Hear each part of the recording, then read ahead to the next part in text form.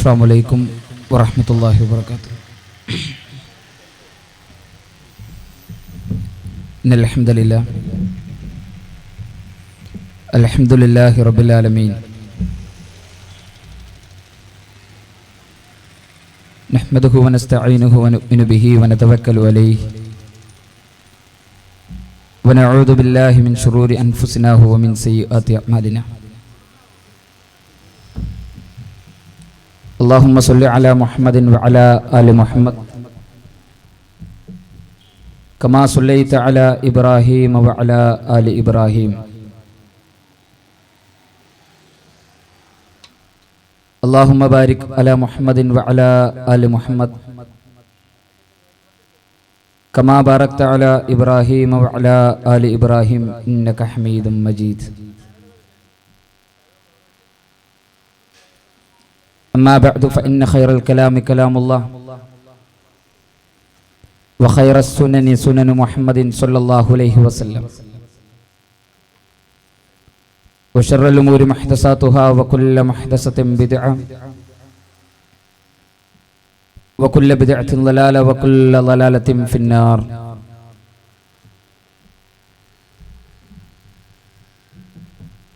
بسم الله الرحمن الرحيم. يا أيها الذين آمنوا اتقوا الله حق تقاته ولا تموتن إلا وأنتم مسلمون.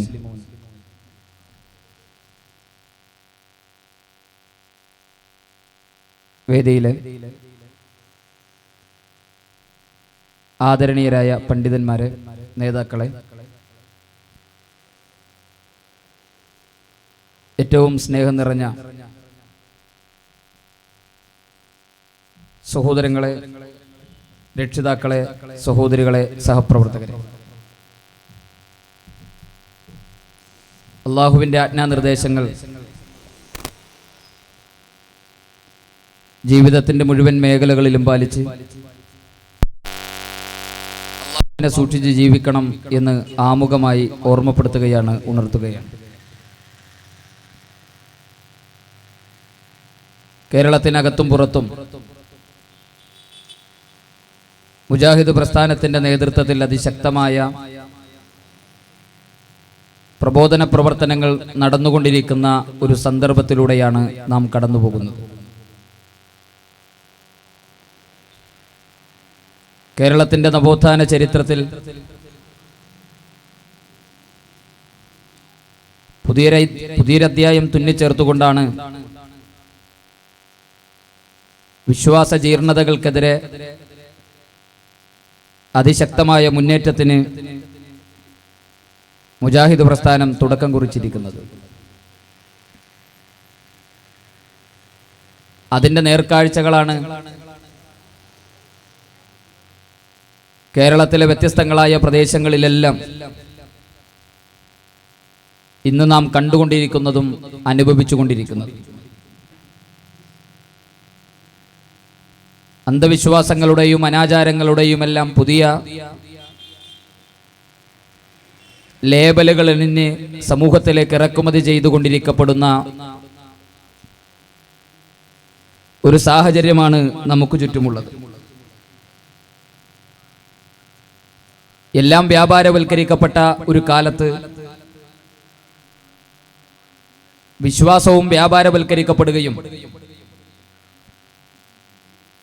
ആ വ്യാപാരം അതിശക്തമായ ലാഭം ലഭിക്കുന്ന ഒരു കച്ചവടമായി മാറുകയും ചെയ്ത ഒരു കാലമാണ് ഇന്ന്. സാമ്പത്തിക ലക്ഷ്യം മാത്രം മുന്നിൽ കാണുന്ന പലരും വിശ്വാസ ജീർണതകൾ സമൂഹത്തിനിടയിലേക്ക് ഇറക്കുമതി ചെയ്യാൻ പണിയെടുത്തുകൊണ്ടിരിക്കുന്ന ഒരു സന്ദർഭം. പൗരോഹിത്യം ആഗ്രഹിക്കുന്നത് എല്ലാം വ്യാപാരവൽക്കരിക്കപ്പെട്ട ഒരു കാലത്ത് വിശ്വാസ ജീർണതകൾ ഈ സമൂഹത്തിനിടയിൽ നിറഞ്ഞു നിൽക്കണമെന്നാണ്. അതുകൊണ്ടാണ് സ്വന്തം അനുയായികൾ പോലും ആത്മീയ ചൂഷണത്തിന്റെ കള്ളക്കഥകൾ ഈ സമൂഹത്തിന് മുന്നിൽ വിളിച്ചു പറഞ്ഞിട്ടും അതിനെയെല്ലാം മറികടന്നുകൊണ്ട് പലർക്കും നിലനിൽക്കുവാൻ സാധിക്കുന്നത്. കേരളത്തെക്കുറിച്ച് പൊതുവെ നമ്മൾ പറയാറുള്ളത് വിദ്യാസമ്പന്നരുടെ നാട് എന്നാണ്. 100% വിദ്യാഭ്യാസം നേടിയ പ്രദേശങ്ങളുടെ കൂട്ടത്തിലാണ് നമ്മൾ കേരളം എന്ന് പറയുന്ന നമ്മുടെ ഈ സംസ്ഥാനത്തെ നാം എണ്ണുന്നത്. ഇന്ത്യ രാജ്യത്തെ വ്യത്യസ്തങ്ങളായ സംസ്ഥാനങ്ങളുമായി താരതമ്യപ്പെടുത്തുമ്പോൾ വിദ്യാഭ്യാസത്തിന്റെ കാര്യത്തിലും പുരോഗതിയുടെ കാര്യത്തിലും കേരളം മറ്റു പ്രദേശങ്ങളുടെ മുകളിൽ നിൽക്കുന്നു എന്ന് നമ്മൾ അഭിമാനിക്കാറുണ്ട്. എന്നാൽ ആ വിദ്യാഭ്യാസ രംഗത്തും സാമൂഹിക രംഗത്തും ഉയർന്നു നിൽക്കുന്നവരിൽ പലരും ആത്മീയ ചൂഷണങ്ങളുടെ ഇരകളായി മാറിക്കൊണ്ടിരിക്കുന്ന ഒരു കാലത്താണ് നമ്മൾ നിലകൊള്ളുന്നത്. ആത്മീയ തമ്പുരാക്കന്മാരുടെ കാൽച്ചുവട്ടിൽ സമ്പത്തും അഭിമാനവും പണയം വെക്കുന്നവരുടെ വിവരങ്ങൾ പുറത്തു വരുമ്പോൾ വിദ്യാഭ്യാസമുള്ളവരും വിവരമുള്ളവരുമാണ് അവരിൽ പലരും എന്നത് നമ്മെ ഏറെ വേദനിപ്പിക്കുന്ന ഒരു വസ്തുതയാണ്. ഏതാനും മാസങ്ങൾക്ക് മുമ്പ് നാം ഓർക്കുന്നുണ്ടാകും കരുനാഗപ്പള്ളിയിലെ ഒരു പെൺകുട്ടിയെ സംബന്ധിച്ചു വന്ന വാർത്തയെക്കുറിച്ച്. ആ പെൺകുട്ടിയുടെ ശരീരത്തിൽ കയറിയ ജിന്നിനെ പുറത്തിറക്കാനുള്ള പരിശ്രമത്തിനിടയിൽ ആ പെൺകുട്ടിയെ ചികിത്സിച്ച സിദ്ധന്റെ അതിശക്തമായ മർദ്ദനങ്ങളേറ്റ ആ പെൺകുട്ടി മരിച്ച വാർത്ത നമ്മളെല്ലാവരും ഓർക്കുന്നുണ്ടാകും. ആ പെൺകുട്ടിയുടെ പിതാവ് ഒരു അറബി അധ്യാപകനായിരുന്നു. ഉന്നതമായൊരു തലമുറയെ വളർത്തിയെടുക്കാനുള്ള പ്രവർത്തനങ്ങളിൽ ഭാഗവാക്കാകാൻ ഭാഗ്യം ലഭിച്ച ഒരു അധ്യാപകന്റെ മകളായിരുന്നു സിദ്ധന്റെ മർദ്ദനമേറ്റ് മരണപ്പെട്ട ആ പെൺകുട്ടി എന്നത് വിദ്യാഭ്യാസമല്ല, അല്ലെങ്കിൽ വിദ്യാഭ്യാസത്തിന്റെ കുറവല്ല ഒരു സമൂഹത്തിനിടയിലേക്ക് അന്ധവിശ്വാസങ്ങൾ വ്യാപിക്കുന്നതിന്റെ മാനദണ്ഡം എന്ന് നമ്മളെ വിളിച്ചോതി തരുന്നു. മാത്രമല്ല, ആ പെൺകുട്ടിയുടെ ശരീരത്തിൽ കയറിയ ജിന്നിനെ പുറത്തിറക്കാൻ ആ പെൺകുട്ടിക്ക് ആ സിദ്ധൻ നൽകിയിരുന്നത് ദിവസത്തിൽ ഒരു പത്തിരിയും ഒരൽപ്പം പച്ചവെള്ളവും മാത്രമായിരുന്നു. മാസങ്ങളോളം ഒരു പത്തിരിയും ഒരൽപ്പം പച്ചവെള്ളവും മാത്രം മാസങ്ങളോളം കഴിച്ച ശാരീരികമായ തളർന്ന പെൺകുട്ടിയുടെ ചികിത്സക്കൊടുവിൽ ആ പെൺകുട്ടിയുടെ വീട്ടിലേക്ക് ആ സിദ്ധൻ കടന്നു ചെല്ലുകയും ആ പെൺകുട്ടിയെ കമിഴ്ത്തിക്കിടത്തി കൈകൾ രണ്ടും പിന്നിലേക്ക് വലിച്ചു വെക്കുകയും സിദ്ധന്റെ കാൽമുട്ടുകൾ പെൺകുട്ടിയുടെ ശരീരത്തിൽ മാരകമായ രൂപത്തിൽ കാലുകൾ കൊണ്ട് മർദ്ദിക്കുകയും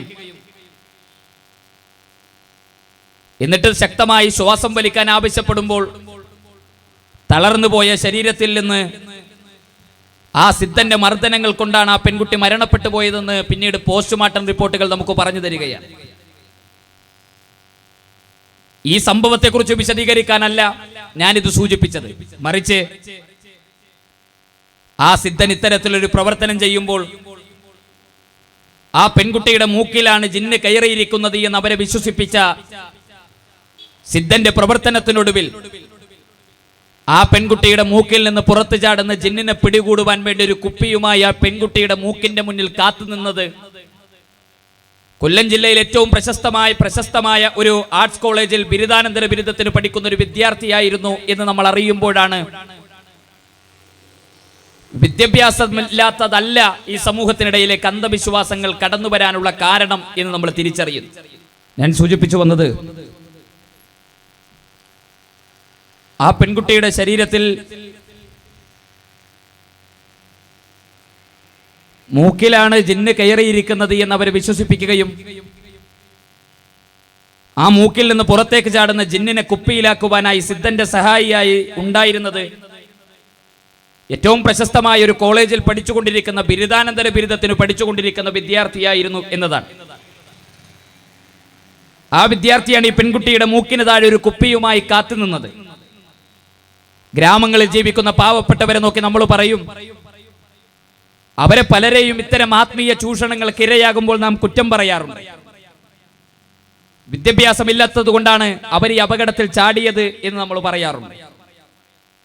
അറിവില്ലാത്തത് കൊണ്ടാണ് അവർ ഈ അന്ധവിശ്വാസങ്ങളിലേക്ക് കടന്നു പോകേണ്ടി വന്നത് എന്ന് നമ്മൾ പരിഹസിക്കാറുണ്ട്. എന്നാൽ ഇവിടെ അറിവില്ലായ്മയാണോ ഈ ആളുകളെ ഈ തിന്മയിലേക്ക് കൊണ്ടെത്തിച്ചത്? വിദ്യാഭ്യാസത്തിന്റെ കുറവാണോ ഈ തിന്മയിലേക്ക് അവരെടുത്തെറിഞ്ഞത്? ഒരു ജീവിതം തന്നെ നഷ്ടപ്പെട്ടു പോകുന്ന രൂപത്തിൽ ആ പെൺകുട്ടിയുടെ ശരീരത്തെ അത്രയും മാരകമായ രൂപത്തിൽ മർദ്ദിച്ച് കൊലപ്പെടുത്താനുള്ള സാഹചര്യത്തിലേക്ക് എത്തിച്ചത് ആ കുടുംബത്തിന്റെ ഭൗതികമായ വിദ്യാഭ്യാസമില്ലായ്മയായിരുന്നോ? അല്ല. എന്നാൽ ഇവിടെ യഥാർത്ഥത്തിൽ മനുഷ്യർക്ക് നഷ്ടപ്പെട്ടു പോകുന്നത് അള്ളാഹുവിനെ കുറിച്ചുള്ള ബോധമില്ലായ്മയാണ്.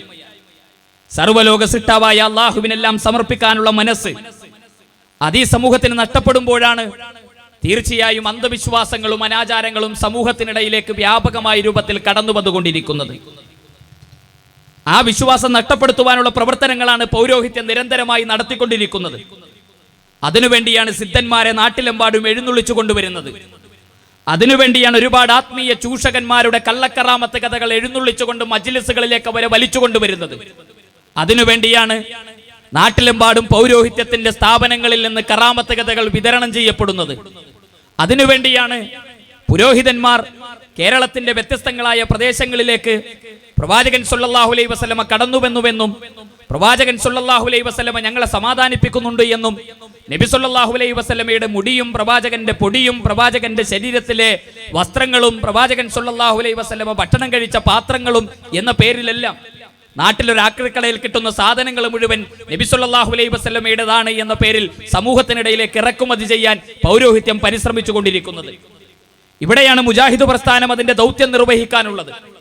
ഇവിടെയാണ് മുജാഹിദ് പ്രസ്ഥാനം ക്രിയാത്മകമായ ഇടപെടലുകൾ നടത്തിക്കൊണ്ടിരിക്കുന്നത്. അല്ലാഹുവല്ലാത്തവരോട് പ്രാർത്ഥിക്കുകയും അല്ലാഹുവല്ലാത്തവരെ വിളിച്ചു തേടുകയും ചെയ്യുന്ന സമൂഹത്തിന് മുന്നിൽ മുജാഹിദ് പ്രസ്ഥാനത്തിന് ഏതെങ്കിലും പുതിയ ഒരു തത്വശാസ്ത്രത്തെക്കുറിച്ചല്ല പറയാനുള്ളത്, ഏതെങ്കിലും പുതിയ ഒരു നിലപാടുകളെ കുറിച്ചല്ല വിശദീകരിക്കാനുള്ളത്. സൃഷ്ടിക്കുകയും സംവിധാനിക്കുകയും പരിപാലിക്കുകയും നിയന്ത്രിക്കുകയും ചെയ്തുകൊണ്ടിരിക്കുന്ന സർവശക്തനായ ആ പടച്ച റബ്ബിനെ വിളിച്ചു തേടാനുള്ള ഉന്നതമായ നിലപാടുകളാണ്, പ്രവാചകന്മാർ പഠിപ്പിച്ച നിലപാടുകളാണ് മുജാഹിദ് പ്രസ്ഥാനത്തിന് ഈ സമൂഹത്തിന്റെ മുന്നിലേക്ക് നിർവഹിക്കാനും പറഞ്ഞു കൊടുക്കുവാനുമുള്ളത്. ഏതെങ്കിലും ഒരു പുതിയ ആദർശത്തിലേക്ക് ക്ഷണിക്കുവാൻ കടന്നു വന്നവരല്ല യഥാർത്ഥത്തിൽ മുജാഹിദുകൾ. മുജാഹിദ് പ്രസ്ഥാനം ഒരു സ്ഥലത്ത് ഒരു വയലു പ്രഭാഷണ പരമ്പര വെക്കുമ്പോൾ, ഒരു പ്രഭാഷണ പരിപാടി സംഘടിപ്പിക്കുമ്പോൾ വ്യത്യസ്തങ്ങളായ വീക്ഷണ കോണുകളിൽ ആ പ്രഭാഷണങ്ങളെ നോക്കിക്കാണുന്ന ആളുകളെ സമൂഹത്തിൽ ധാരാളമായി നമുക്ക് കാണാൻ കഴിയും. അവര് പുതിയ വാദം പറയുന്നവരാണ്, അവര് പുതിയ നിലപാടുകൾ പറയുന്നവരാണ്. നമ്മുടെ വിശ്വാസങ്ങളെയും നമ്മുടെ ദൈവങ്ങളെയും നമ്മുടെ നിലപാടുകളെയും പരിഹസിക്കുന്നവരാണ്. ജാറങ്ങളിലും ദർഗകളിലും മക്ബറകളിലും പുണ്യമരങ്ങളിലുമെല്ലാം ആ കുടിയിരുത്തപ്പെട്ട ശൈഖുമാരെയും ബീബിമാരെയും കാക്കകാരണവന്മാരായി വിളിച്ചു പ്രാർത്ഥിച്ചു പോന്ന ആളുകളെ മുഴുവൻ പരിഹസിക്കുന്നവരാണ് മുജാഹിദുകൾ എന്ന് വിലയിരുത്തുന്നവരെ നമുക്ക് കാണാൻ കഴിയും. അവർ പ്രവാചകന്മാരുടെ പാരമ്പര്യമില്ലാത്തവരാണ്, അവർ അമ്പിയാക്കന്മാരുടെ നിലപാടുകളില്ലാത്തവരാണ്, കാക്കകാരണവന്മാരുടെ പിന്തുണയില്ലാത്തവരാണ് എന്ന് പറഞ്ഞെല്ലാം മുജാഹിദ് പ്രസ്ഥാനത്തെ ആക്ഷേപിക്കുന്നത് നമുക്ക് കാണാൻ കഴിയും. എന്നാൽ മുജാഹിദ് പ്രസ്ഥാനം ഈ സമൂഹത്തിന് മുന്നിൽ വിശദീകരിക്കുന്ന നിലപാടുകൾ പുതിയ ഏതെങ്കിലും ഒരു തത്വശാസ്ത്രത്തെക്കുറിച്ചല്ല, പുതിയ ഏതെങ്കിലും ഒരു നിലപാടുകളെ കുറിച്ചല്ല. മറിച്ച് മുജാഹിദ് പ്രസ്ഥാനത്തിന് ഈ സമൂഹത്തോട് പറയാനുള്ളത് ഒരേ ഒരു കാര്യം മാത്രമാണ്. ആ കാര്യം ലോകത്ത് കടന്നു വന്ന പ്രവാചകന്മാർ ഈ സമൂഹത്തോട് പറഞ്ഞ നിലപാടുകളാണ്. ലോകത്ത് കടന്നു വന്ന അമ്പിയാക്കന്മാർ, ആ അമ്പിയാക്കന്മാരുടെ മാർഗം സ്വീകരിച്ച മഹാരഥന്മാരായ സ്വഹാബത്തിൽ നിന്ന് ദീൻ പഠിച്ച താബികളും തബു താബികളും അടക്കമുള്ള ഇമാമിങ്ങൾ അടക്കമുള്ള ലോകത്ത് കടന്നുപോയ മുഴുവൻ മുജ്തഹിദുകളായി കടന്നു വന്ന പണ്ഡിതന്മാരും ഈ സമൂഹത്തോട് പറഞ്ഞ ലാ ഇലാഹ ഇല്ലല്ലാഹ് എന്ന ആദർശമാണ് മുജാഹിദ് പ്രസ്ഥാനത്തിന് ഈ സമൂഹത്തോട് പറയാനുള്ളത്. പ്രിയപ്പെട്ട മുസ്ലിമേ, നിന്റെ ജീവിതത്തിൽ രാവിലെ സുബഹി ബാങ്ക് കേൾക്കുന്നത് മുതൽ നീ നിന്റെ പള്ളിയിൽ നിന്ന് സുബഹി ബാങ്ക് കേൾക്കുമ്പോൾ നീ എഴുന്നേൽക്കുന്നു, നിന്റെ വീട്ടിൽ എഴുന്നേൽക്കുന്നത് മുതൽ രാത്രി നിന്റെ വിരിപ്പിലേക്ക് തിരിച്ചു കിടക്കുന്നത് വരെ നിന്റെ ജീവിതത്തിൽ ഒരുപാട് വർത്തമാനങ്ങൾ നീ പറയുന്നു, നീ ഒരുപാട് വാചകങ്ങൾ ഉദ്ധരിക്കുന്നു, പടച്ച റബ്ബിനോട് നീ ഒരുപാട് പ്രാർത്ഥനകൾ നടത്തുന്നു. ആ പ്രാർത്ഥനകൾ, ആ സംസാരങ്ങൾ, ആ തേട്ടങ്ങൾ എല്ലാം സർവ്വലോക രക്ഷിതാവായ പടച്ച റബ്ബിന്റെ മുന്നിൽ മാത്രമാണ് സമർപ്പിക്കേണ്ടത് എന്ന അമ്പിയാക്കന്മാരുടെ നിലപാടാണ് മുജാഹിദ് പ്രസ്ഥാനം ഈ സമൂഹത്തോട് പറഞ്ഞുകൊണ്ടിരിക്കുന്നത്. എന്താണ് ഒരു മുസ്ലിം പറയുന്നത്? അല്ലാഹു അക്ബർ എന്ന് പറയുന്ന ഒരു മുസ്ലിം, ലാ ഇലാഹ ഇല്ലല്ലാഹ് എന്ന് പറയുന്ന ഒരു മുസ്ലിം, അശ്ഹദു അല്ലാ ഇലാഹ ഇല്ലല്ലാഹ് വഅശ്ഹദു അന്ന മുഹമ്മദർ റസൂലുള്ളാഹ് എന്ന് പറയുന്ന ഒരു മുസ്ലിം, ഈ പറയുന്ന വാചകങ്ങളുടെ ആശയത്തെക്കുറിച്ച് അവൻ എന്തെങ്കിലും ആലോചിച്ചിട്ടുണ്ടോ? നിർബന്ധമായും അവന്റെ ജീവിതത്തിൽ ഒരു ദിവസം അവൻ 17 തവണ നിർബന്ധമായും അവൻ പറയും, ഇയ്യാക നഅ്ബുദു വ ഇയ്യാക നസ്തഈൻ, നിന്നെ മാത്രം ഞങ്ങൾ ആരാധിക്കുന്നു, നിന്നോട് മാത്രം ഞങ്ങൾ വിളിച്ചു പ്രാർത്ഥിക്കുന്നു എന്ന് പ്രഖ്യാപിക്കുന്ന ഒരു മുസ്ലിം, ഇഹ്ദിനസ് സിറാത്തുൽ മുസ്തഖീം, നേരായ മാർഗത്തിലൂടെ ഞങ്ങൾ വഴി നടത്തണമേ എന്ന് പ്രാർത്ഥിക്കുന്ന ഒരു വിശ്വാസി. നേരായ മാർഗത്തിൽ എന്ന് പറയുന്നത് ആരുടെ മാർഗമാണ്? അള്ളാഹു അനുഗ്രഹിച്ച പ്രവാചകന്മാരുടെ, സിദ്ദീഖുകളുടെയും ശുഹദാക്കളുടെയും സ്വാലിഹീങ്ങളുടെയും മാർഗത്തിൽ ഞങ്ങൾ ഉൾപ്പെടുത്തണേ എന്ന് നിർബന്ധമായും പ്രാർത്ഥിക്കുന്ന, 17 തവണ പ്രാർത്ഥിക്കുന്ന ഒരു മുസ്ലിം, നമസ്കാര ശേഷം അവനവന്റെ കൈകൾ ഉയർത്തി നടത്തുന്ന പ്രാർത്ഥന തന്നെ അല്ലാഹുമ്മ ലാ മാനിഅ ലിമാ അഅ്തൈത വലാ മുഅ്തിയ ലിമാ മനഅത, പടച്ചവനെ അല്ലാഹുവേ നീ നൽകിയത് തടയാൻ, നീ തടഞ്ഞത് നൽകാൻ ലോകത്താരുമില്ല എന്ന് സർവ്വലോക രക്ഷിതാവിനെ വിളിച്ചു പ്രാർത്ഥിച്ചു കൊണ്ടിരിക്കുന്ന ഒരു മുസ്ലിം. ആ മുസ്ലിമിനോടാണ് മുജാഹിദുകൾ ചോദിക്കുന്നത്, എങ്കിൽ എന്തിനാണ് ഒരു പ്രയാസം ഉണ്ടാകുമ്പോൾ, ഒരു വേദനയുണ്ടാകുമ്പോൾ, ഒരു പരീക്ഷണം ഉണ്ടാകുമ്പോൾ, ഒരു ബുദ്ധിമുട്ടുണ്ടാകുമ്പോൾ, ഒരു സങ്കടം ഉണ്ടാകുമ്പോൾ ദർഗകൾക്ക് മുന്നിലേക്കും ജാറങ്ങൾക്ക് മുന്നിലേക്കും മക്ബറകളുടെ സമീപത്തേക്കും തങ്ങന്മാരുടെയും ബീവിമാരുടെയും എല്ലാം കാൽച്ചുവടുകളിലേക്ക് എന്തിനാണ് നിങ്ങളുടെ സങ്കടങ്ങളുമായി നിങ്ങൾ കടന്നു പോകുന്നത്? ആ റബ്ബിലാണ് നിങ്ങൾ പ്രതീക്ഷയർപ്പിക്കുന്നതെങ്കിൽ, ആ റബ്ബിനെയാണ് നിങ്ങൾ വിശ്വസിക്കുന്നതെങ്കിൽ എന്തിനാണ് ആ റബ്ബിൽ നിന്ന് മാറി ഇത്തരം ആളുകളുടെ സമീപത്തേക്ക് നിങ്ങൾ കടന്നു പോകുന്നത് എന്ന് വളരെ ശക്തമായി മുജാഹിദ് പ്രസ്ഥാനം ഈ സമൂഹത്തോട് ചോദിച്ചുകൊണ്ടിരിക്കുന്നു. അത്തരം ചൂഷകന്മാരുടെ കാൽച്ചുവട്ടിൽ നമ്മുടെ അഭിമാനവും നമ്മുടെ സമ്പത്തും എന്തിനാണ് നാം അടിയറ വെക്കുന്നത്? ഇതാണ് മുജാഹിദ് പ്രസ്ഥാനത്തിന് ഈ സമൂഹത്തിന്റെ മുന്നിൽ സമർപ്പിക്കുവാനുള്ള ആശയം, സമർപ്പിക്കുവാനുള്ള സന്ദേശം. ഇതൊരിക്കലും ഒരു പുതിയ ആശയമായി ഈ സമൂഹത്തോട് പറഞ്ഞ കാര്യമല്ല. പലരും പറയും, ഇത് പറയുമ്പോൾ മുസ്ലിങ്ങളോട് എന്തിനാണ് ഈ തൗഹീദ് പറയുന്നത് എന്ന് ചോദിക്കുന്നവരുണ്ട്. ലാ ഇലാഹ ഇല്ലല്ലാഹ് വിശ്വസിക്കുന്നവരോട് എന്തിനാണ് നിങ്ങൾ ഇത് പറയുന്നത് എന്ന് ചോദിക്കുന്നവരുണ്ട്. 5 നേരം നമസ്കരിക്കുന്ന മുസ്ലിങ്ങളോട് എന്തിനാണ് മുസ്ലിം ആകണം എന്ന് നിങ്ങൾ പറയാനുള്ള കാരണം എന്ന് ചോദിക്കുന്നവരുണ്ട്. ഷഹാദത്ത് കലിമ ചൊല്ലിയ മുസ്ലിമിനോട് ലാ ഇലാഹ ഇല്ലല്ലാഹ് നിങ്ങൾ കണിശമായി നിലനിർത്തണമെന്ന്, തൗഹീദുള്ളവരാകണമെന്ന് എന്തിനാണ് മുജാഹിദുകൾ പറയുന്നത് എന്ന് സംശയിക്കുന്നവരുണ്ട്. യഥാർത്ഥത്തിൽ ലോകത്ത് കടന്നു വന്ന പ്രവാചകന്മാർ, ആ പ്രവാചകന്മാരുടെ അവസാനം കുറിച്ച് കടന്നു വന്ന അഷ്റഫുൽ ഖൽഖായ മുഹമ്മദ് മുസ്തഫ സല്ലല്ലാഹു അലൈഹി വസല്ലം, നബി സല്ലല്ലാഹു അലൈഹി വസല്ലമ തന്റെ സമൂഹത്തിന് മുന്നിൽ എഴുന്നേറ്റ് നിന്ന് ലാ ഇലാഹ ഇല്ലല്ലാഹ് വിളിച്ചു പറയുമ്പോൾ അള്ളാഹുവിനെ പരിചയമില്ലാത്ത ഒരു ജനതയോടായിരുന്നില്ല, അള്ളാഹുവിനെ അറിയാത്ത ഒരു സമൂഹത്തിനോടായിരുന്നില്ല. ഇത് ചെയ്യുന്ന ആളുകൾ ഏത് കാലഘട്ടത്തിൽ നിങ്ങൾ പരിശോധിച്ചോ അള്ളാഹുവിൽ വിശ്വാസമില്ലാത്തവരല്ല, അള്ളാഹുവിനെ അറിയാത്തവരല്ല, അള്ളാഹുവിനെ പരിചയമില്ലാത്തവരല്ല, അള്ളാഹു ഇല്ല എന്ന് വിശ്വസിക്കുന്നവരല്ല. മറിച്ച് ജീവിതത്തിലെ ഓരോ ദിവസവും നിർബന്ധമായും ഇയ്യാക നഅ്ബുദു വ ഇയ്യാക നസ്തഈൻ, നിന്നെ മാത്രമാണ് ഞങ്ങൾ ആരാധിക്കുന്നത്, നിന്നോട് മാത്രമാണ് ഞങ്ങൾ സഹായം ചോദിക്കുന്നത് എന്ന് പറയുന്നവനാണ് ഈ ജർഗകൾക്ക് മുന്നിലും ജാറങ്ങൾക്ക് മുന്നിലുമെല്ലാം അവന്റെ സങ്കടങ്ങളും അവന്റെ വിഷമങ്ങളും അവന്റെ പ്രയാസങ്ങളും എല്ലാം സമർപ്പിച്ച് കടന്നു പോകുന്നത്. നബി സല്ലല്ലാഹു അലൈഹി വസല്ലമ കടന്നു വന്ന് നിങ്ങൾ വിശ്വാസികളാകണം എന്ന് പറയുന്ന സമൂഹത്തിന്റെ പ്രത്യേകത എന്താ? അവരുടെ വിശ്വാസം, അവർ നമസ്കരിക്കുന്നവരായിരുന്നു. ലബ്ബൈക അല്ലാഹുമ്മ ലബ്ബൈക ലബ്ബൈക ലാ ശരീക ലക്. ഇമാം മുസ്ലിം ഉദ്ധരിക്കുന്ന ഹദീസിൽ കാണാം, മക്കയിൽ ഉണ്ടായിരുന്ന മുശ്രിക്കുകൾ, ആ ആളുകൾ കഅബാലയത്തിന് തവാഫ് നടത്തി ഹജ്ജ് കർമ്മം നിർവഹിക്കുന്നവരായിരുന്നു.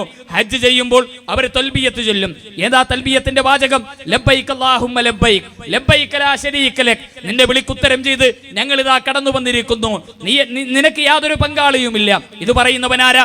അബൂജഹലാണ് ഇത് പറയുന്നത്, ഉത്ബത്താണ് ഇത് പറയുന്നത്, ശൈബത്താണ് ഇത് പറയുന്നത്, വലീദാണ് ഇത് പറയുന്നത്, മക്കയിൽ ഉണ്ടായിരുന്ന മുശ്രിക്കുകളുടെ നേതാക്കന്മാരാണ് ഇത് പറയുന്നത്. അപ്പോ എന്നിട്ട് അവരവിടെ നിർത്തില്ല. റസൂലുള്ളാഹി പറയും, മതി, അവിടെ നിർത്തിയാൽ നിങ്ങൾക്ക് ഗുണകരമാണ്, ഇവിടെ നിർത്തിയാൽ നിങ്ങൾക്ക് ഉപകാരമാണ്. അവർ പറയും, ഇല്ല, ഞങ്ങൾക്കൊരു പങ്കാളിയുണ്ട്. ഇല്ലാ ശരീക്കൻ ഹുവലക തംലികുഹു വമാ മലക്. അവന്റെ പ്രത്യേകത എന്താ? നീ കൊടുത്ത കഴിവല്ലാത്ത ഒരു കഴിവും അവനില്ല. ആ നീ കൊടുത്ത കഴിവുള്ളവനോട് ഞങ്ങൾ ചില കാര്യങ്ങൾ ആവശ്യപ്പെടുന്നത് തെറ്റല്ല എന്നായിരുന്നു അവരുടെ വിശ്വാസം. അവർക്ക് അല്ലാഹുവിൽ വിശ്വാസമില്ലാത്തവരായിരുന്നില്ല. മറിച്ച് വീണ്ടും ഖുർആൻ പറയുന്നത് അവരോട്, അത്തരം ആളുകളോടാണ് ഖുർആൻ ഒരു ചോദ്യം ചോദിച്ചത്. അലൈസല്ലാഹു ബികാഫിൻ അബ്ദ, അല്ലാഹുവിന്റെ അടിമക്ക് അല്ലാഹു പോരെ? നിങ്ങളുടെ ജീവിതത്തിൽ ഏതു പ്രതിസന്ധികളിലും നിങ്ങളെ സഹായിക്കുന്ന റബ്ബ്, ഏതു പ്രയാസങ്ങളിലും നിങ്ങളെ സഹായിക്കുന്ന റബ്ബ്, ഏത് കഷ്ടപ്പാടുകളിലും നിങ്ങളെ സഹായിക്കുന്ന റബ്ബ്. അല്ലാഹുമ്മ ലാ മാനിഅ ലിമാ അഅ്തൈത വലാ മുഅ്തിയ ലിമാ മനഅത.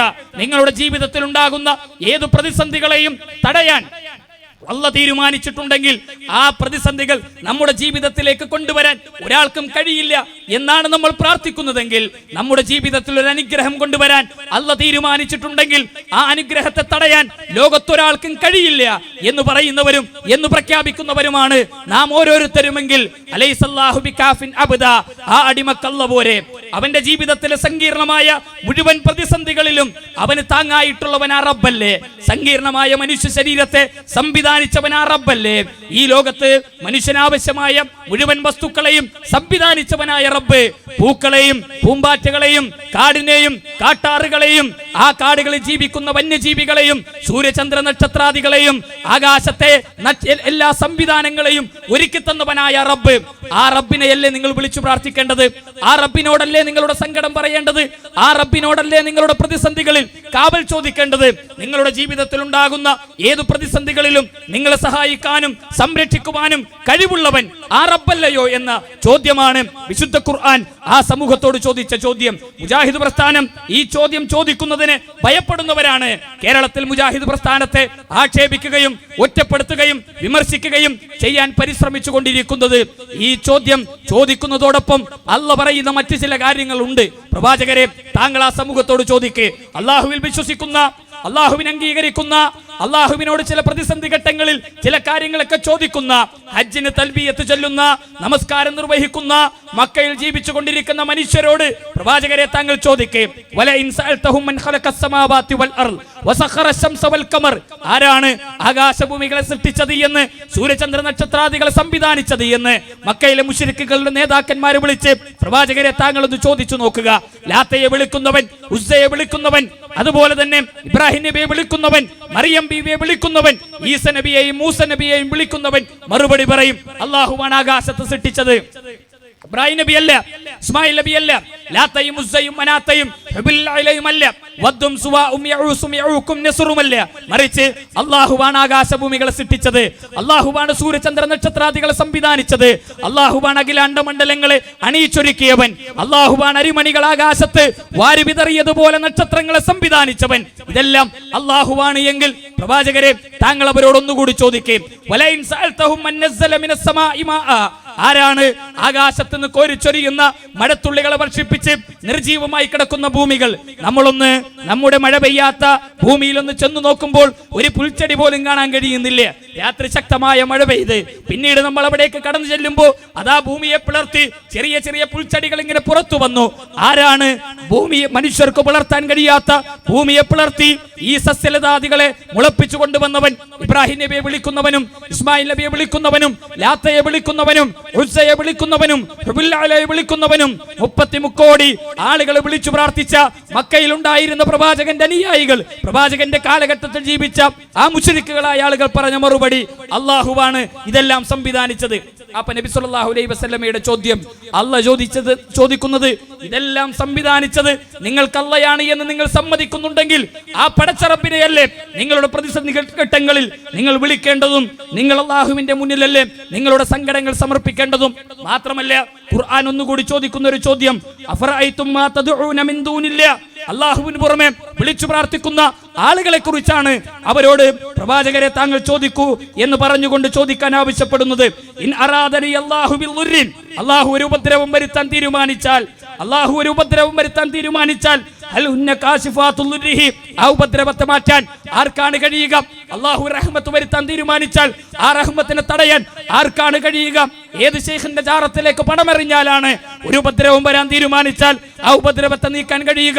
കൊണ്ടോട്ടിയിൽ നിന്ന് കോഴിക്കോട്ടേക്ക് യാത്ര ചെയ്യുമ്പോൾ രാമനാട്ടുകരയിൽ വെച്ച് ഞാനൊരു വാഹനാപകടത്തിൽ മരിച്ചു പോകണമെന്ന് അള്ള തീരുമാനിച്ചാൽ ആ മരണത്തിൽ നിന്ന് എന്നെ രക്ഷപ്പെടുത്താൻ ഏത് ജാറങ്ങളിലെ ശൈഖുമാർക്കാണ്, ഏത് തങ്ങന്മാർക്കാണ്, ഏത് ബീവിമാർക്കാണ് അതിന് സാധിക്കുക എന്ന് ലോകത്തുള്ള സകല മനുഷ്യരോടുമാണ് പടച്ച റബ്ബ് വെല്ലുവിളിക്കുന്നത്.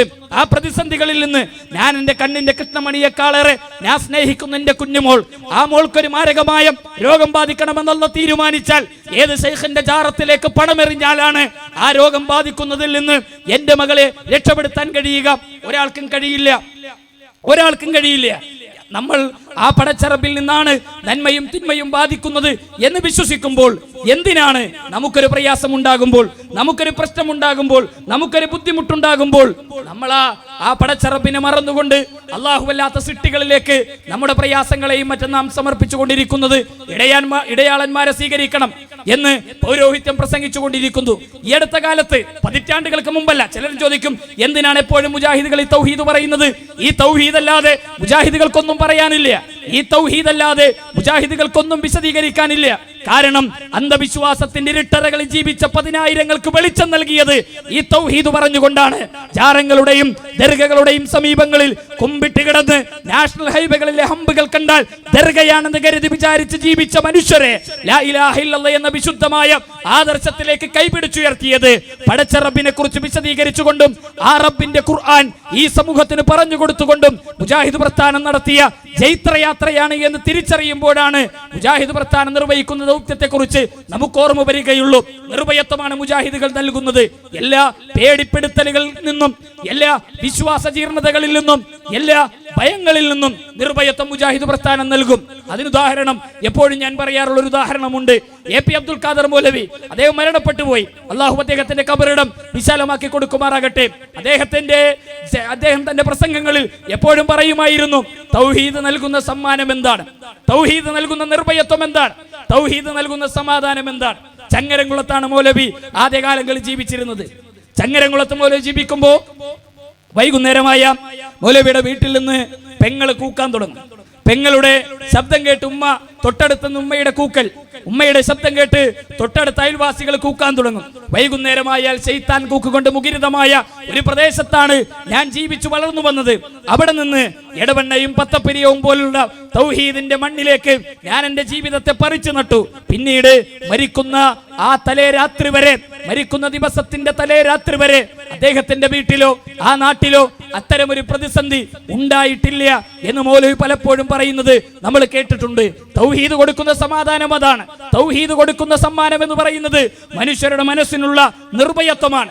ഈ നിർഭയത്വമാണ് പുരോഹിതന്മാർ നശിപ്പിക്കാൻ പരിശ്രമിച്ചു കൊണ്ടിരിക്കുന്നത്, പുരോഹിതന്മാർ ഇല്ലാതാക്കാൻ കഷ്ടപ്പെട്ടുകൊണ്ടിരിക്കുന്നത് എന്ന് നാം തിരിച്ചറിയണം. ഇപ്പൊ പലരും വ്യാപകമായി പ്രചരിപ്പിക്കുന്നു, ഇവിടെ ചില ഉസ്താദുമാർ അറിയാതെ അള്ളാഹു ഒന്നും ചെയ്യില്ല.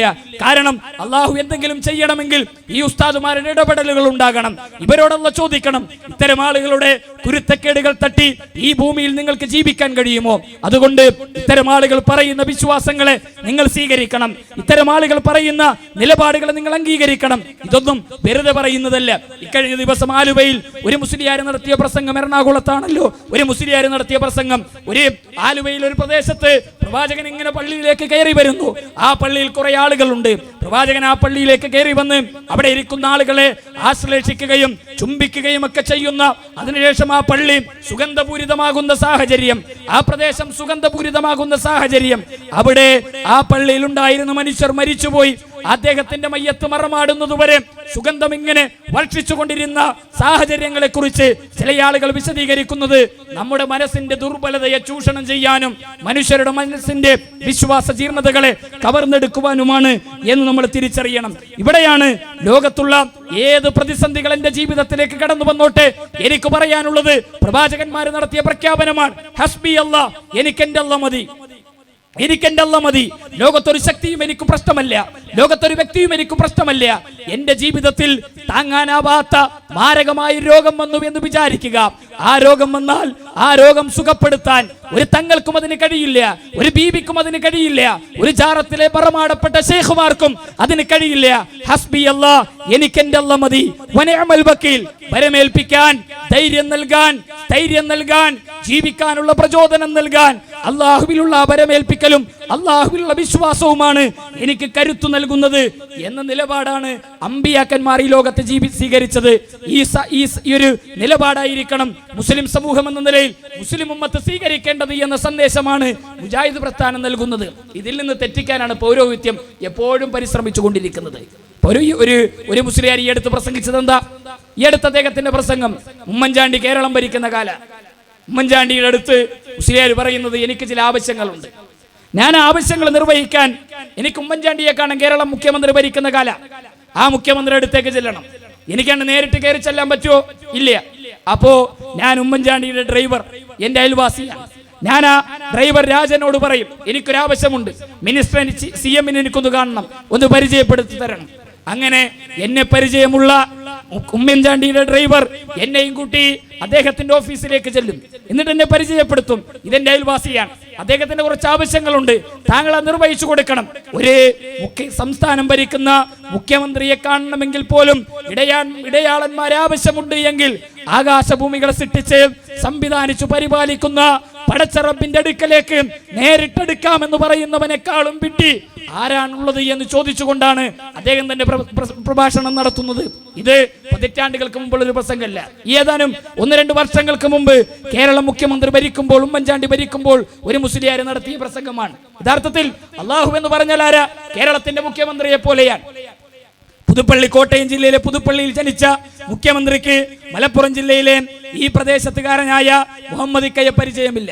അപ്പൊ മുഹമ്മദിന് ഉമ്മൻചാണ്ടി എടുത്തെത്തണമെങ്കിൽ നേരെ ഉമ്മൻചാണ്ടിയുടെ ഡ്രൈവറിനെ പരിചയമുള്ള ഒരാൾ അദ്ദേഹം ഡ്രൈവർക്ക് പരിചയപ്പെടുത്തും, ആ ഡ്രൈവർ CM-ന് പരിചയപ്പെടുത്തും. അങ്ങനെ ഇടയാളന്മാരിലൂടെയാണ് ആവശ്യം നേടിയെടുക്കുന്നത്. മുഖ്യമന്ത്രിക്ക് അത് വേണം, കാരണം മുഖ്യമന്ത്രിക്ക് നമ്മൾ അറിയില്ല. എന്നാൽ അള്ളാഹു മുഖ്യമന്ത്രിയെ പോലെയാണോ? അള്ളാഹു ഒരു സംസ്ഥാനം ഭരിക്കുന്ന മുഖ്യമന്ത്രിയെ പോലെയാണോ? അള്ളാഹു രാജ്യം ഭരിക്കുന്ന പ്രധാനമന്ത്രിയെ പോലെയാണോ? അള്ളാഹു ഈ ഏതെങ്കിലും ഒരു രാജ്യം ഭരിക്കുന്ന ഏകഛത്രാധിപതിയെ പോലെയാണോ? അല്ല.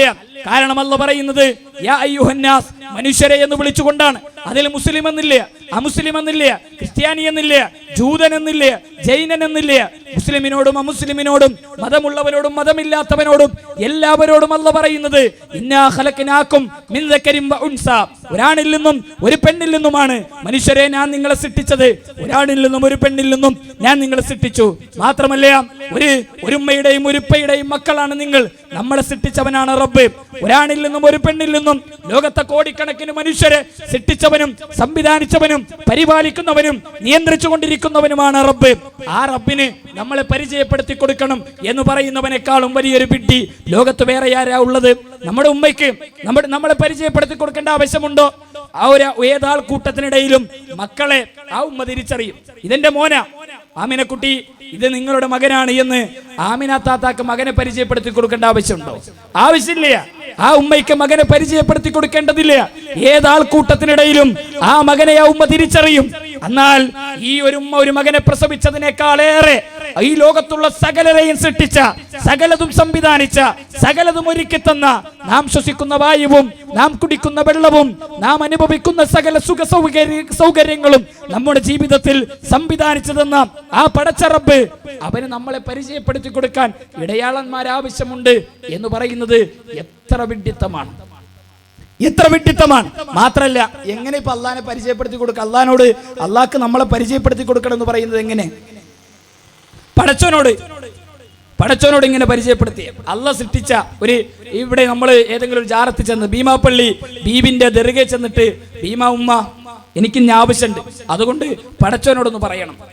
അപ്പൊ ഭീമാ ഉമ്മ ഇങ്ങനെ ചെല്ലും, പടച്ചോന്റെ അടുത്ത് ഇങ്ങനെ ചെല്ലും. ഇവരെ വിശ്വാസം അങ്ങനെ ഭീമാ ഉമ്മ ചെന്നിട്ട് പടച്ചോനോട് പറയും, പടച്ചോനെ, നിന്റെ ഇന്നാലിന്റെ പ്രദേശത്ത് ഭൂമി, നിനക്ക് നിന്റെ സൃഷ്ടികളുടെ കൂട്ടത്തിൽ ഭൂമി എന്ന് പറയുന്ന ഒരു ഗ്രഹമുണ്ട്.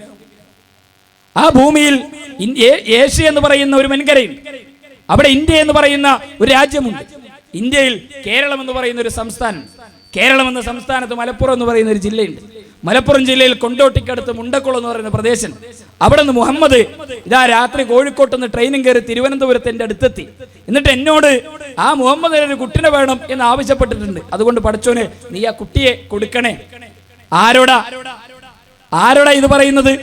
ഈ ലോകത്തെ സംവിധാനിക്കുകയും സൃഷ്ടിക്കുകയും പരിപാലിക്കുകയും നിയന്ത്രിക്കുകയും ഒക്കെ ചെയ്യുന്ന ആ റബ്ബിനോട് നമ്മളെ പരിചയപ്പെടുത്തി കൊടുക്കണം എന്ന് പറയുന്ന വിശ്വാസ ജീർണതക്കെതിരെയാണ് മുജാഹിദ് പ്രസ്ഥാനം അതിശക്തമായ നിലപാടുകൾ ഉയർത്തിപ്പിടിച്ചുകൊണ്ട് അതിശക്തമായ ദഅ്വ പ്രവർത്തനങ്ങളുമായി കടന്നു വരുന്നത് എന്ന് നമ്മൾ തിരിച്ചറിയേണ്ടതുണ്ട്. അമ്പിയാക്കന്മാരുടെ പാരമ്പര്യം മുജാഹിദ് പ്രസ്ഥാനത്തിനില്ല എന്ന് പറയുന്നവരുണ്ട്. പ്രവാചകന്മാരുടെ പാരമ്പര്യം നിങ്ങൾ എടുത്തോ. പ്രവാചകന്മാരുടെ ജീവിതത്തിലെ ഏത് പ്രതിസന്ധികളിലാണ് വിശുദ്ധ ഖുർആനിലെ സൂറത്തുൽ ഫാത്തിഹ മുതൽ സൂറത്തുൻ നാസ് വരെ മുഴുവൻ അധ്യായങ്ങളിലെ 6000 ചില്ലാനം ആയത്തുകൾ, ആ ആയത്തുകളിൽ അല്ലാഹുവല്ലാത്ത ആരോടെങ്കിലും നടത്തിയ ഒരു പ്രാർത്ഥന വിശുദ്ധ ഖുർആനിൽ നമുക്ക് കാണാൻ കഴിയുമോ? ഇല്ല. ആദം നബിയുടെ പ്രാർത്ഥനയുണ്ട് ഖുർആനിൽ, നൂഹ് നബിയുടെ പ്രാർത്ഥനയുണ്ട് ഖുർആനിൽ, ഇബ്രാഹിം നബിയുടെ പ്രാർത്ഥനയുണ്ട് ഖുർആനിൽ, മൂസാ നബിയുടെയും ഈസാ നബിയുടെയും യാക്കൂബ് നബിയുടെയും എല്ലാം പ്രാർത്ഥനകളുണ്ട് വിശുദ്ധ ഖുർആനിൽ. ഈ പ്രാർത്ഥനകളിൽ ഏതെങ്കിലും ഒരു പ്രാർത്ഥന അല്ലാഹുവല്ലാത്ത മരിച്ചുപോയ മുമ്പ് കഴിഞ്ഞുപോയ പ്രവാചകന്മാരോട് നിർവഹിച്ച ഏതെങ്കിലും ഒരു പ്രാർത്ഥന വിശുദ്ധ ഖുർആനിൽ നമുക്ക് കാണാൻ സാധിക്കുമോ? പല പ്രശ്നങ്ങൾക്ക് വേണ്ടി ഒരു കുഞ്ഞിക്കാലില്ലെങ്കിൽ ഒരു കുഞ്ഞിക്കാല് കാണാൻ ഒരുപാട് ദർഗകളിൽ പണമെറിയുന്നവരുണ്ട്, ജാറങ്ങളിൽ പണമെറിയുന്നവരുണ്ട്. കല്യാണം കഴിഞ്ഞ് 10-15 കൊല്ലായി കുട്ടികളില്ല. അപ്പോ കുട്ടികളില്ലെങ്കിൽ എന്താ പരിഹാരം? അപ്പൊ ഒരാൾ പറഞ്ഞ സ്ഥലത്തൊന്ന് ചെന്ന് നോക്ക്. അവിടെ ചെന്നപ്പോ കുട്ടികളെ കിട്ടിയ ഒട്ടേറെ സംഭവങ്ങളുണ്ട്. അപ്പൊ ആളുകൾ ഇങ്ങനെ പോകാൻ തീരുമാനിച്ചു. അവിടെ ചെന്ന് ഒരു കുഞ്ഞിക്കാല് തരണേ എന്ന് പ്രാർത്ഥിക്കുന്നവർ, ഏർവാടി തങ്ങളെ എനിക്കൊരു കുട്ടിയെ തരണേ എന്ന് പറയുന്നവർ, മുത്തുപേട്ടയിലെ ഔലിയാക്കളോട് എനിക്കൊരു കുട്ടിയെ തരണമേ എന്ന് പറയുന്നവർ, ഏർവാടിയിലും മുത്തുപേട്ടയിലും നാഗൂരിലും അജ്മീറിലും മാത്രമല്ല കേരളത്തിന്റെ തെരുവുകളിൽ തലയുയർത്തി നിൽക്കുന്ന നൂറുകണക്കിന് ദർഗകൾക്ക് മുന്നിൽ ഒരു കുഞ്ഞിക്കാലിന് വേണ്ടി തൊട്ടിൽ കെട്ടി കാത്തിരിക്കുന്ന ഈ സമുദായത്തോട് ഏത് പ്രവാചകന്റെ പാരമ്പര്യമാണ് നിങ്ങൾക്ക് പറയാനുള്ളത്? ഏത് അമ്പിയാക്കന്മാരുടെ ചരിത്രമാണ് നിങ്ങൾക്ക് അതിന് ഉദ്ധരിക്കാനുള്ളത്? മുജാഹിദുകൾക്ക് പ്രവാചകന്മാരുടെ പാരമ്പര്യമില്ല എന്ന് പറയും. ഇബ്രാഹിം നബി അലൈഹി സ്വലാത്തു വസ്സലാം ജീവിതത്തിന്റെ അങ്ങേയറ്റം വാർദ്ധക്യ ആ സാഹചര്യത്തിൽ വരെ ഒരു കുഞ്ഞിക്കാൽ അദ്ദേഹത്തിന് കാണാനുള്ള ഭാഗ്യം കിട്ടിയില്ല. മഹാനായ ഇബ്രാഹിം നബിയുടെ പ്രാർത്ഥന എന്താ? ആദം നബിയെ എനിക്കൊരു കുട്ടിയെ തരണേ എന്നാണോ? നൂഹ് നബിയെ എനിക്കൊരു കുട്ടിയെ തരണേ എന്നാണോ? ലോകത്ത് കഴിഞ്ഞുപോയ ഔലിയാക്കന്മാരോട് വദ്ദും സുവാഉം യഊസും യഊഖും നസ്റുമെല്ലാം മഹാനായ നൂഹ് നബിയുടെ കാലത്ത് കഴിഞ്ഞുപോയ മഹാന്മാരാണ്. എനിക്കൊരു കുട്ടിയെ തരണേ എന്നാണോ? അല്ല. ഇബ്രാഹിം നബിയുടെ പ്രാർത്ഥന എന്താ? റബ്ബി ഹബ്ലി മിനസ് സ്വാലിഹീൻ, പടച്ചോനെ നീ എനിക്കൊരു കുട്ടിയെ തരണേ, നീ എനിക്കൊരു സന്താനത്തെ നൽകണേ. ഇബ്രാഹിം നബി അലൈഹി സ്വലാത്തു വസ്സലാം ആ പ്രാർത്ഥനക്കൊടുവിൽ ഇബ്രാഹിം നബിയുടെ വീട്ടിലേക്ക് രണ്ട് ചെറുപ്പക്കാർ ഇങ്ങനെ കയറി വന്നു. ഇബ്രാഹിം നബി ഓരെയൊക്കെ സ്വീകരിച്ച് നല്ലൊരു ഇറച്ചിയൊക്കെ പാചകം ചെയ്ത് അവർക്ക് ഭക്ഷണം ഉണ്ടാക്കി കൊടുത്തു. പക്ഷെ ഈ വന്ന ആളുകൾ ഭക്ഷണം കഴിക്കണില്ല. അത് കണ്ടപ്പോൾ ഇബ്രാഹിം നബി അലൈഹി സ്വലാത്തു വസ്സലാമിക്ക് ബേജാറായി. എന്റെ ആതിഥ്യ മര്യാദ ഇഷ്ടപ്പെടാത്തത് കൊണ്ടാണോ ഇവർ ഭക്ഷണം കഴിക്കാത്തത്? അപ്പൊ അവര് പറഞ്ഞു, പേടിക്കണ്ട, ഞങ്ങൾ മലക്കുകളാ, ഒരു സന്തോഷ വർത്തമാനം അറിയിക്കാൻ വന്നതാ. അപ്പൊ എന്താ സന്തോഷ വർത്തമാനം? ഒരു കുട്ടിയെ കുറിച്ചുള്ള സന്തോഷ വർത്തമാനം. നിനക്കൊരു സന്താനത്തെ കുറിച്ച് അല്ലാഹ് സന്തോഷ വർത്തമാനം അറിയിച്ചിട്ടുണ്ട്. ഇബ്രാഹിം നബി അലൈഹി സ്വലാത്തു വസ്സലാമിയുടെ ഭാര്യ ഈ സംസാരം കേട്ടകത്തുണ്ട്. ഇബ്രാഹിം നബിയുടെ ഭാര്യയെ കുറിച്ച് ഖുർആൻ നടത്തുന്ന പ്രയോഗം ഇബ്രാഹിം നബിന്റെ ഭാര്യ ചിരിച്ചുപോയി എന്നാണ്. ഇബ്രാഹിം നബിന്റെ ഭാര്യ ചിരിക്കാനുള്ള കാരണം തലമുടിയൊക്കെ നരച്ച് എല്ലൊക്കെ നുരുമ്പിച്ച് ശരീരമൊക്കെ ചുക്കുചുളിഞ്ഞ് ഈ വയസ്സാങ്കാലത്ത് ഒരു കുട്ടിയോ ഇബ്രാഹിം നബിന്റെ ഭാര്യയ്ക്ക് വിശ്വസിക്കാൻ കഴിഞ്ഞില്ല. പക്ഷേ നിന്റെ ജീവിതത്തിന്റെ ഏത് പ്രതിസന്ധി ഘട്ടങ്ങളിലും ആ പ്രതിസന്ധി ഘട്ടങ്ങളിൽ നിനക്കൊരു അനുഗ്രഹം നൽകാൻ അല്ലാഹ് തീരുമാനിച്ചാൽ ആ അനുഗ്രഹത്തെ തടയാൻ നിന്റെ ജീവിതത്തിലെ ഏത് ശൈഖുമാർക്കാണ് കഴിയുക? ഒരാൾക്കും കഴിയില്ല. അല്ലാഹ് കൊടുക്കാൻ തീരുമാനിച്ചാൽ, അല്ലാഹ് ഒരു സന്താനത്തെ കൊടുക്കാൻ തീരുമാനിച്ചാൽ ആർക്കാ അത് എടുക്കാൻ കഴിയുക? ആർക്കാ അത് മാറ്റാൻ കഴിയുക? ആർക്കാ ജീവിതത്തിൽ നിന്ന് ആ ഒരു അനുഗ്രഹത്തെ നീക്കാൻ കഴിയുക? ഇബ്രാഹിം നബിക്ക് അല്ലാഹ് വയസ്സാം കാലത്ത് ഒരു കുട്ടിയെ കൊടുത്തു. ആ ഇബ്രാഹിം നബി പ്രാർത്ഥിച്ച പടച്ചവനോട് പ്രാർത്ഥിക്കണേ എന്ന് പറയുന്ന മുജാഹിദുകളെ കുറിച്ച് പറയും പുത്തൻവാദികൾ. മുജാഹിദ് പ്രസ്ഥാനം പറഞ്ഞത് എന്താ? ഇബ്രാഹിം നബി പ്രാർത്ഥിച്ച പടച്ചവനോട് കുട്ടികളുണ്ടാവാൻ പ്രാർത്ഥിച്ചോ? അപ്പൊ പറയും പുത്തൻവാദികള് കാക്ക കാരണവന്മാരുടെ പാരമ്പര്യമില്ലാത്തവര്. എന്നാ സുന്നത്തെ ജമാഅത്ത് എന്ന് പറയുന്നവരും കാക്ക കാരണവന്മാരുടെ പാരമ്പര്യമുള്ളവരും പ്രവാചകന്മാരുടെ അനുയായികൾ എന്ന് പറയുന്നവരുമാരാ. ഒരു കുട്ടികൾ ഉണ്ടാകാത്ത ഘട്ടത്തിൽ ഭീമാപ്പള്ളിയിലെ ബീബിയോടും കടുവാപ്പള്ളിയിലെ തങ്ങളോടും ഏർവാടിയിലും മുത്തുപ്പേട്ടയിലും നാങ്കൂരിലും അജ്മീരിലും സകല ദർഗകൾക്ക് മുന്നിലും കയറിയിറങ്ങുന്ന ആളുകളെ നോക്കി അവർ പറയും ഞങ്ങളാണ് സുന്നത്തെ ജമാഅത്ത്. എവിടെയാണ് മുജാഹിദ് പ്രസ്ഥാനത്തിന് തെറ്റുപറ്റിയത്? എവിടെയാണ് മുജാഹിദ് പ്രസ്ഥാനം ഒരു പുത്തൻവാദം പഠിപ്പിച്ചത്? ആരും പഠിപ്പിക്കാത്ത, കാക്ക കാരണവന്മാര് പറയാത്ത ഒരു വാദഗതി എവിടെയാണ് മുജാഹിദ് പ്രസ്ഥാനം ഈ സമൂഹത്തോട് പറഞ്ഞത്? നിങ്ങൾക്ക് ഏത് പ്രവാചകന്മാരുടെ ചരിത്രം വേണം? ഏത് അമ്പിയാക്കന്മാരുടെ നിലപാടുകൾ വേണം? ആ നിലപാടുകളിലെല്ലാം രോഗം വന്നപ്പോ അയ്യൂബ് നബിയുടെ പ്രാർത്ഥന. ആ അയ്യൂബ് നബിക്ക് രോഗം വന്നപ്പോ അയ്യൂബ് നബി കടന്നുപോയത് എങ്ങോട്ടാ? അയ്യൂബ് നബി അലൈഹി സ്വലാത്തു വസ്സലാമയ്ക്ക് മുമ്പ് കഴിഞ്ഞുപോയ അമ്പിയാക്കന്മാരുടെ കാൽച്ചുവട്ടിലേക്കായിരുന്നു, ആ പ്രവാചകന്മാർക്ക് അടുക്കലേക്കായിരുന്നു, ഔലിയാക്കന്മാരുടെ സമീപത്തേക്കായിരുന്നു. അല്ല,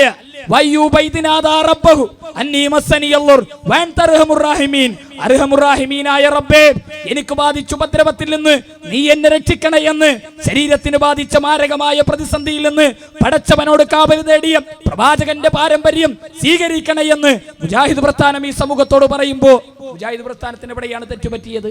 മുജാഹിദ് പ്രസ്ഥാനം പറയുന്നത് അയ്യൂബ് നബി പ്രാർത്ഥിച്ച പടച്ചവനോട് രോഗം ഉണ്ടാകുമ്പോൾ പ്രാർത്ഥിച്ചോ. അപ്പൊ ചില ആൾക്കാർ വന്നിട്ട് പറയാം ഞങ്ങളാ സുന്നത്തെ ജമാഅത്തിന്റെ നിലപാടെന്താ? അത് രോഗം വന്ന ഏർവാടി തങ്ങളുടെയും മുത്തുപേട്ടാണ്ടവരുടെയും നാഗൂരാണ്ടവരുടെയും സമീപത്തേക്ക് നിങ്ങൾ കടന്നുപോയിക്കോ. ഇവിടെ പല ദർഗകളിലും പല ജാറങ്ങളിലും നിങ്ങൾ കടന്നുപോയിക്കോ, അവിടേക്ക് നിങ്ങൾക്ക് രോഗശാന്തിയുണ്ട്. അതുപോലെ തന്നെ ഖുർആനിലേക്ക് സമൂഹത്തെ തിരിച്ചു വിളിക്കുമ്പോൾ അവർ പറയും മാല കിതാബുകളും മൗലിദ് കിതാബുകളും ആ കിതാബുകളാണ് നമ്മുടെ അജണ്ട എന്ന് പറയുന്നവരുണ്ട്. ഇത് റബീഉൽ അവ്വൽ കഴിഞ്ഞ തൊട്ടടുത്ത മാസമാണ്.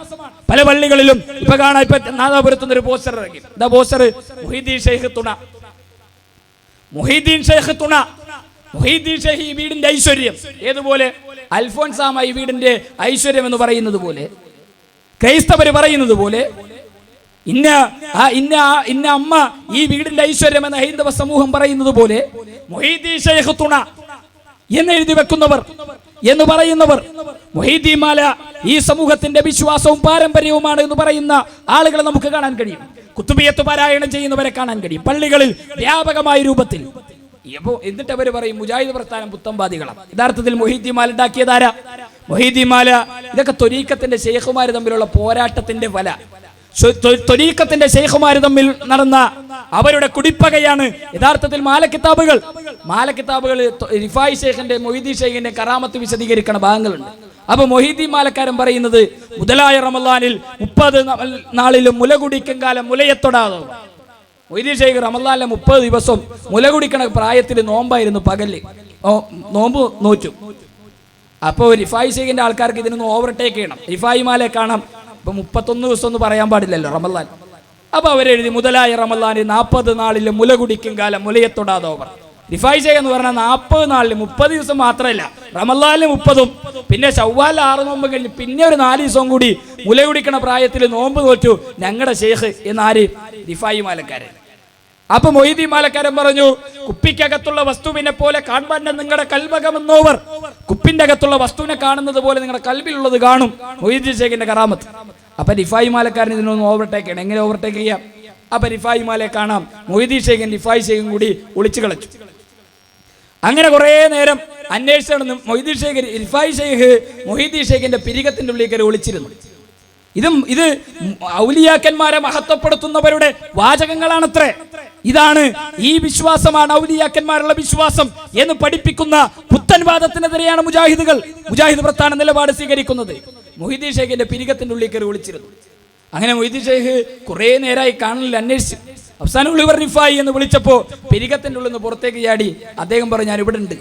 അപ്പൊ സ്വന്തം പിരികത്തിന്റെ ഉള്ളിൽ കയറി ഒളിച്ചിരുന്ന റിഫായി ശൈഖിനെ പോലും കാണാൻ കഴിയാത്ത ശൈഖ് എങ്ങനെയാണ് കുപ്പിക്കകത്തുള്ള വസ്തുവിനെ പോലും കാണുന്നത് എന്ന് ത്വരീഖത്തിന്റെ ശൈഖുമാരോട് മറുചോദ്യം. ഇങ്ങനെ മാലകളും മാലക്കിതാബുകളും മൗലിദ് കിതാബുകളും എല്ലാം നിങ്ങൾ പരിശോധിച്ചോ, ത്വരീഖത്തിന്റെ ശൈഖുമാർ തമ്മിലുള്ള കുടിപ്പകയാണ് അതിലൊക്കെ നിങ്ങൾക്ക് കാണാൻ കഴിയുന്നത്.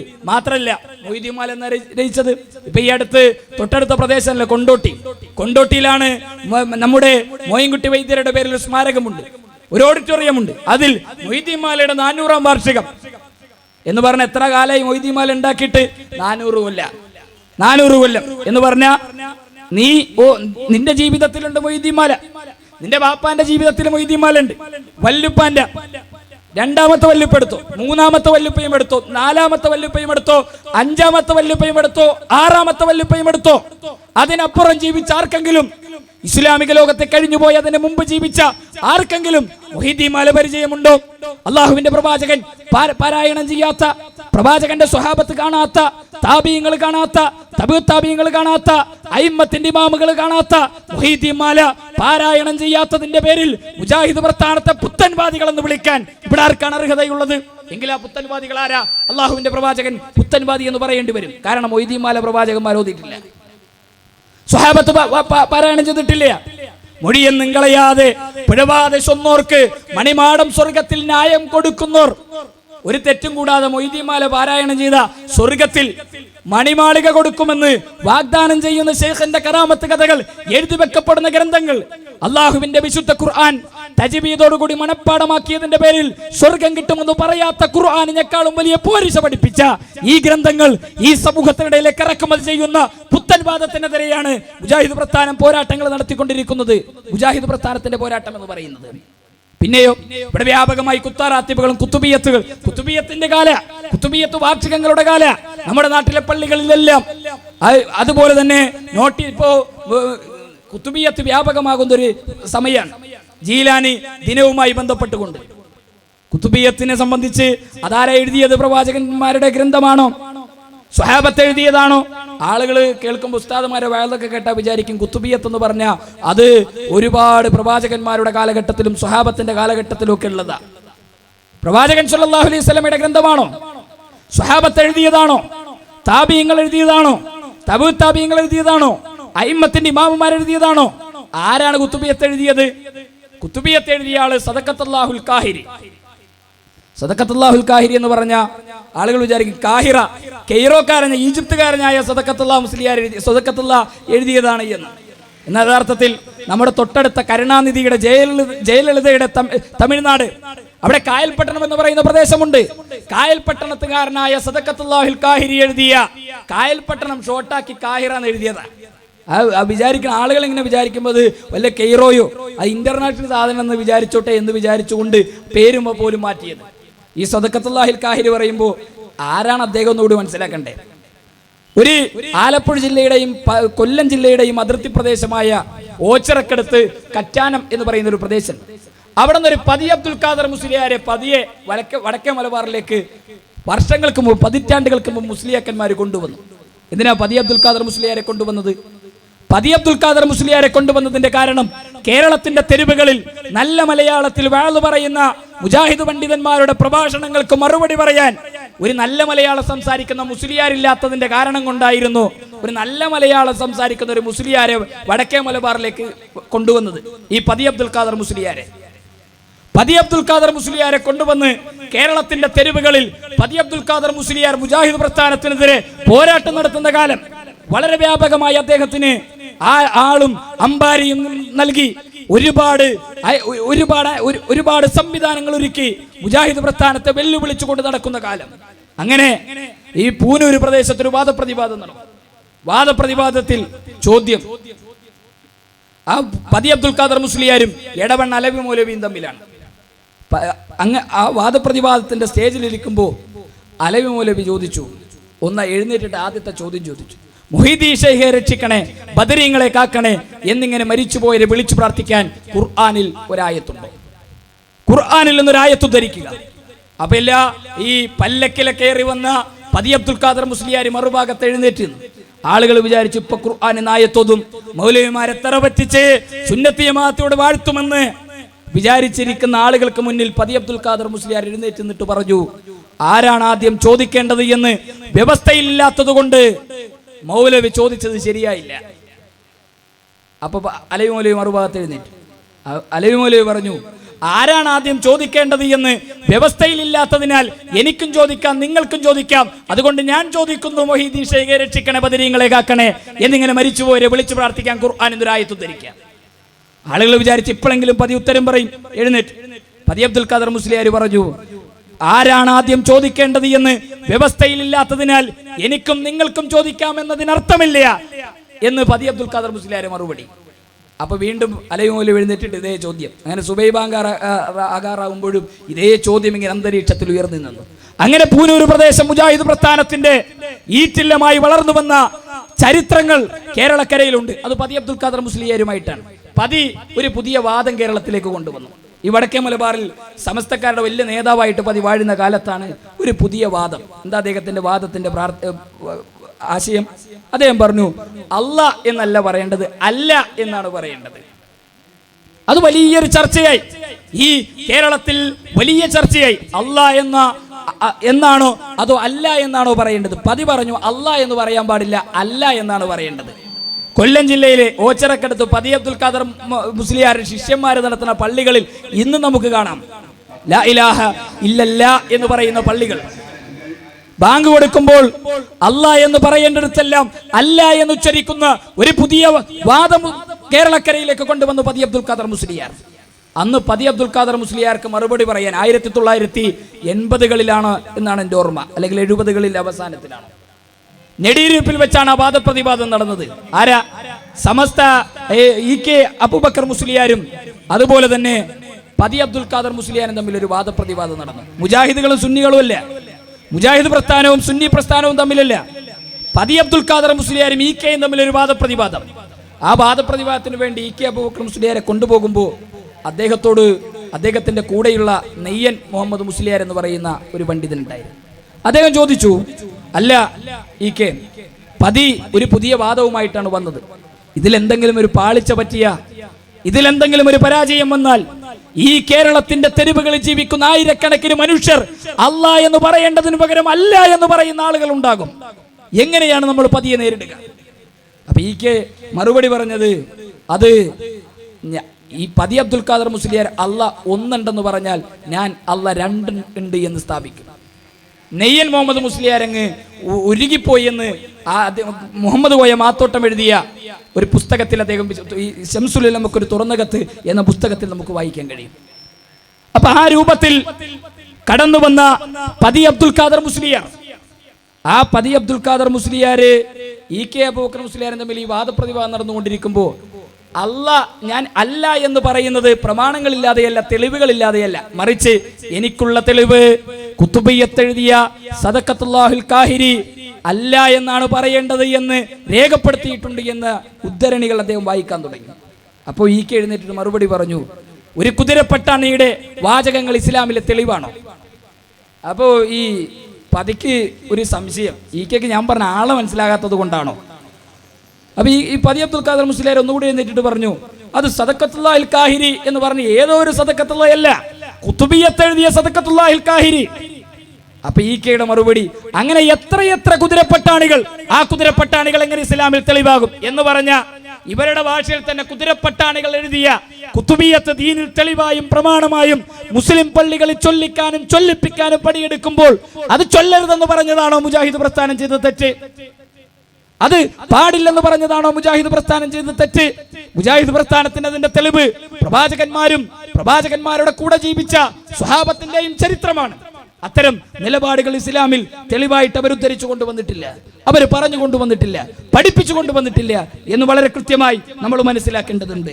ഇവിടെയാണ് മാത്രമല്ല പ്രയാസത്തിന്റെ പ്രവാചകന്മാരുടെ ജീവിതത്തിൽ തന്നെ വീണ്ടും എമ്പാട് ഉദാഹരണങ്ങൾ കാണാം. ഇപ്പൊ വലിയ പരീക്ഷണ, ചിലവർ മുജാഹിദ് പ്രസ്ഥാനം ഇതാ ഒലിച്ചു പോകാൻ പോകുന്നു, മുജാഹിദ് പ്രസ്ഥാനമൊക്കെ തീവ്രവാദികൾ ആണ്, ISIS പിൻഗാമികളാണ്, അവരൊക്കെ ഇപ്പൊ നിരോധിക്കപ്പെടും, മുജാഹിദുകൾ വലിയ ഭീഷണിയിലാണ്, അതുകൊണ്ടാണ് ഐക്യമുണ്ടായത്. അപ്പൊ ചിലർ ഇപ്പുറത്തുനിന്ന് ഇത് ഐക്യമാണോ ലയനമാണോ, ആരാണ് അങ്ങോട്ട് പോയത് ആരാണ് ഇങ്ങോട്ട് വന്നത് എന്നെല്ലാം തൗഹീദിന്റെ പോരാട്ട ഭൂമിയിൽ മുജാഹിദ് പ്രസ്ഥാനത്തിന്റെ ഐക്യത്തെ തൗഹീദിന്റെ ശത്രുക്കൾ മുഴുവൻ ഭയപ്പെട്ടുകൊണ്ടിരിക്കുന്ന ഒരു കാലഘട്ടമാണ് നമ്മൾ ഈ കടന്നുപോയിക്കൊണ്ടിരിക്കുന്നത്.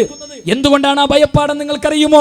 മുജാഹിദ് പ്രസ്ഥാനം ഈ തൗഹീദിന്റെ ഗരിമയുമായി കടന്നു വന്നാൽ ശിർക്കിന്റെ കൊട്ടാരങ്ങൾ പണിത് കാത്തു കിടക്കുന്ന മുഴുവൻ പുരോഹിതന്മാരുടെയും കൊട്ടാരങ്ങൾ തകർന്നടിയുമെന്ന തിരിച്ചറിവാണ് യഥാർത്ഥത്തിൽ മുജാഹിദ് പ്രസ്ഥാനത്തിന്റെ ഐക്യത്തെ ഇവർ ഭയപ്പെടാനുള്ള അടിസ്ഥാനപരമായ കാരണം. ഇത് മുജാഹിദ് പ്രസ്ഥാനം തകർന്നു പോകുമോ എന്നുള്ള പേടി കൊണ്ടാണ് ഐക്യമെന്ന് പറയുന്ന ആളുകൾ നമുക്ക് കാണാൻ കഴിയും. യഥാർത്ഥത്തിൽ എന്തൊരു ബാലിശമായ നിലപാടാ ഇവിടെ. ഒരു ചെറിയ തട്ടിനില്ലാത്ത ഒരു ചെറിയ പുൽച്ചെടിയായി മുജാഹിദ് പ്രസ്ഥാനം പടർന്നു പന്തലിച്ച കാലത്ത് തകർത്തെറിയാൻ പണിയെടുത്തവരും പരിശ്രമിച്ചവരുമുണ്ട്. അറബിക്കടലിലേക്ക് മഴത്തരികൾ വാരിയെറിഞ്ഞ് മുജാഹിദ് പ്രസ്ഥാനത്തെ അറബിക്കടലിന്റെ തിരമാലകളിൽ കുഴിച്ചുമൂടിയെന്ന് വാദിച്ചവരും വായിച്ചവരും ഉണ്ടായിരുന്നു. എന്നാൽ കേരളക്കരയിലെ 10,000-ങ്ങൾക്ക് തൗഹീദിന്റെ തണൽ നൽകി ഒരു വൻമരമായി ആർക്കും പിഴുതെറിയാൻ കഴിയാത്ത വടവൃക്ഷമായി 10,000-ങ്ങൾക്ക് തൗഹീദിന്റെ തണൽ നൽകി മുജാഹിദ് പ്രസ്ഥാനം ജ്വലിച്ചു നിൽക്കുന്നത് അല്ലാഹു മുജാഹിദ് പ്രസ്ഥാനത്തിന് നൽകിയ തൗഹീദിന്റെ കരുത്തുകൊണ്ടും വിശ്വാസത്തിന്റെ ഗരിമ കൊണ്ടുമാണ്. ഞങ്ങൾക്ക് ഞങ്ങളുടെ മനസ്സിന്റെ വിശ്വാസം എന്ന് പറയുന്നത് അമ്പിയാക്കന്മാരുടെ വിശ്വാസമാണ്. ആർക്കും ഞങ്ങളെ തകർക്കാൻ കഴിയില്ല അല്ലാഹുവിനല്ലാതെ. എന്ന് ഞങ്ങൾ വെറുതെ പറയുന്നതല്ല. ഞങ്ങളുടെ പ്രവാചകന്മാർ ഞങ്ങൾക്ക് പഠിപ്പിച്ചു തന്ന നിർഭയത്വമാണ് ആ വിശ്വാസം. ആ തൗഹീദിന്റെ വിശ്വാസമാണ് ഞങ്ങളുടെ മനസ്സിന് കരുത്തു നൽകുന്നത്. മഹാനായ മൂസാ നബി അലൈഹി സ്വലാത്തു വസ്സലാം, മൂസാ നബിയുടെ പ്രത്യേകത എന്താ? ഫറോവയുടെ കൊട്ടാരമുറ്റത്തേക്ക് തൗഹീദുമായി കടന്നു ചെന്നു. തൗഹീദ് പറയാം, മൂസാ നബി ഫറോവയുടെ കൊട്ടാരമുറ്റത്തേക്ക് എത്തി. തൗഹീദുമായിട്ട് എന്നത് കയ്യിലൊരു വാളുമായിട്ടല്ല, കയ്യിലൊരു കുന്തമായിട്ടല്ല, AK-47 തോക്കുമായിട്ടല്ല. മൂസാ നബി തൗഹീദുമായിട്ട് കടന്നു ചെന്നപ്പോൾ ഫറോവ ചോദിച്ചു, ഫമൻ റബ്ബുക്കുമായ മൂസ, ആരാ? കുറെ നേരമല്ല റബ്ബിനെ കുറിച്ച് പറയുന്നു. ആരാണ് നിങ്ങളുടെ റബ്ബ്? ആരാണ് നിങ്ങളുടെ റബ്ബ്? അപ്പൊ മൂസാ നബി അലൈഹി സ്വലാത്തു വസ്സലാമിന്റെ മറുപടി, റബ്ബുനല്ലദീ അഅ്താ കുല്ല ശൈഇൻ ഖൽഖഹു സുമ്മ ഹദാ. ഞങ്ങളുടെ റബ്ബ് എന്ന് പറയുന്നത് എല്ലാ വസ്തുക്കളെയും സൃഷ്ടിച്ച അതിനതിൻ്റെതായ രൂപം നൽകിയവനാണ് ഞങ്ങളുടെ റബ്ബ്. അവനാണ് ഞങ്ങളുടെ റബ്ബ്. അപ്പോ ഫറോവയാണ് ആയുധെടുത്തത്. ഈ പടച്ചോനെ കുറിച്ച് പറഞ്ഞപ്പോ പേടിയായത് ആർക്കാ? ഫറോവക്ക. മൂസാ നബിക്ക് ബേജാറുണ്ടായില്ല, മൂസാ നബിക്ക് പേടി ഉണ്ടായില്ല, മൂസാ നബിക്ക് ഒരു സങ്കടം ഉണ്ടായില്ല. മൂസാ നബി ധൈര്യത്തോടു കൂടി പടച്ചോനെ പരിചയപ്പെടുത്തിയപ്പോ ആയുധെടുത്തതും ഭീഷണിപ്പെടുത്തിയതും ആരാ? ഫിർഔൻ. ലോകത്തുള്ള ധിക്കാരികളുടെ ഏറ്റവും വലിയ ഒരു ഉദാഹരണമായ ഫറോവ ആയുധെടുത്തിട്ട് ചോദിച്ചു, മൂസാ നബിയോട് പറഞ്ഞു കൊല്ലും. മൂസാ നബിയുടെ അള്ള പറഞ്ഞ എന്താ? തിരിച്ചായുധെടുത്തിട്ട് പ്രതികരിക്കാനല്ല, ഓടടാന്ന് പറഞ്ഞ ഓടറ. മൂസാ നബി തന്റെ കൂടെ വിശ്വസിച്ച ആളുകളെയും കൂടി രാത്രി ഓടി. ആ ഓട്ടം പോയി നിന്നത് എവിടെ? ഒരു ശബ്ദം ഇങ്ങനെ കേൾക്കുന്നു. അപ്പൊ ഇങ്ങനെ നോക്കുമ്പോഴോ അലറി വിളിക്കുന്ന ആർത്തിരമ്പുന്ന തിരമാലകളുള്ള സമുദ്രത്തിന്റെ മുന്നില. ആ സമുദ്രമാണ് മുമ്പിൽ. മൂസാ നബി അലൈഹി സ്വലാത്തു വസ്സലാമയ്ക്ക് ഒരു ബേജാർ, അനുയായികൾക്ക് ബേജാർ. മുമ്പിൽ സമുദ്രമാണ്, മുമ്പ് പോകാൻ വഴിയില്ല. പിന്നെന്താ ചെയ്യാ? ഒന്ന് വന്ന വഴി ബാക്കിലേക്ക് തിരിഞ്ഞു പോയാലോ? അങ്ങനെ ഒരു ബാക്കിലേക്ക് ഇങ്ങനെ തിരിഞ്ഞു. ബാക്കിലേക്ക് തിരിഞ്ഞു നോക്കുമ്പോ പിന്നിൽ നിന്ന് അതിനേക്കാളും വലിയൊരു ഇരമ്പൽ. ആ ഇരമ്പൽ എന്താ? ഒന്ന് ശ്രദ്ധിച്ചു. ഏതൊരു നാട്ടിൽ നിന്ന് ഏതൊരുത്തൻ കൊല്ലുമെന്ന് പേടിച്ചിട്ടാണോ ഞങ്ങളോട് അല്ലാഹ് രക്ഷപ്പെടാൻ പറഞ്ഞത്, അതേ ആ ഫറോവ ഞങ്ങളെ കൊല്ലാൻ ആയുധങ്ങളുമായി പിന്നാലെ കടന്നു വരുന്നു. മുന്നിൽ ഫറോവയാണ്, മുന്നിൽ കടലാണ്, പിന്നിലാകട്ടെ ഫറോവയും. എന്താ ചെയ്യാ? മൂസാ നബിയുടെ കൂടെ ഉണ്ടായിരുന്ന ആളുകൾ പറഞ്ഞു, ഇന്നാലെ മുതറക്കോൻ, നമ്മൾ പിടിക്കപ്പെട്ടു പോയില്ലേ മൂസ, പിടിക്കപ്പെട്ടു പോയില്ലേ? ആരാ രക്ഷിക്കുക? പടച്ചോൻ രക്ഷിക്കുമെന്ന് പറഞ്ഞു പോകുന്നതാ. ഇപ്പൊ എന്താ? ദാ അള്ളാഹ് രക്ഷിക്കുമെന്ന് പറഞ്ഞിട്ട് മുമ്പിൽ കടല, മുന്നിൽ ഫറോവയ. എന്താ ചെയ്യാ? മൂസാ നബി അലൈഹി സ്വലാത്തു വസ്സലാമയുടെ മറുപടി എന്താ? മൂസാ നബിയുടെ മറുപടി കല്ലാ ഇന്ന മഈ റബ്ബീ സയഹ്ദീൻ, ഇന്ന മഈ റബ്ബീ സയഹ്ദീൻ. ഞങ്ങൾക്കാരാ കൂടെയുള്ളതെന്നറിയുമോ? എന്നോട് പോകാൻ പറഞ്ഞതും എന്നെ വഴി നടത്തിയതും ലോകത്ത് പടച്ചവനല്ലാത്തൊരു ശക്തിയുമല്ല, ഒരു പ്രവാചകന്മാരുമല്ല, ഒരു ഔലിയാക്കളുമല്ല, ഒരു തങ്ങന്മാരും ഒരു ബീവിമാരും ഒരു നേർച്ച വസ്തുക്കളുമല്ല, ഒരു ജാറങ്ങളിൽ മറമാടപ്പെട്ട ഒരു ശൈഖുമാരുമല്ല. ഇന്ന മഈ റബ്ബി, എന്നോട് പോകാൻ പറഞ്ഞ എന്റെ റബ്ബ, എന്റെ റബ്ബ്. ആ റബ്ബിന്റെ പ്രത്യേകത എന്താ? അലറി വിളിക്കുന്ന ആർത്തിരമ്പുന്ന തിരമാലകളെ സംവിധാനിച്ച റബ്ബ്, അലറി വിളിക്കുന്ന ആർത്തിരമ്പുന്ന തിരമാലകളെ പടച്ച റബ്ബ്. അതിനേക്കാളും വേഗതയിൽ കഴുത്തെടുക്കാൻ പാഞ്ഞു വരുന്ന ഫറോവ ചക്രവർത്തിയുടെ സൈന്യവ്യൂഹങ്ങളെ സംവിധാനിച്ച റബ്ബ്, ആ പടച്ച റബ്ബ് എനിക്ക് വഴി കാണിക്കും. ഏത് പ്രയാസങ്ങളിലും, ഏത് പ്രതിസന്ധികളിലും, ഏത് ദുഃഖങ്ങളിലും, ഏത് വിഷമങ്ങളിലും എന്റെ ജീവിതത്തെ കൈപിടിച്ച് കയറ്റാൻ, ഏത് മാരകമായ പ്രതിസന്ധികളിലേക്ക് ഞാൻ ഇറങ്ങിപ്പോയാലും അതിൽ നിന്ന് കൈപിടിച്ച് കയറ്റാൻ എന്റെ റബ്ബിന്റെ കൂടെയുണ്ട്, എന്റെ റബ്ബിന്റെ കൂടെയുണ്ട്. ആ വിശ്വാസമാണ്, ഈ ആദർശമാണ്, ഈ കരുത്താണ്, ഈ തൗഹീദാണ് മുജാഹിദ് പ്രസ്ഥാനം കേരളത്തിലെ മുസ്ലിം സമൂഹത്തിന് പകർന്നു നൽകിയ നിലപാട് എന്ന് നാം കൃത്യമായി ഈ സമൂഹത്തോട് പറഞ്ഞു കൊടുക്കേണ്ടതുണ്ട്. ഈ തൗഹീദില്ലാതെ മുജാഹിദുകളില്ല, ഈ വിശ്വാസമില്ലാതെ മുജാഹിദ് പ്രസ്ഥാനമില്ല. ഈ ആദർശമില്ലെങ്കിൽ മുജാഹിദുകളും മുജാഹിദ് പ്രസ്ഥാനവും ഇല്ല. ഈ ആദർശമില്ലെങ്കിൽ എന്തിന് മുജാഹിദ് പ്രസ്ഥാനം? ഈ തൗഹീദ് ഇല്ലെങ്കിൽ എന്തിന് മുജാഹിദ് പ്രസ്ഥാനം? ഈ വിശ്വാസത്തിന്റെ കരുത്തും ഈ പ്രവാചകന്മാരുടെ പാരമ്പര്യവും ഇല്ലെങ്കിൽ എന്തിന് തൗഹീദിന്റെ കൂട്ടായ്മകൾ? അതുകൊണ്ട് ആ തൗഹീദിന്റെ കാര്യം വന്ന മുജാഹിദ് പ്രസ്ഥാനത്തിന് പിന്നെ ഒരു മുൻപിൻ നോട്ടമില്ല. ആരെ മുജാഹിദ് പ്രസ്ഥാനം പേടിക്കില്ല. ഒരുപാട് തുമ്പിക്കൈയുള്ള കൊമ്പനാനകൾ മുജാഹിദ് പ്രസ്ഥാനത്തെ കുത്തിവീഴ്ത്താൻ കടന്നു വന്നപ്പോഴും ആ തുമ്പിക്കൈയും ആ ആനകളുടെ കൊമ്പും അതിനൊക്കെ മാറ്റി നിർത്താനും ആ കൊമ്പനാനകളെ മുഴുവൻ പിന്തിരിപ്പിക്കാനും കഴിഞ്ഞത് മുജാഹിദ് പ്രസ്ഥാനത്തിന്റെ തൗഹീദിന്റെ ഗരിമ കൊണ്ടും കരുത്തുകൊണ്ടുവാ. ഇത് നിലനിൽക്കുന്നത് കൊണ്ടാ പലർക്കും പേടി. അപ്പൊ ചില ആൾക്കാർ പറയും, ഈ മുജാഹിദ് പ്രസ്ഥാനത്തിൽ തന്നെ ഒരുപാട് അവാന്തര ആളുകളൊക്കെ അങ്ങോട്ട് പോയി ഇങ്ങോട്ട് പോയി, അവിടെ പിളർപ്പുണ്ടായി ഇവിടെ പിളർപ്പുണ്ടായി, അങ്ങനെ ഉണ്ടായി ഇങ്ങനെ ഉണ്ടായി. പലരും പല വാദങ്ങളും പറയും. മുജാഹിദ് പ്രസ്ഥാനത്തിനെ സംബന്ധിച്ചിടത്തോളം ഇത് തൗഹീദി പ്രസ്ഥാനമാണ്. കേരളത്തിലെ ഏത് മുസ്ലിം സംഘടനകൾ നിങ്ങൾ പരിശോധിച്ചോ, മുജാഹിദ് പ്രസ്ഥാനത്തിന് പുറത്തുപോയ അവാന്തര വിഭാഗങ്ങളായി എല്ലാം ഏത് സംഘടനകൾ പരിശോധിച്ചോളി. 1857 സനാഉല്ലാ മക്തി തങ്ങളങ്ങ് പൊന്നാനിയിൽ നിന്ന് വെളിയങ്കോട് നിന്ന് കടന്നു വന്ന ആ നാളു മുതൽ 1912 അദ്ദേഹം മരിക്കുന്ന കാലത്ത് കേരള മുസ്ലിം ഐക്യ സംഘം രൂപീകരിക്കപ്പെടുന്നത്. 1920കളിലാണ് കേരള ജംഇയ്യത്തുൽ ഉലമ, കേരളത്തിൽ ഒന്നാമത്തെ പണ്ഡിത സംഘടന രൂപീകരിക്കപ്പെടുന്നത്. 1920കളിൽ 22 കേരള ജംഇയ്യത്തുൽ ഉലമ രൂപീകരിക്കപ്പെട്ടതിന് ശേഷം 1926 പുതിയ സംഘടനകൾ കേരളത്തിൽ പിന്നീട് കടന്നു വരുന്നത്. 1940കളിൽ ജമാഅത്തെ ഇസ്ലാമി മുജാഹിദ് പ്രസ്ഥാനത്തിൽ നിന്ന് പുറത്തുപോയത്. 1950കളിലും 60കളിലും 70കളിലും ഒറ്റപ്പെട്ട ശബ്ദങ്ങളായി കടന്നു വന്ന വ്യത്യസ്തങ്ങളായ നിലപാടുകൾ സ്വീകരിച്ച ആളുകൾ ഈ ആദർശത്തിൽ നിന്ന് പലപ്പോഴും പുറത്തു പോയിട്ടുണ്ട്. കാരണം എന്താ? തൗഹീദുമായിട്ട് നിൽക്കുന്ന മുജാഹിദ് പ്രസ്ഥാനത്തിന്റെ കരുത്തിനെയാണ് പിശാചിന് എക്കാലഘട്ടത്തിലും ഭയപ്പെടാനുള്ളത്. അല്ലാത്തവരെന്തിനാ പിശാച് ഭയപ്പെടാനുള്ളത്? അല്ലാത്തവരോട് പലരും പറയും, ആ മുജാഹിദ് പ്രസ്ഥാനത്തിന് അങ്ങനെ വേട്ടയാടുന്നു, മുജാഹിദ് സ്ഥാപനങ്ങൾ ഇങ്ങനെ വേട്ടയാടുന്നു, മുജാഹിദ് പ്രസ്ഥാനത്തിന്റെ ദഅവത്ത് നിൽക്കാൻ പോകുന്നു, മുജാഹിദ് പ്രസ്ഥാനത്തിന്റെ പ്രബോധകന്മാരെ അറസ്റ്റ് ചെയ്യാൻ പോകുന്നു, മുജാഹിദുകളൊക്കെ ജയിലിൽ പോകാൻ പോകുന്നു. ഞങ്ങളൊന്നും ഞങ്ങളുടെ സ്ഥാപനങ്ങളിൽ ആരും വരുന്നില്ല, ഞങ്ങളോട് ആരും ഒന്നും ചോദിക്കുന്നില്ല, ഞങ്ങളെ ആരെയും ഒന്നും കൊണ്ടുപോകുന്നില്ല, ഞങ്ങളെ ആരോടൊന്നും മിണ്ടുന്നില്ല. ആരോട് എന്തിനു മിണ്ടാൻ? ഇവിടെ യഥാർത്ഥത്തിൽ ഈ ദഅവത്തിനെ മുജാഹിദ് പ്രസ്ഥാനം ചെയ്യുന്ന ദഅവത്തും മുജാഹിദ് പ്രസ്ഥാനം ചെയ്യുന്ന പ്രബോധനവുമാണ് ഈ കേരളക്കരയിൽ ഇരുട്ടിന്റെ ശക്തികൾ മുഴുവൻ ഭയപ്പെടുന്നത്, മുഴുവൻ ഭയപ്പെടാനുള്ളത്. അതുകൊണ്ട് മുജാഹിദ് പ്രസ്ഥാനത്തിലേക്ക് പലരും ഇങ്ങനെ ഇടക്കിടക്ക് ഇങ്ങനെ കടന്നു വരും. അവരിങ്ങനെ കടന്നു വന്നിട്ട് മുജാഹിദ് പ്രസ്ഥാനത്തിനെ പൊളിക്കാനും തകർക്കാനും പല മുസ്ലിയാക്കന്മാരും പണ്ടും പരിശ്രമിച്ചിട്ടുണ്ട്. ഈ അടുത്ത കാലത്ത് നമ്മളത് കാണുകയുണ്ടായി. എന്താ ഇവിടെ അടിസ്ഥാനപരമായ ഒരു പ്രസ്ഥാനത്തിൽ ഒരു പ്രശ്നം ഉണ്ടായത്?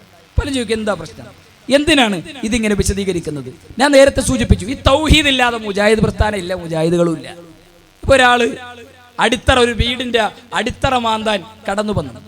വീടിന്റെ മുകളിലേക്ക് ചാനിരിക്കുന്ന മരം സ്വർണ്ണക്കമ്പുള്ള മരമാണെങ്കിൽ ആ സ്വർണ്ണക്കമ്പുള്ള ആ കമ്പ് വെട്ടിമാറ്റണം. അത് സ്വർണ്ണാണ്, അത് നല്ലതാണ്, കുറെ വില കിട്ടും, അതുകൊണ്ട് അതങ്ങനെ നിൽക്കട്ടെ എന്ന് സംരക്ഷിക്കാൻ നിന്ന വീടും അടിത്തറയും ഒക്കെ തകർന്നു പോകും. ഇവിടെ വിശ്വാസമില്ലാത്ത, തൗഹീദില്ലാത്ത, നരകത്തിന്റെ വിറകുകൊള്ളികളാകാൻ വിധിക്കപ്പെട്ട 10,000-ങ്ങൾക്ക് തൗഹീദിന്റെ വെളിച്ചം നൽകി അന്ധവിശ്വാസങ്ങളിൽ നിന്ന് അവരെ തിരിച്ചു കൊണ്ടുവന്നപ്പോ കുറച്ചാളുകൾക്ക് തോന്നി ഈ ഒരു കച്ചവടം പോരാ, നമുക്ക് കുറച്ച് പുതിയ ചികിത്സകളും പുതിയ മന്ത്രവാദങ്ങളൊക്കെ പ്രസ്ഥാനത്തിലും സലഫി മന്ത്രവാദങ്ങളും സലഫി ജിന്നിറക്കലും ചികിത്സകളൊക്കെ കൊണ്ടുവന്ന ഗുണകരമാണ് എന്ന് തോന്നൽ ചില ആളുകൾക്ക് ഉണ്ടായി. അങ്ങനെ 2007 ഒരു ഇസ്ലാഹ് മാസികയിൽ ഒരു പ്രസിദ്ധീകരണത്തിൽ ഒരു ലേഖനം പ്രസിദ്ധീകരിക്കപ്പെട്ടു. എന്താ, നമ്മുടെ തൊട്ടടുത്ത പ്രദേശത്തുകാരനായ തുറക്കൽ അബ്ദുൽ ജബ്ബാർ മൗലവിയാണ് ആ ലേഖനം എഴുതിയത്. ലേഖനം എന്താ, രാത്രിയുടെ ഇരുളിൽ ഒരാൾ നടന്നു പോകുന്നു വഴിയറിയാതെ. അയാൾ തൊട്ടടുത്തുനിന്നൊരു ശബ്ദം കേൾക്കുന്നു, ആളെ കാണുന്നില്ല. ശബ്ദത്തിന്റെ ഉടമ ജിന്നായിരിക്കും എന്ന വിശ്വാസത്തിൽ എനിക്കൊരു വെളിച്ചം തരണേ എന്ന് ആ ജിന്നിനോട് സഹായം തേടിയാൽ അത് ശിർക്കല്ല എന്നൊരു വാദഗതിയുമായി രംഗത്ത് വന്നു. ഏതൊരാൾക്കാണ് ഇത് ഉൾക്കൊള്ളാൻ കഴിയുക? ഒരൽപ്പം തൗഹീദിന്റെ ബാലപാഠം പഠിച്ച കാരണവന്മാർക്ക് ആർക്കും ഇത് ഉൾക്കൊള്ളാൻ കഴിയാം. ഇപ്പൊ നമ്മള് ഒരു ഉദാഹരണം പറയാൻ പെട്ടെന്ന് നിങ്ങൾക്ക് മനസ്സിലാവും. ഒരാൾ നമ്മളിങ്ങനെ നടന്നു പോകുന്നു, ഇവിടെ കൊണ്ടോട്ടി ജംഗ്ഷനൊക്കെ നമ്മളിങ്ങനെ എടവണ്ണപ്പാറ ഈ റോഡ് അങ്ങനെ പോയി കൊണ്ടോട്ടി ജംഗ്ഷനൊക്കെ എത്തി മെയിൻ റോഡിലേക്ക് കയറണം. നമുക്ക് പോകേണ്ടത് പാലക്കാട്ടേക്ക് എങ്ങോട്ട്, റൈറ്റ് ആണോ ലെഫ്റ്റ് ആണോ അറിയില്ല. രാത്രി ഒരു 1 മണി 2 മണി നേരം ഒരാളെയും കാണില്ല. അങ്ങനെ ബേജാറായി ഇങ്ങനെ നിൽക്കുമ്പോൾ പെട്ടെന്നൊരു ശബ്ദം തൊട്ടടുത്ത് നിന്ന്. അപ്പൊ നമ്മൾ വിചാരിക്കുക അതൊരു ജിന്നാണ്. ആ ജിന്നിനോട്, ജിന്നെ ഞാനെനിക്ക് പാലക്കാട്ടേക്ക് പോകണം, എനിക്ക് പോകേണ്ട വഴി ഏതാ? എന്നാൽ ജിന്നിനോട് ആ സമയത്ത് ഒരാൾ സഹായം തേടിയാൽ അത് ശിർക്കല്ല. ഒരു ശബ്ദം കേൾക്കുമ്പോൾ ആ ശബ്ദം ജിന്നിന്റെ ശബ്ദമാണെന്ന് അറിയണമെങ്കിൽ ജിന്നിന്റെ ശബ്ദം എന്താണെന്ന് അള്ളാഹു റസൂലോ നമുക്ക് പഠിപ്പിച്ചിരണ്ടേ? ഇപ്പൊ ഈ റോട്ടിൽ നമ്മളിങ്ങനെ നിൽക്കുക, ഒരു ആംബുലൻസിന്റെ ശബ്ദം കേട്ടു. പെട്ടെന്ന് നമ്മൾ കൂടുതൽ ആൾക്കാരുടെ മാറി, ഒരു ആംബുലൻസ് വരുന്നുണ്ടെന്ന് തോന്നുന്നു. വാഹനത്തിൽ പോകണതിന് വേഗം ഒതുക്കി ഒരു ആംബുലൻസ് വേക്കുന്നുണ്ട്.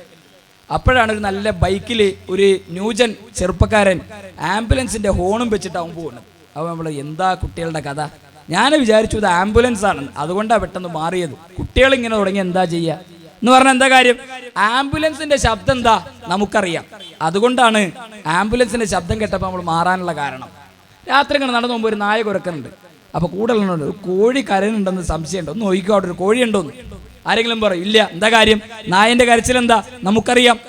ഒരു ശബ്ദം കേട്ടു, ആ ശബ്ദം ജിന്നുണ്ടാക്കിയ ശബ്ദമാണ് എന്ന് എന്ത് മാനദണ്ഡം വെച്ചിട്ടാണ് നമ്മൾ അറിയുക? അത് ജിന്നുണ്ടാക്കിയ ശബ്ദമാണ് എന്ന് എങ്ങനെയാണ് നമുക്കറിയാൻ കഴിയുക? ആരാ നമുക്കത് പഠിപ്പിച്ചെന്ന് ചോദിച്ചാൽ പറയും അത് അഹമ്മദ് നമ്പൽ വിളിച്ചില്ലേ, ഇമാം മറിയം ബി വിളിച്ചില്ലേ, അത് ഇമാം നവവി വിളിച്ചില്ലേ, ഒരുപാട് ശൈഖുമാരുടെ പേര്. അപ്പൊ ഒറ്റ ചോദ്യം അവരോട് ചോദിച്ചു, ഈ ശൈഖുമാരൊക്കെ വസീലത്ത് ശിർക്ക് ചെയ്ത ആൾക്കാരാണോ? പിന്നെ കണ്ടിട്ടില്ല. ഇമാമിങ്ങൾ മുശ്രിക്കാണ് എന്ന് പറയുന്നവരാണ് മുജാഹിദുകൾ എന്ന് ആരോപിച്ചിട്ടാണ് കേരളത്തിലെ സമസ്തക്കാരെ മുജാഹിദ് പ്രസ്ഥാനത്തിനെതിരെ ഏതൊരാരോപണം ഉന്നയിച്ചിട്ടാണോ കടന്നു വന്നത്, ആരോപണം ഉന്നയിച്ച് കടന്നു വന്ന ആളുകൾ ഇവർ ഇമാമിങ്ങളെ മുശ്രിക്കാക്കുന്നവരാ. അപ്പൊ ഇമാമിങ്ങളെ വസീലത്ത് ശിർക്കാക്കാൻ പറ്റുമോ?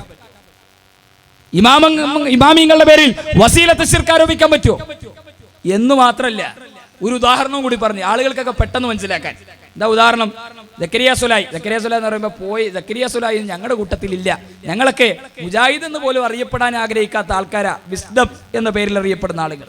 അവരെല്ലാത്തിലും വിസ്ഡ. പക്ഷെ ഈ അടുത്ത് ഇപ്പൊ മുജാഹിദ് വിശദീകരണം, മുജാഹിദ് ആദർശ വിശദീകരണം. എന്താ കാര്യം?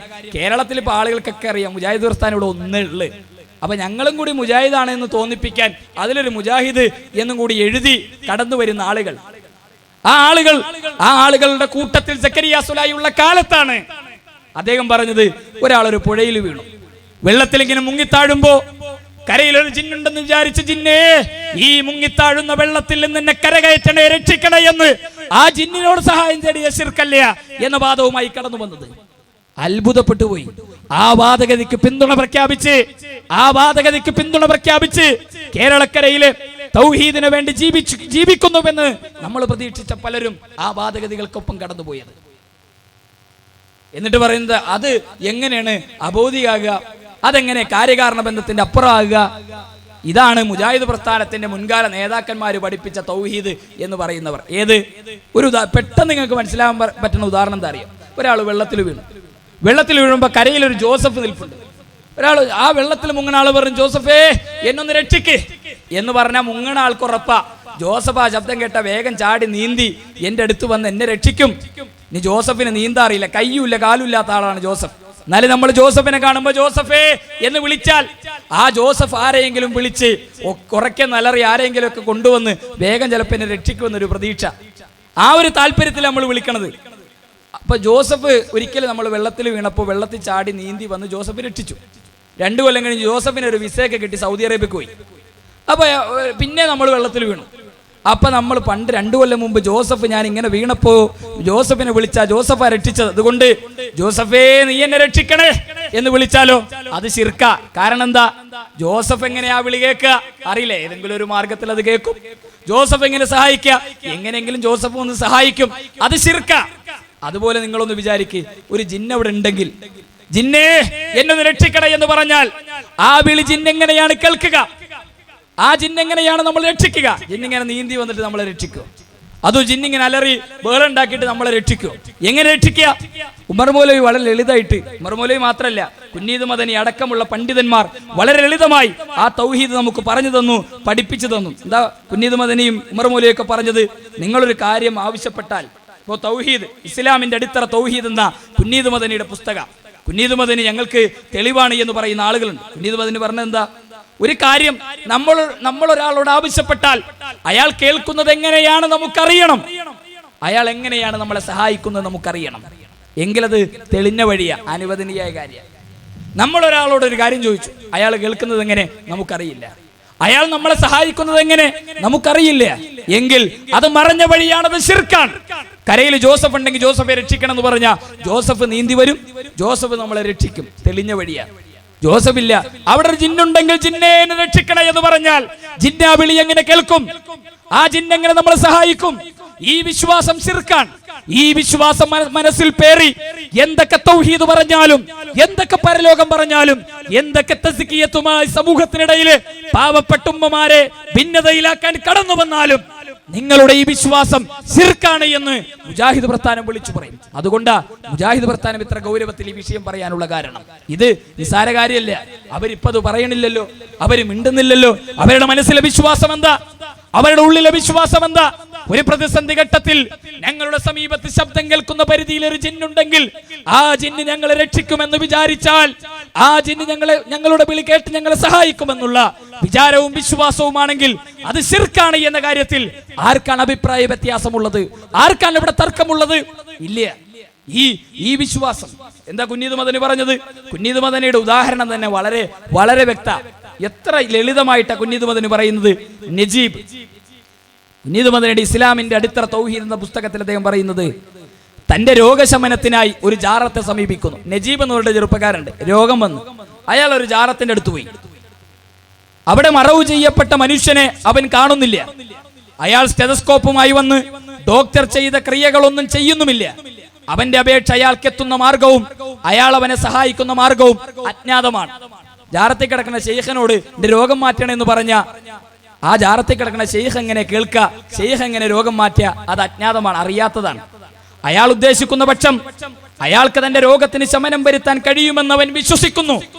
ആ വിശ്വാസമാണ്, അതുകൊണ്ടാണ് അത് കാര്യകാരണ ബന്ധങ്ങൾക്ക് അതീതമായി സഹായിക്കാനുള്ള അപേക്ഷയാണ് എന്നും അത് പ്രാർത്ഥനയാണ് എന്നും അത് ശിർക്കാണ് എന്നും പറയാനുള്ള കാരണമെന്ന് കുന്നീദ് മദനി അദ്ദേഹത്തിന്റെ പുസ്തകത്തിൽ വ്യക്തമാക്കും. ഈ ജാറത്തിന്റെ സ്ഥാനത്ത് ഒരു ജിന്നിനെ നമ്മളൊന്ന് വെച്ചു കൊടുത്തേ.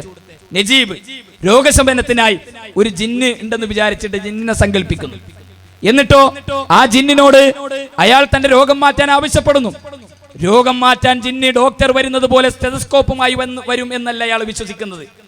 ജിന്നിങ്ങനെ വന്നിട്ട് നമ്മളെ കണ്ടിട്ട് സഹായിക്കും, രക്ഷിക്കും എന്ന ഒരു വിശ്വാസമാണ്. ആ വിശ്വാസമാണ് ശിർക്ക്. അത് കാര്യകാരണ ബന്ധങ്ങൾക്ക് അപ്പുറത്തുള്ള വിശ്വാസമാണ്. അത് ശിർക്കാണ് എന്ന് വളരെ കൃത്യമായി മുജാഹിദ് പ്രസ്ഥാനം പറയുന്നത് ഇസ്ലാഹി പ്രസ്ഥാനത്തിന്റെ മുൻകാല പണ്ഡിതന്മാരും നേതാക്കന്മാരും ഈ സമൂഹത്തെ പഠിപ്പിച്ച വിശ്വാസമാണ്. പിന്നെയോ ഇതൊക്കെ ആർക്കാ വാദമുള്ളത്? പിന്നെ പലരും ചോദിക്കും, എന്തിനാ കൂട്ടരെ 3 വാദപ്രതിവാദം കേരളത്തിൽ നടന്നത്? എന്തിനാ കൊട്ടപ്പുറത്ത് വാദപ്രതിവാദം നടന്നത്? എ.പി. അബ്ദുൽ ഖാദർ മൗലവി കേരള നുബത്തുൽ മുജാഹിദിന്റെ സംസ്ഥാന ജനറൽ സെക്രട്ടറിയാകണം എന്ന വിഷയത്തിലാണോ കാന്തപുരം അബൂബക്കർ മുസ്ലിയാരും എ.പി. അബ്ദുൽ ഖാദർ മൗലവി വാദപ്രതിവാദം നടന്നത്? CP ഉമർ സുലൈമി വിഷയം അവതരിപ്പിച്ചത് എ.പി. അബ്ദുൽ ഖാദർ മൗലവി കേരള നുബത്തുൽ മുജാഹിദിന്റെ സംസ്ഥാന ജനറൽ സെക്രട്ടറിയാകണം, അതിന്റെ നിലപാടുകളും അടിസ്ഥാനങ്ങളുമാണ് വിശദീകരിച്ചത്. അതിനാണോ കേരളത്തിൽ വാദപ്രതിവാദം നടന്നത്? കേരളത്തിൽ നടന്ന വാദപ്രതിവാദങ്ങളൊക്കെ സുന്നി പ്രസ്ഥാനങ്ങളുമായി ഒരുപാട് വാദപ്രതിവാദങ്ങൾ കുറ്റിച്ചിറയിലും കൊട്ടപ്പുറത്തും പൂന്നൂരിലും എന്ന് വേണ്ട ഒരുപാട് സ്ഥലങ്ങളിൽ വാദപ്രതിവാദങ്ങൾ നടന്നു. ഈ വാദപ്രതിവാദങ്ങളെല്ലാം ഒരു ആദർശത്തിന്റെ പേരില്ല. ഇവിടെ വിസ്ഡം ജിന്നി വിഭാഗവുമായി 3 വാദപ്രതിവാദങ്ങൾ നടന്നു. ആദ്യം ഇവിടെ പന്നിപ്പാറയിലെ വാദപ്രതിവാദത്തിന്റെ വിഷയം എന്താ? അതിനുശേഷം കോഴിച്ചനയില, മലപ്പുറം വെസ്റ്റ് ജില്ലയിലെ കോട്ടക്കല്ലടുത്ത് കോഴിച്ചന, എന്താ വിഷയം? അബ്ദുറഹ്മാൻ സലഫിക്ക് എത്ര പാസ്പോർട്ട് ഉണ്ട് എന്ന വിഷയത്തിന്റെ അടിസ്ഥാനത്തിലാണോ വാദപ്രതിവാദം നടന്നത്? ടി.പി. അബ്ദുൽ മദനിക്ക് അധികാരമോഹമാണ്, അതായിരുന്നോ വാദപ്രതിവാദത്തിന്റെ വിഷയം? മുജാഹിദ് പ്രസ്ഥാനത്തിന്റെ നേതാക്കന്മാർ അധികാരമോഹികളാണ്, അതായിരുന്നോ വാദപ്രതിവാദത്തിന്റെ വിഷയം? ഇനിയോ ഒന്നും വേണ്ട.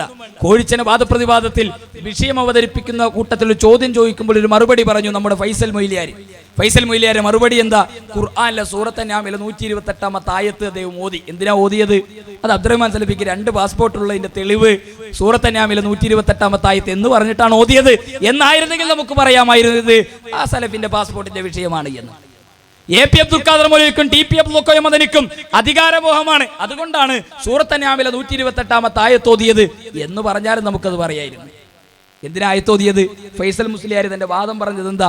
മനുഷ്യനെ സംബന്ധിച്ച് അദൃശ്യവും അഭൗതികവുമായ ജിന്നിനോട് മനുഷ്യൻ നടത്തുന്ന സഹായാർത്ഥനകളിൽ ശിർക്കല്ലാത്ത സഹായാർത്ഥനയുണ്ട്, അതിനായത്ത് ഉദ്ധരിച്ചത്. പക്ഷേ ആ ആയത്ത് അതിനുശേഷം കേരളക്കരയിൽ കടന്നു വന്ന ഈ വിസ്ഡം വിഭാഗത്തിന്റെ പണ്ഡിതന്മാർക്ക് ആർക്കെങ്കിലും കേരളത്തിൽ പിന്നീട് ഉദ്ധരിക്കാൻ കഴിഞ്ഞിട്ടുണ്ടോ? ഒരാൾക്ക് ആയത്ത് ഉദ്ധരിക്കാൻ കഴിഞ്ഞിട്ടുണ്ടോ? ഇവിടെ ചോദിക്കും പലരും മുജാഹിദ് പ്രസ്ഥാനത്തിന്റെ നിലപാടെന്താ? ഇപ്പോ ഹുസൈൻ അലവി മംഗലാപുരത്ത് നിന്ന് വലിയൊരു ചോദ്യം ചോദിച്ചു. എന്താ ചോദിച്ചത്? അത് മുജാഹിദ് പ്രസ്ഥാനങ്ങൾ ഐക്യപ്പെടുന്നു, എന്താ അങ്ങോട്ടാണോ പോയത്, ഇങ്ങോട്ടാണോ വന്നത്? ലയിച്ചതാരാ, യോജിച്ചതാരാ? അങ്ങോട്ട് യോജിച്ചതാണോ, ഇങ്ങോട്ട് ലയിച്ചതാണോ? നിലപാടറിയണം. എല്ലാവർക്കും മുജാഹിദ് പ്രസ്ഥാനത്തിന്റെ നിലപാടറിയണം. ഞങ്ങൾക്ക് ഞങ്ങളുടെ നേതാക്കന്മാര് നിലപാടെന്താ കൃത്യമായിട്ട് ഞങ്ങൾക്ക് പറഞ്ഞു തന്നു. കടപ്പുറത്ത് വെച്ച് ഡോക്ടർ ഹുസൈൻ മറൂഖ് കേരള നുബത്തുൽ മുജാഹിദിന്റെ സംസ്ഥാന വൈസ് പ്രസിഡന്റ്, കേരള നുബത്തുൽ മുജാഹിദിന്റെ സംസ്ഥാന പ്രസിഡന്റ് ടി.പി. അബ്ദുൽ മദനിയും കൃത്യമായി കേരളത്തിലെ മുഴുവൻ മനുഷ്യരോടും വിളിച്ചു പറഞ്ഞു, വിശുദ്ധ ഖുർആനും തിരുസുന്നത്തും മനസ്സിലാക്കുന്നതിൽ സച്ചരിതരായ മുൻഗാമികൾ മനസ്സിലാക്കിയ രൂപത്തിൽ മനസ്സിലാക്കണമെന്ന മൻഹജുസ് സലഫിന്റെ അടിസ്ഥാനത്തിൽ കേരള ജംഇയ്യത്തുൽ ഉലമ പണ്ഡിത സഭയെടുത്ത തീരുമാനങ്ങളിലാണ് ഞങ്ങൾ ഐക്യപ്പെട്ടതും ഞങ്ങൾ യോജിച്ചതും. തീർന്നു, ഞങ്ങൾക്ക് എല്ലാ വിഷയങ്ങളിലും തീർന്നു. ഏതൊക്കെ വിഷയങ്ങളിൽ ഞങ്ങൾക്ക് അഭിപ്രായ വ്യത്യാസങ്ങളുണ്ടോ, കേരളത്തിലെ മുജാഹിദ് പ്രസ്ഥാനത്തിന്റെ നേതൃത്വം കേരളത്തിലെ മുസ്ലിം ഉമ്മത്തിനോട് വിളിച്ചു പറഞ്ഞു. മുൻഗാമികളായ സച്ചരിതരായ പൂർവ്വസൂരികളായ സ്വഹാബത്ത് പ്രവാചകന്റെ നാവിൽ നിന്ന് ആയത്തും ഹദീസും കേട്ടപ്പോ എങ്ങനെയാണോ ഇത് മനസ്സിലാക്കിയത്, ആ മനസ്സിലാക്കിയ നിലപാടുകളിലാണ് ഞങ്ങൾ യോജിച്ചത്. ഞങ്ങൾക്ക് അഭിപ്രായ വ്യത്യാസങ്ങൾ അവിടെ തീർന്നു. നീ നിലപാട് ചോദിക്കുന്ന ആളുകളുടെ ചോദ്യം എന്താ? ആ ചോദ്യം എന്തിനാ? ഞങ്ങൾക്കറിയാം, കൃത്യമായി ഞങ്ങൾക്കറിയാം. ആ ചോദ്യം എന്തിന്റെ ചോദ്യമാണ് എന്നും ആരുടെ ചോദ്യമാണ് എന്നും അതിന്റെ ഉദ്ദേശം എന്താണ് എന്നും ഞങ്ങൾക്കറിയാം. പണ്ട് കുട്ടനെയും മുട്ടനെയും തമ്മിലടിപ്പിച്ച കുറുക്കന്റെ ചോദ്യമാണ് അത് എന്ന് ഞങ്ങൾക്കറിയാം. ക്ഷീരമുള്ള ഒരകിടിൻ ചുവട്ടിലും ചോര തന്നെ കാണുന്ന കൊതുകിന്റെ ചോദ്യമാണ് എന്ന് ഞങ്ങൾക്കറിയാം. ഏത് സുഗന്ധപൂരിതമായ വസ്തുക്കളുമുള്ള ഒരു പ്രദേശങ്ങളിലേക്ക് വൃത്തികേടുകളുമായി കടന്നു വരുന്ന ഈച്ചയുടെ ചോദ്യമാണ് അത് എന്ന് ഞങ്ങൾക്കറിയാം. ആ ചോദ്യം ഏതാ? ഞങ്ങൾക്കറിയാം. ആ ചോദ്യം ചോദിക്കുന്നവരുടെ നിലപാടുകൾ എന്താണ് എന്ന് ഞങ്ങൾക്കറിയാം. സ്വന്തം നിലപാടുകൾ ഇന്നുവരെ ഒരു വിഷയത്തിലും പറയാൻ കഴിയാത്തവർ, ഒരു വിഷയത്തിലും നിലപാട് പറയാൻ കഴിയാത്തവർ ഇന്ന് മുജാഹിദ് മറ്റുള്ളവരുടെ നിലപാട് ചോദിച്ച് നടക്കുന്നത് കാണുമ്പോൾ സങ്കടവും സഹതാപവും തോന്നുന്നു അവരോട്. ഈ വിഷയത്തിൽ യാ ഇബാദല്ലാഹ് എന്ന ദുർബലമായ റിപ്പോർട്ട്, ദുർബലമായ ഹദീസ് മുജാഹിദ് സംസ്ഥാന സമ്മേളനം കോഴിക്കോട് അഴിഞ്ഞിലം നഗരിയിൽ നടക്കുന്നതിന്റെ തൊട്ട് മുമ്പ് വരെ കേരളത്തിന്റെ വ്യത്യസ്തങ്ങളായ പ്രദേശങ്ങളിൽ ലാ ഇലാഹ ഇല്ലല്ലാഹ്ക്ക് വേണ്ടി പ്രസംഗിക്കാൻ മുജാഹിദ് സ്റ്റേജുകളിൽ പ്രഭാഷണങ്ങൾക്ക് കടന്നു വന്ന പണ്ഡിതന്മാർ ദുർബലമായ റിപ്പോർട്ടും കെട്ടിയുണ്ടാക്കപ്പെട്ടത് എന്നും ഇസ്ലാമിൽ ഒരു പ്രമാണവുമില്ല എന്നും വാദിക്കുകയും പറയുകയും പ്രഖ്യാപിക്കുകയും ചെയ്ത ദുർബലമായ റിപ്പോർട്ട്, പുരോഹിതന്മാരുടെ കൈകളിൽ ദുർവ്യാഖ്യാനം ചെയ്യപ്പെടുന്ന റിപ്പോർട്ടുകൾ, അത് ദുർബലമാണ് എന്ന് വലിച്ചെറിഞ്ഞിട്ട്, അത് പാടില്ല എന്ന് പറഞ്ഞിട്ട് സമ്മേളനകരി വന്നിട്ട് പറഞ്ഞേ നമുക്കതൊന്ന് ചർച്ച ചെയ്യണം എന്ന ഐക്യത്തിന്റെ സുന്ദരമായ പുതിയ ആശയങ്ങളുമായി കടന്നുവെന്ന് വാദിക്കുന്ന പ്രഭാഷകന്മാരെ നമുക്ക് കാണാൻ കഴിയും. ആ ഐക്യത്തിന്റെ ആളുകൾക്ക് ഇന്ന് നിലപാട് എവിടെ? ഇന്ന് മുജാഹിദ് പ്രസ്ഥാനത്തുണ്ട് അവർ നിലപാട് ചോദിക്കുന്നു. അവരുടെ നിലപാട് ഈ വിഷയത്തിൽ ഇന്ന് വരെ ഒന്ന് പറയാൻ തയ്യാറായിട്ടുണ്ടോ? ജിന്നിനോട് സഹായ അഭ്യർത്ഥന നടത്തുന്ന വിഷയത്തിൽ മനുഷ്യനെ സംബന്ധിച്ച് അദൃശ്യവും അഭൗതികവുമായ ജിന്നിനോട് മനുഷ്യൻ നടത്തുന്ന സഹായാർത്ഥനകളിൽ ശിർക്കല്ലാത്ത സഹായതേട്ടമുണ്ട് എന്ന ഫൈസൽ മുസ്ലിയാരുടെയും ജബ്ബാർ മൗലവിയുടെയും സക്കരിയ സ്വലാഹിയുടെയും അതുപോലെ തന്നെ വിസ്ഡം മൗലവിമാരുടെ വാദം അത് ശരിയാണ് എന്നും ഞാൻ ആ വിശ്വാസത്തിന്റെ കൂടെയാണ് എന്നും ഒരിക്കലെങ്കിലും പ്രഖ്യാപിക്കാൻ ഈ ആളുകൾക്ക് കഴിഞ്ഞിട്ടുണ്ടോ? ഹുസൈൻ സലഫിക്ക് കഴിഞ്ഞിട്ടുണ്ടോ? ഒരിക്കലെങ്കിലും അദ്ദേഹത്തിന്റെ നാവിലൂടെ ഈ വിഷയം ഒന്ന് പറയാൻ? എപ്പോഴും നമ്മുടെ ജൗഹർ എനിക്കൊടക്ക് എപ്പോഴും പറയാറുള്ളൊരു തമാശയാണ്. എന്താ തമാശ? ഷാർജയിൽ നിന്ന് ഒരാൾ വിമാനത്തിൽ കയറിയപ്പോൾ മൂപ്പര് തുമ്മി. അയാൾ കരിപ്പൂർ എയർപോർട്ടിൽ വിമാനം ഇറങ്ങി വീട്ടിൽ എത്തണതിന് മുമ്പ് മൂപ്പര് വീട്ടിൽ CD എത്തി, തുമ്മുന്നവരുടെ ശ്രദ്ധയ്ക്ക്. അത്രയും സ്പീഡിൽ ഓരോ വിഷയങ്ങളും കൈകാര്യം ചെയ്യുന്ന പ്രഭാഷണ വേദികളിലെ മൗലവിമാരെ സലഫി സാഹിബ് നിങ്ങൾക്ക് പറയാൻ കഴിയുമോ ഈ ഫൈസൽ മുസ്ലിയാരുടെ വാദമാണ് എന്റെ വാദമെന്ന് പറയാൻ, എന്റെ വിശ്വാസം എന്ന് പറയാൻ? കോഴിച്ചനയിൽ അദ്ദേഹം ഉദ്ധരിച്ച കാന്തപുരം അബൂബക്കർ മുസ്ലിയാർ കൊട്ടപ്പുറത്ത് വിശുദ്ധ ഖുർആനിലെ ആയത്ത് ഉദ്ധരിച്ചതിന് ശേഷം കേരളത്തിന്റെ തെരുവിൽ തൗഹീദിന് വേണ്ടി വാദിച്ച മുജാഹിദ് പ്രസ്ഥാനത്തിന്റെ പണ്ഡിതന്മാർക്ക് മുന്നിൽ ശിർക്കിന്റെ ആയത്ത് ഉദ്ധരിച്ച് രണ്ടാം കാന്തപുരമെന്ന് കേരള ജനത നീട്ടിപ്പാടിയ ഫൈസൽ മുസ്ലിയാർ അദ്ദേഹം ഊതിയ ആയത്ത് ശിർക്കല്ലാത്ത സഹായതേട്ടത്തിന് ഉദാഹരണമാണ് എന്ന് ഒരിക്കലെങ്കിലും പറയാൻ, നിലപാട് പറയാൻ കഴിഞ്ഞിട്ടുണ്ടോ? എന്നിട്ടാണ് മുജാഹിദ് പ്രസ്ഥാനത്തോട് നിലപാട് ചോദിക്കുന്നത്. ഇവിടെ തലനിറച്ച കാരണവന്മാരുണ്ട്, ഒരുപാട് കാരണവന്മാരുണ്ട്. നാരിയത്ത് സ്വലാത്ത് അടക്കമുള്ള 100 കണക്കിന് സ്വലാത്തുകൾ, ആ സ്വലാത്തുകൾ കേരളത്തിന്റെ മണ്ണിലേക്ക് ഇറക്കുമതി ചെയ്ത് അത് പാടരുതെന്ന് മുജാഹിദുകൾ പറഞ്ഞു. മുജാഹിദ് പ്രസ്ഥാനത്തിന് നാരിയത്ത് സ്വലാത്തിന്റെ വിഷയത്തിൽ എന്തെങ്കിലും അഭിപ്രായ വ്യത്യാസമുണ്ടോ? ഇന്ന് വരെ ഉണ്ടായിട്ടുണ്ടോ? ഇല്ല. നാരിയത്ത് സ്വലാത്ത് ശിർക്കാണെന്ന് പറഞ്ഞതിന്റെ പേരിൽ നാട്ടിൽ നാട്ടിയോടിക്കപ്പെട്ടവരില്ലേ? കല്ലേറുകൊണ്ടവരില്ലേ? ആട്ടി ഇറക്കപ്പെട്ടവരില്ലേ? 6 അടി മണ്ണ് നിഷേധിക്കപ്പെട്ടവരില്ലേ? എത്ര ആളുകൾ? ആ 100 കണക്കിന് കാരണവന്മാര് മരിച്ചു തീരുന്നതിന് മുമ്പ് ഇവിടെ ജബ്ബാർ മൗലവി, തുറക്കൽ ജബ്ബാർ മൗലവി എഴുന്നേറ്റ് നിന്നിട്ട് പറഞ്ഞത് നാരിയത്ത് സ്വലാത്ത് ശിർക്കാണെന്ന് പറയുന്നവനോട് ഞാൻ വാദപ്രതിവാദം നടത്താൻ തയ്യാറാണ്. നാരിയത്ത് സ്വലാത്ത് ശിർക്കാണെന്ന് പറയുന്നവനോട് ഞാൻ വാദപ്രതിവാദം നടത്താൻ തയ്യാറാണ്. ഇന്നുവരെ നാരിയത്ത് സ്വലാത്തിന്റെ തർക്ക വിഷയത്തിൽ ഒരു നിലപാട് ജബ്ബാർ മൗലവിയോട് പറയാൻ, ജബ്ബാർ മൗലവി ഇരിക്കുന്ന സ്റ്റേജിൽ നാരിയത്ത് സ്വലാത്ത് ശിർക്കാണെന്ന് പറയാൻ ഇന്നുവരെ വിസ്ഡം വിഭാഗത്തിൽ ഏതെങ്കിലും ഒരു മൗലവിമാർക്ക് കഴിഞ്ഞിട്ടുണ്ടോ? ഇല്ല. എന്താ കാര്യം? പറയാൻ കഴിയില്ല. ആശയപരമായി അടിത്തറയില്ലാത്ത, തൗഹീദിന്റെ കരുത്തില്ലാത്ത ഒരു ജനസമൂഹമായിട്ട് അവർ മാറി. മാത്രല്ല ഫൈസൽ മുസ്ലിയാരെ നന്നാക്കാൻ ചെന്നിട്ട് പറഞ്ഞ എന്താ? AP അബ്ദുൽ ഖാദർ മൗലവി വല്ലാത്ത സങ്കടം തോന്നിയ രംഗ. മൗലവി മരിച്ചു പോയിട്ടില്ല. AP അബ്ദുൽ ഖാദർ മൗലവി പത്തപ്പിരിയത്ത് തന്റെ വീട്ടിൽ രോഗിയായി നിൽക്കുന്ന കാലത്ത് പത്തപ്പിരിയത്ത് സ്റ്റേജ് കെട്ടി ഈ മുസ്ലിയാർ പ്രസംഗിച്ച നാരിയത്ത് സ്വലാത്ത് അത് ശിർക്ക്, എങ്ങനെ അതിന്റെ വരികളിൽ ശിർക്കുണ്ടെന്ന് പറയാൻ കഴിയില്ല എന്ന് പ്രസംഗിച്ച ആരാ? നാരിയത്ത് സ്വലാത്ത് ശിർക്കാണെന്ന് കേരളം മുഴുവൻ സ്റ്റേജ് കെട്ടി നാരിയത്ത് സ്വലാത്ത് ശിർക്കാണെന്ന് പഠിപ്പിച്ച മൗലവിമാരുടെ വീടിന്റെ മുറ്റത്ത് ചെന്ന് നാരിയത്ത് സ്വലാത്ത് ശിർക്കല്ലെന്ന് പറഞ്ഞവരോടൊപ്പം ഞങ്ങൾ നിൽക്കണമെന്ന് പറഞ്ഞാൽ എങ്ങനെ ഞങ്ങൾക്ക് അതിൽ നിൽക്കാൻ കഴിയും? അവരെങ്ങനെ മുജാഹിദാണ് എന്ന് പറയാൻ കഴിയും? അവര് മുജാഹിദ് പ്രസ്ഥാനവും തമ്മിൽ എന്ത് ബന്ധമെന്ന് നമുക്ക് പറയാൻ കഴിയും? ഈ നാരിയത്ത് സ്വലാത്ത് ശിർക്കാണ് എന്ന് ഈ മുസ്ലിയാർക്ക് ആരെങ്കിലും പഠിപ്പിച്ചു കൊടുത്ത് ഇന്ന് പഠിപ്പിച്ചു കൊടുത്തിട്ട് വേണോ? നാരിയത്ത് സ്വലാത്ത് ശിർക്കാണോ ശിർക്കല്ലേ ഒരു തർക്കമുണ്ടാക്കേണ്ട ആവശ്യമുണ്ടോ കേരളത്തിൽ? എന്റെ കയ്യിൽ ഇത് സൗദി അറേബ്യയിൽ ഹജ്ജിന് പോകുന്ന ആളുകൾക്ക് മുഴുവൻ സൗജന്യമായി കിട്ടുന്ന പുസ്തകമാണ്. പരിശുദ്ധ ഹറമിന്റെ മുറ്റത്ത് നിന്ന് സൗജന്യമായി വിതരണം ചെയ്യുന്ന ഒരു പുസ്തകമാണ് അള്ളാഹുവിനെ ഏകനാക്കുക എന്ന പുസ്തകം. ഈ പുസ്തകം ഇന്ന് വിസ്ഡം വിഭാഗത്തിൽ പ്രവർത്തിക്കുന്ന സുലൈമാൻ നദ്വി എന്ന് പറയുന്ന ഒരു കൊല്ലം ജില്ലക്കാരനായ പണ്ഡിതനാണ്. ഈ പുസ്തകം പരിശോധിച്ചത് മദീനയിൽ അഷ്റഫ് മൗലവിയ. ഈ പുസ്തകത്തിൽ നിങ്ങൾക്ക് കാണാം നാരിയത്ത് സ്വലാത്ത്, അള്ളാഹുവിന് മാത്രമായ റബ്ബ് എന്ന റുബൂബിയത്തിന്റെ ഗണത്തിൽ മുഹമ്മദ് നബി സല്ലല്ലാഹു അലൈഹി വസല്ലമയെ പങ്കു ചേർത്തുകൊണ്ടുള്ള വ്യതിയാനം സ്വലാത്തിന്റെ രൂപത്തിലാണ്. അത് നാരിയത്ത് സ്വലാത്തിന്റെ രൂപത്തിൽ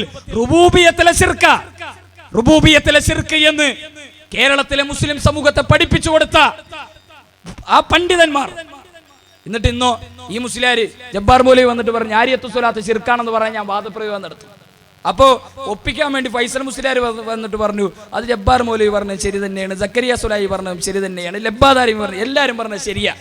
ഇവരെല്ലാം കൂടിയാണ്ട് ശരിയാക്കി. എന്നാ ഹുസൈൻ സലഫിയുടെ നിലപാട് പറ. ജബ്ബാർ മൗലവി പറഞ്ഞ ശിർക്കില്ല എന്ന വാദമാണോ ശരി? അതോ മുജാഹിദ് പ്രസ്ഥാനത്തിന്റെ പണ്ഡിതന്മാരുടെ കൂടെ അല്പകാലം ജീവിക്കാനുള്ള സൗഭാഗ്യം കിട്ടിയത് കൊണ്ട് അത് ശിർക്കാണെന്ന് പറഞ്ഞ പറപ്പൂരിന്റെ വാദമാണോ ശരി? ഒന്ന് പറയട്ടെ. കുഞ്ഞോമോറപ്പുരെ ശിർക്കാണെന്ന് പറഞ്ഞ വാദക്കാരൻ എന്താ കാര്യം? കുറച്ചൊക്കെ പ്രായം കേപ്പിന്റെ കൂടെയും അതുപോലെ തന്നെ ഈ പ്രസ്ഥാനത്തിലെ പണ്ഡിതന്മാരുടെ കൂടെ കൽപ്പകാലം ഉറങ്ങാനുള്ള സൗഭാഗ്യം കിട്ടിയത് കൊണ്ട് അദ്ദേഹത്തിന് ഈ മൊയ്ലിയാരുടെ ഈ വിശ്വാസമൊന്നും അദ്ദേഹത്തിന്റെ തലച്ചോറിലേക്ക് അടിച്ചു കെട്ടാൻ കഴിഞ്ഞിട്ടില്ല. അതുകൊണ്ടാ ഇവർ ഈ നാട് മുഴുവൻ കണ്ണേറും അതുപോലെ സിഹിറും നാട് മുഴുവൻ പറഞ്ഞു നടക്കുന്നു. കുഞ്ഞോമത് പറപ്പൂരിനെ കൊണ്ട് ഇതിന്റെ നിലപാട് പറയിക്കാൻ കഴിയോ? കരിവള്ളി മുഹമ്മദ് മൗലവിയെ കൊണ്ട് നിലപാട് പറയിക്കാൻ കഴിയോ? നിങ്ങളുടെ കൂട്ടത്തിലെ അബ്ദുള്ള സുല്ലമി, ഉസ്മാൻ മദനി അടക്കമുള്ള വിസ്റ്റം വിഭാഗത്തിന്റെ സംസ്ഥാന നേതാക്കന്മാരെ കൊണ്ട് ഈ വിഷയങ്ങളിൽ നിങ്ങൾക്ക് നിലപാട് പറയിപ്പിക്കാൻ കഴിയോ? മുജാഹിദ് പ്രസ്ഥാനത്തിന് കേരള ജംഇയ്യത്തുലമ എടുത്ത നിലപാട് നിങ്ങളൊക്കെ ഉള്ള കാലത്ത് തന്നെ എന്താണ് എന്ന് നിങ്ങൾക്കറിയാവുന്നതാണല്ലോ. എന്നിട്ട് ഇന്ന് എന്തിനാണ് ജംഇയ്യത്തുലമക്ക് നിലപാടുകളില്ല, മുജാഹിദ് പ്രസ്ഥാനത്തിന് ഇതിലും നിലപാടുകളില്ല എന്ന് പറഞ്ഞു നടക്കേണ്ട ആവശ്യം? വളരെ കൃത്യമാണ് ഇസ്ലാഹി പ്രസ്ഥാനത്തിൽ എല്ലാ വിഷയങ്ങളിലും നിലപാട്. എന്നാൽ ഈ നിലപാട് ചോദിക്കുന്ന ആളുകൾ ഏതെങ്കിലും ഒരു വിഷയത്തിൽ നിലപാട് പറ. ജിന്നിനോടുള്ള സഹായതട്ടത്തിന്റെ വിഷയത്തിൽ നിലപാട് പറ. നാരിയത്തു സ്വലാത്തിന്റെ വിഷയത്തിൽ നിലപാട് പറ. എന്തിനാ ഈ വാദഗതികൾ ഇവർ കേരളത്തിന്റെ മണ്ണിൽ കൊണ്ടുവന്നത്? ഞാൻ നേരത്തെ എന്റെ സംസാരത്തിന് ആമുഖത്തിൽ സൂചിപ്പിച്ചു. കരിനാഗപ്പള്ളിയിലെ ഹസീന എന്ന് പറയുന്ന പെൺകുട്ടിയുടെ ദാരുണമായ മരണത്തെ സംബന്ധിച്ച് അത്തരം ആയിരക്കണക്കിന് ഉമ്മമാരുടെ കണ്ണുനീർ തുള്ളികളിലാണ് മുജാഹിദ് പ്രസ്ഥാനം പടുത്തുയർത്തപ്പെട്ടത്. ഏർവാടിയുടെയും നാഗൂരിന്റെയും മുത്തുപേട്ടയിലെയും ആ പള്ളി പരിസരങ്ങളിൽ ചങ്ങലകളിൽ ബന്ധിക്കപ്പെട്ട് ജിന്നുകൾ കൂടിയതിന്റെ പേരിൽ ചങ്ങലകളിൽ ബന്ധിക്കപ്പെട്ട് മൃഗീയമായി പീഡിപ്പിക്കപ്പെട്ടും മരണപ്പെട്ടു പോയ നൂറുകണക്കിന് സഹോദരിമാരുടെ ആ ജീവിതം ആ ചരിത്രങ്ങളിൽ നിന്നാണ് മുജാഹിദ് പ്രസ്ഥാനം പടുത്തുയർത്തപ്പെട്ടത്. അന്ധവിശ്വാസങ്ങൾ കണ്ട് സഹിക്കവയ്യാതെ കേരള തങ്ങളുടെ മനസ്സുകളിലെ വിശ്വാസ ജീർണതകളെ ഈ കേരള ജനത വലിച്ചെറിഞ്ഞിട്ടാണ് അവർ മുജാഹിദുകളായത്. എന്നിട്ടിപ്പോ വിസ്ഡം ഗ്രൂപ്പിലെ വലിയ പ്രമുഖ മൗലവിമാരുടെ ഒക്കെ പ്രസംഗം എന്താ? കേരളത്തിലെ മുജാഹിദ് പള്ളികളുടെ ചെരുവുകളിലെല്ലാം ജിന്ന് ചികിത്സയുടെ കേന്ദ്രങ്ങൾ ഉണ്ടാക്കലാണ് ഞങ്ങളുടെ ലക്ഷ്യങ്ങളിൽ ഒന്ന്. ഒന്നെന്താ? കേരളത്തിലെ മുജാഹിദ് പള്ളികളുടെ ചെരുവുകളിലെല്ലാം ജിന്ന് ചികിത്സയുടെ കേന്ദ്രങ്ങൾ ഉണ്ടാക്കണമെന്ന്. ഇത് വാദിക്കുന്നവരോടൊപ്പം നിൽക്കാൻ മുജാഹിദുകൾക്ക് കഴിയുമോ? ഇത് വാദിക്കുന്നവരെ എങ്ങനെ മുജാഹിദുകളാകും? ഈ വാദം പറയുന്നവരെങ്ങനെ സലഫികളാകും? അപ്പൊ ആളുകൾ ചോദിക്കും, അതൊക്കെ ഇപ്പൊ അങ്ങനെ കാര്യങ്ങളും പറയോ? അങ്ങനെയൊക്കെ ആർക്കെങ്കിലും വാദമുണ്ടോ? ഇത് നിങ്ങൾക്കറിയോ? ഇത് സക്കരിയ സുലായി മഞ്ചേരി VP ഹാളിൽ കേരളത്തിൽ മുജാഹിദ് പ്രസ്ഥാനത്തിനെതിരെ ആദ്യമായിട്ട് പ്രസംഗിക്കാൻ വന്ന ദിവസം വ്യാപകമായി വിതരണം ചെയ്യപ്പെട്ട പുസ്തകം. വിസ്റ്റം വിഭാഗത്തിന്റെ വീടുകളിലെ പഴയ ആ പേപ്പർ കട്ടിംഗ് ഒക്കെ തപ്പി നോക്കിയ ഈ പുസ്തകം ഇപ്പോഴും കിട്ടും. എന്താ പുസ്തകത്തിൽ പറയുന്നത്? ഹാജറുള്ള ജിന്നിനോട് ഭൗതിക കാര്യങ്ങളിൽ സഹായം ചോദിച്ചാൽ അത് ശിർക്കല്ല, അത് ശിർക്കാകുമെന്ന് ലോകത്തൊരൊറ്റ സലഫി പണ്ഡിതനും പറഞ്ഞിട്ടില്ല. ആർക്കാ ഈ വാദം ഇനിയും ചോദിച്ചു നടക്കുന്ന ആളുകൾ? ഈ വിശ്വാസം പേരെയാണോ നമ്മൾ കടന്നു പോകേണ്ടത്? ഈ വാദഗതികളുമായിട്ടാണോ നമ്മുടെ ജീവിതം നമ്മൾ മരിച്ചു പോകേണ്ടത്? ഈ വിശ്വാസമാണോ ഇസ്ലാഹി പ്രസ്ഥാനത്തിന്റെ നിലപാടായി നമ്മൾ ഉൾക്കൊള്ളേണ്ടത് എന്ന് മാത്രമല്ല, നിങ്ങൾക്കറിയുമോ, ഇവിടെ ഞാനൊക്കെ ജനിച്ചത് എനിക്കൊക്കെ ചെറിയ പ്രായം, വളരെ ചെറിയ പ്രായത്തിലുള്ള ആളുകളാണ്. ഞാനൊക്കെ 1980 ഇറങ്ങിയ അൽമനാറാണ്. 1980 ഞാനൊക്കെ ജനിക്കുന്നതിന് 4 വർഷങ്ങൾക്ക് മുമ്പ്, 4-4.5 വർഷങ്ങൾക്ക് മുമ്പ് കേരളത്തിൽ ഇറങ്ങിയ അൽമനാർ. ഈ അൽമനാറിലൊരു ലേഖനമുണ്ട്, മൂസാഡിന്റെ മാംസം എന്ന് പറഞ്ഞിട്ടൊരു ലേഖനം. ഈ ലേഖനം എഴുതിയത് സുഹൈർ ചുങ്കത്തറ എന്ന് പറയുന്ന ഇന്ന് വിസ്റ്റം വിഭാഗത്തിലൊരു മൗലവിയാണ്. അദ്ദേഹം എഴുതിയ ആ വാചകങ്ങൾ എന്താ അറിയോ? ഇവർ പറയും ഞങ്ങളെ മുശ്രിക്കാക്കെ. എന്താ ഈ വാചകം എന്നറിയോ? ഈച്ചയെ അർത്ഥവും മുശ്രിക്കാകുമെങ്കിൽ ജിന്നുകളെയും മലക്കുകളെയും വിളിച്ച് സഹായം തേടുന്നവൻ എങ്ങനെ മുശ്രിക്കല്ലാതാകും? എന്താ വാചകം? ഈച്ചയെ അർത്ഥവൻ മുശ്രിക്കാകുമെങ്കിൽ ജിന്നുകളെയും മലക്കുകളെയും വിളിച്ച് സഹായം തേടുന്നവൻ എങ്ങനെ മുശ്രിക്കല്ലാതാവും? അത് മൗലവി, അത് അഭൗതിക കാര്യങ്ങളിൽ സഹായം തേടിയാൽ ശിർക്കാണ് എന്ന് ഞങ്ങൾക്കും വാദമുണ്ട്. ഭൗതിക കാര്യങ്ങളിലാണ് ഞങ്ങൾക്ക് ശിർക്കല്ല എന്ന വാദമുള്ളത്. സുഹൈർ മൗലവിന്റെ അടുത്ത വാചകം എന്താ? അഭൗതിക കാര്യമൊന്നുമല്ല, തന്റെ ധനം സൂക്ഷിക്കാൻ. നമ്മളിപ്പോ അപ്പുറത്തെ വീട്ടിൽ ഒരാളെ ഉണ്ട്, ഒരു 10,000 രൂപ ഉണ്ട്, ഒന്ന് സൂക്ഷിച്ചോളേ എന്ന് പറഞ്ഞു കൊടുക്കണത് പോലെ ജിന്നെ ഈ 10,000 രൂപ ഒന്ന് സൂക്ഷിക്കണേ, ഇത് അഭൗതിക കാര്യ. തന്റെ കൃഷി സംരക്ഷിക്കാൻ, കൃഷി സൂക്ഷിക്കാൻ, കാലികളെയും കൃഷിയും സുരക്ഷിതമാവാൻ. നമ്മളെല്ലാം പൂളകൃഷിയൊക്കെ ഉണ്ടാക്കി അവിടെ അതിങ്ങനെ തുരണ്ട് തിന്നാൻ വരുന്ന പെരിച്ചാഴിഞ്ഞ പെരിച്ചാഴികളൊക്കെ നമ്മൾ മാറ്റാൻ വേണ്ടി അവിടെ ഓരോ സംവിധാനങ്ങൾ ചെയ്യും. അതുപോലെ അവിടെയുള്ള ജിന്നെ എൻ്റെ ഈ കൃഷിയൊക്കെ നോക്കിക്കൊള്ളേ, ഒരു ഭൗതികകാര്യം അല്ലെങ്കിൽ കൂലിക്ക് ആളെ വിളിച്ചിട്ട് കൃഷിയെ നോക്കാൻ നിർത്തുന്നത് പോലെ പിന്നെ ഈ കൃഷിയൊക്കെ ഒന്ന് നോക്കിക്കൊള്ളേ, ഇവിടെ ഉള്ള ജിന്ന് എന്ന് പറഞ്ഞാലും മതി. അവരെങ്ങനെ മുശ്രിക്കാവും, മുശ്രിക്കല്ലാതാവും? എന്നിട്ടോ ഈച്ചയെ അറുക്കുന്നവരെക്കാളും മുശ്രിക്കാകാൻ ഏറ്റവും യോഗ്യർ, നരകത്തിൽ സുഖിക്കാൻ ഏറ്റവും അർഹർ ഇവരല്ലേ? ഈ വാചകം ഇത്ര കട്ടിയിൽ നമ്മൾ ആരോടെങ്കിലും പറഞ്ഞോ? ഇത് മുജാഹിദ് പ്രസ്ഥാനത്തിന്റെ നിലപാടാ. എന്നിട്ട് സുഹൈർ ചുങ്കത്തറയുടെ നിലപാട് ഇന്നെന്താ? ഞാൻ ഓർക്കുന്നത് അത്ഭുത. കോഴിക്കോട് CD ടവറിൽ ദായിമാർ യോഗം നടക്കുമ്പോൾ ജബ്ബാർ മൗലവി ഇസ്ലാം മാസികയിൽ എഴുതിയ രാത്രിയുടെ ഇരുളിൽ എന്ന ലേഖനം വായിച്ചിട്ട് കായക്കുടി ഹനീഫ് മൗലവി ചോദിച്ചു, സുഹൈർ ചുങ്കത്തറ തൊട്ട് മുന്നിൽ നേരെ ഒന്നാമത്തെ വരിയിൽ സുഹൈർ ചുങ്കത്തറന്റെ തൊട്ടടുത്ത് അദ്ദേഹത്തിന്റെ ഷോൾഡറോട് ചേർന്നിട്ട് എൻ്റെ ഷോൾഡറുള്ള, ഞങ്ങൾ അത്ര അടുത്തിരിക്കുന്ന സമയത്ത് സുഹൈർ ചുങ്കത്തറ ചോദിച്ചു, സുഹൈർ മൗലവി ഇതിൽ നിങ്ങളുടെ നിലപാടെന്താ? സുഹൈർ മൗലവി എഴുന്നേറ്റ് നിന്നിട്ട് പറഞ്ഞു, ഹനീഫ്, അത് കേരളത്തിൽ ശിർക്കാണ് എന്ന് ആദ്യം പറഞ്ഞത് ഞാനല്ലേ എന്ന് 100 കണക്കിന് പണ്ഡിതന്മാരെ സാക്ഷ്യം നിർത്തി CD ടവറിൽ വെച്ച് പ്രഖ്യാപിച്ച സുഹൈർ മൗലവി പിന്നീട് പുറത്തിറങ്ങിയിട്ട് പറഞ്ഞെന്താ? അത് ശിർക്കാണ് എങ്കിൽ അഹമ്മദ് നബി മുശ്രിക്കായി പോവില്ലേ? ഇമാം നബി മുശ്രിക്കാവൂല്ലേ? മറിയം ബി മുശ്രിക്കാവൂല്ലേ? അവര് അത് ചെയ്ത 100 കണക്കിന് ഇമാമിങ്ങൾ മുശ്രിക്കാവൂല്ലേ? എന്തൊരു ചോദ്യ ഇത്! ഇതേ ചോദ്യമല്ലേ നാട്ടിലെ ഖുറാഫികളായ ആളുകൾ മുജാഹിദ് പ്രസ്ഥാനത്തോട് ഇന്ന് വരെ ചോദിച്ചത്?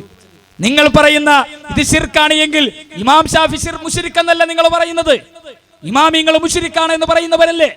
അയിമ്മത്തുൽ മുജ്തഹിദീങ്ങളായ ഇമാമിങ്ങളും മുശ്രിക്കുകൾ എന്ന് പറയുന്നവരല്ലേ എന്ന് നമ്മളോട് ചോദിച്ച ചോദ്യം ഇന്ന് മുജാഹിദ് പ്രസ്ഥാനത്തിന്റെ ഉള്ളിൽ ജീവിച്ച കുറച്ച് ആൾക്കാർ നമ്മളോട് ചോദിക്കുന്ന സാഹചര്യത്തിലേക്ക് എത്തി.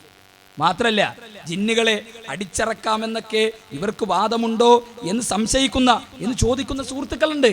ഇത് ഇസ്ലാം മാസികയിലെ ഒരു വാചകം എന്താ? ശരീരത്തിൽ കയറിയ ജിന്ന് ധിക്കാരിയാണെങ്കിൽ, ഒരാളെ ശരീരത്തിൽ ജിന്ന് കയറി, ആ ജിന്ന് ധിക്കാരിയാണെങ്കിൽ അടിച്ചുകൊണ്ട് അതിനെ പുറത്താക്കുകയും അപ്പോൾ രോഗി സുഖം പ്രാപിക്കുകയും ചെയ്യും. അടിയുടെ വേദന രോഗിയാകട്ടെ അറിഞ്ഞിട്ടുണ്ടാവുകയുമില്ല. ഇതന്നെയല്ലേ നാട്ടിലെ ഖുറാഫികളും അന്ധവിശ്വാസികളും ഏർവാടിയിലും മുത്തുപ്പേട്ടയിലും നാഗൂരിലും അജ്മീറിന്റെയും പള്ളി പരിസരങ്ങളിൽ ഇക്കാലം അത്രയും ചെയ്തു കൂട്ടിയ തോന്നിയവാസം. ആ തോന്നിയവാസങ്ങൾക്കെതിരെയല്ലേ മുജാഹിദ് പ്രസ്ഥാനം പൊരുതിയത്? ആ വിശ്വാസ ജീർണതകൾക്കെതിരെയല്ലേ, ആ അന്ധവിശ്വാസങ്ങൾക്കെതിരെയല്ലേ മുജാഹിദ് പ്രസ്ഥാനം പോരാട്ടം നടത്തിയത്? എന്നിട്ട് ഇതേ അന്ധവിശ്വാസം മുജാഹിദ് പ്രസ്ഥാനത്തിനിടയിലേക്ക് ഇറക്കുമതി ചെയ്യാൻ ശ്രമിക്കുമ്പോൾ ഹുസൈൻ സലഫിക്ക് ഈ വിഷയത്തിൽ നിലപാട് പറയാൻ കഴിയുമോ? ഈ വിഷയങ്ങളിൽ നിലപാട് പറയാൻ കഴിഞ്ഞിട്ടുണ്ടോ? കേരളത്തിൽ എത്രയോ പള്ളികളിൽ ജിന്ന് ചികിത്സ കേന്ദ്രങ്ങൾ തുടങ്ങാൻ പാടുപെട്ട് പണിയെടുത്തവർ. മഞ്ചേരിക്കടുത്ത് പാണ്ടിക്കാട് ഇഫ്സർ റഹ്മാൻ എന്ന് പറയുന്ന ഒരു മന്ത്രവാദി, അദ്ദേഹം ഇക്കഴിഞ്ഞ ആഴ്ചകളിൽ പോലും അദ്ദേഹത്തിന്റെ സംസാരം പുറത്തു വന്നു. എന്താ പറഞ്ഞത്? 2 ആഴ്ചകൾക്ക് മുമ്പ് വരെ ഇഷ്ടം വിഭാഗത്തിന്റെ സംസ്ഥാന നേതാക്കന്മാർ വരെ എൻ്റെ വീട്ടിലേക്ക് ആളെയും കൊണ്ട് കടന്നു വന്നിട്ടുണ്ട്. എന്താ ഇവരുടെ മനസ്സിലെ വിശ്വാസം? എന്താ ഇവരുടെ നിലപാടുകൾ? ഈ നിലപാടുകൾക്കൊപ്പമാണോ മുജാഹിദ് പ്രസ്ഥാനം നിൽക്കേണ്ടത്? ഈ നിലപാടുകൾ ശരിയാണെന്ന് അംഗീകരിച്ചാൽ, ഈ നിലപാടുകളാണ് ഇസ്ലാഹി പ്രസ്ഥാനത്തിന്റെ നിലപാടുകൾ എന്ന് അംഗീകരിച്ചാൽ, കേരളത്തിൽ നാം പടുത്തുയർത്തിയ മുജാഹിദ് പള്ളികളുടെ ചെരുവുകളിൽ ജിന്ന് ചികിത്സകളുടെ കേന്ദ്രങ്ങൾ ഉണ്ടാക്കാനാണ് നമ്മളുടെ തീരുമാനമെങ്കിൽ അന്ന് മുജാഹിദ് പ്രസ്ഥാനം പിരിച്ചുവിട്ട് മുജാഹിദ് പ്രസ്ഥാനം ചരിത്രത്തിലില്ലാത്ത രൂപത്തിൽ അതിന്റെ നാശവും നഷ്ടമായിരിക്കും നമുക്ക് അനുഭവിക്കേണ്ടി വരിക. അതുകൊണ്ടാ കേരള നേതൃത്വത്തിൽ മുജാഹിദിന്റെ നേതാക്കന്മാരെ നേരിട്ടത്, അതിനെതിർത്തത്. അതിൽ നിലപാട് പറയാൻ ഹുസൈൻ സലഫിക്ക് കഴിഞ്ഞിട്ടുണ്ടോ? ഏത് വിഷയത്തിലാ അദ്ദേഹം ഇതിൽ നിലപാട് പറഞ്ഞത്? അവിടെ അഴിഞ്ഞിലും പാടത്ത് ഒരുമിച്ച് കൂടിയ 10,000-കണക്കിന് മുതലാളിമാരുടെ തിട്ടൂരങ്ങൾ മുഴുവൻ വലിച്ചെറിഞ്ഞ് തൊട്ടപ്പുറത്തെ ചാലിയാർ പുഴയിലെ ഓളങ്ങൾ ഒഴുകിപ്പോകുന്നത് പോലെ അതിനേക്കാളും വേഗതയിൽ 10,000-കണക്കിന് മുജാഹിദുകൾ അഴിഞ്ഞിലത്തേക്ക് ഒഴുകി വന്നപ്പോ ആ മുജാഹിദുകൾക്ക് മുമ്പിൽ വിളിച്ചു പറഞ്ഞത്, നമുക്കൊന്ന് സൗദി അറേബ്യയിലെ പണ്ഡിതന്മാരോടൊന്ന് ചർച്ച ചെയ്തുകൂടെ? അവിടെ പോയി നാം സ്നേഹിക്കുന്ന ആ പണ്ഡിതന്മാർക്കടുത്തേക്കൊന്ന് പോയിക്കൂടായിരുന്നു? ആ വാദത്തിലും ആ വിഷയത്തിലും സത്യസന്ധതയുണ്ടായിരുന്നെങ്കിൽ സക്കരിയ സുലാഹിയെ പുറത്താക്കിയ വിഷയത്തിൽ ആ സലഫി പണ്ഡിതന്മാരുമായി ചർച്ച നടത്തിക്കൂടായിരുന്നോ നിങ്ങൾക്ക്? ആ സലഫി പണ്ഡിതന്മാരൊക്കെ മരിച്ചുപോയോ എന്നാണ് മുജാഹിദ് പ്രസ്ഥാനത്തിന്റെ സംശയം. എന്തേ അവരാരും ജീവിച്ചിരിപ്പില്ലേ? കേരളത്തിന്റെ തെരുവുകളിൽ വിട്ടം മൗലവിമാർക്ക് വേണ്ടി ഏറ്റവും അധികം ശബ്ദമുയർത്തിയ അബ്ദുൾ റഷീദ് ചളവറ എന്ന് പറയുന്ന ഒരു പ്രഭാഷകനെ നിങ്ങൾക്ക് ഓർമ്മയുണ്ടാകും. കേരളത്തിന്റെ തെരുവുകളിൽ വിസ്ഡം വിഭാഗത്തിനു വേണ്ടി തന്റെ ചങ്കിലെ മുഴുവൻ ശബ്ദവും ഉയർത്തി പ്രഭാഷണം നടത്തി കേരളത്തിന്റെ തെരുവുകളിൽ വിട്ടം വിഭാഗത്തിന്റെ ശബ്ദമായി മാറിയ ആ ചളവറയെ പുറത്താക്കിയപ്പോ സലഫി താങ്കൾക്കൊന്ന് പറഞ്ഞുകൂടായിരുന്നു, ഒന്ന് ചർച്ച ചെയ്തുകൂടായിരുന്നു? ആ സലഫി പണ്ഡിതന്മാരോടൊന്ന് ചർച്ച ചെയ്തുകൂടായിരുന്നു? എന്താണ് അവരുടെ നിലപാട്? എന്തിനാണ് അവരെ മാറ്റി നിർത്തുന്നത്? ഒന്ന് ചർച്ച ചെയ്തിട്ട് മാറ്റി നിർത്തിയാൽ പോരെ? ഒന്ന് പറയാൻ കഴിയും, ഒരു നിലപാട് പറയാൻ കഴിഞ്ഞു? ഏത് വിഷയത്തിലാണ് നിലപാട് പറയാൻ കഴിഞ്ഞത്? ഏത് വിഷയത്തിലാണ് നിങ്ങൾക്ക് നിലപാടുകൾ ഉള്ളത്?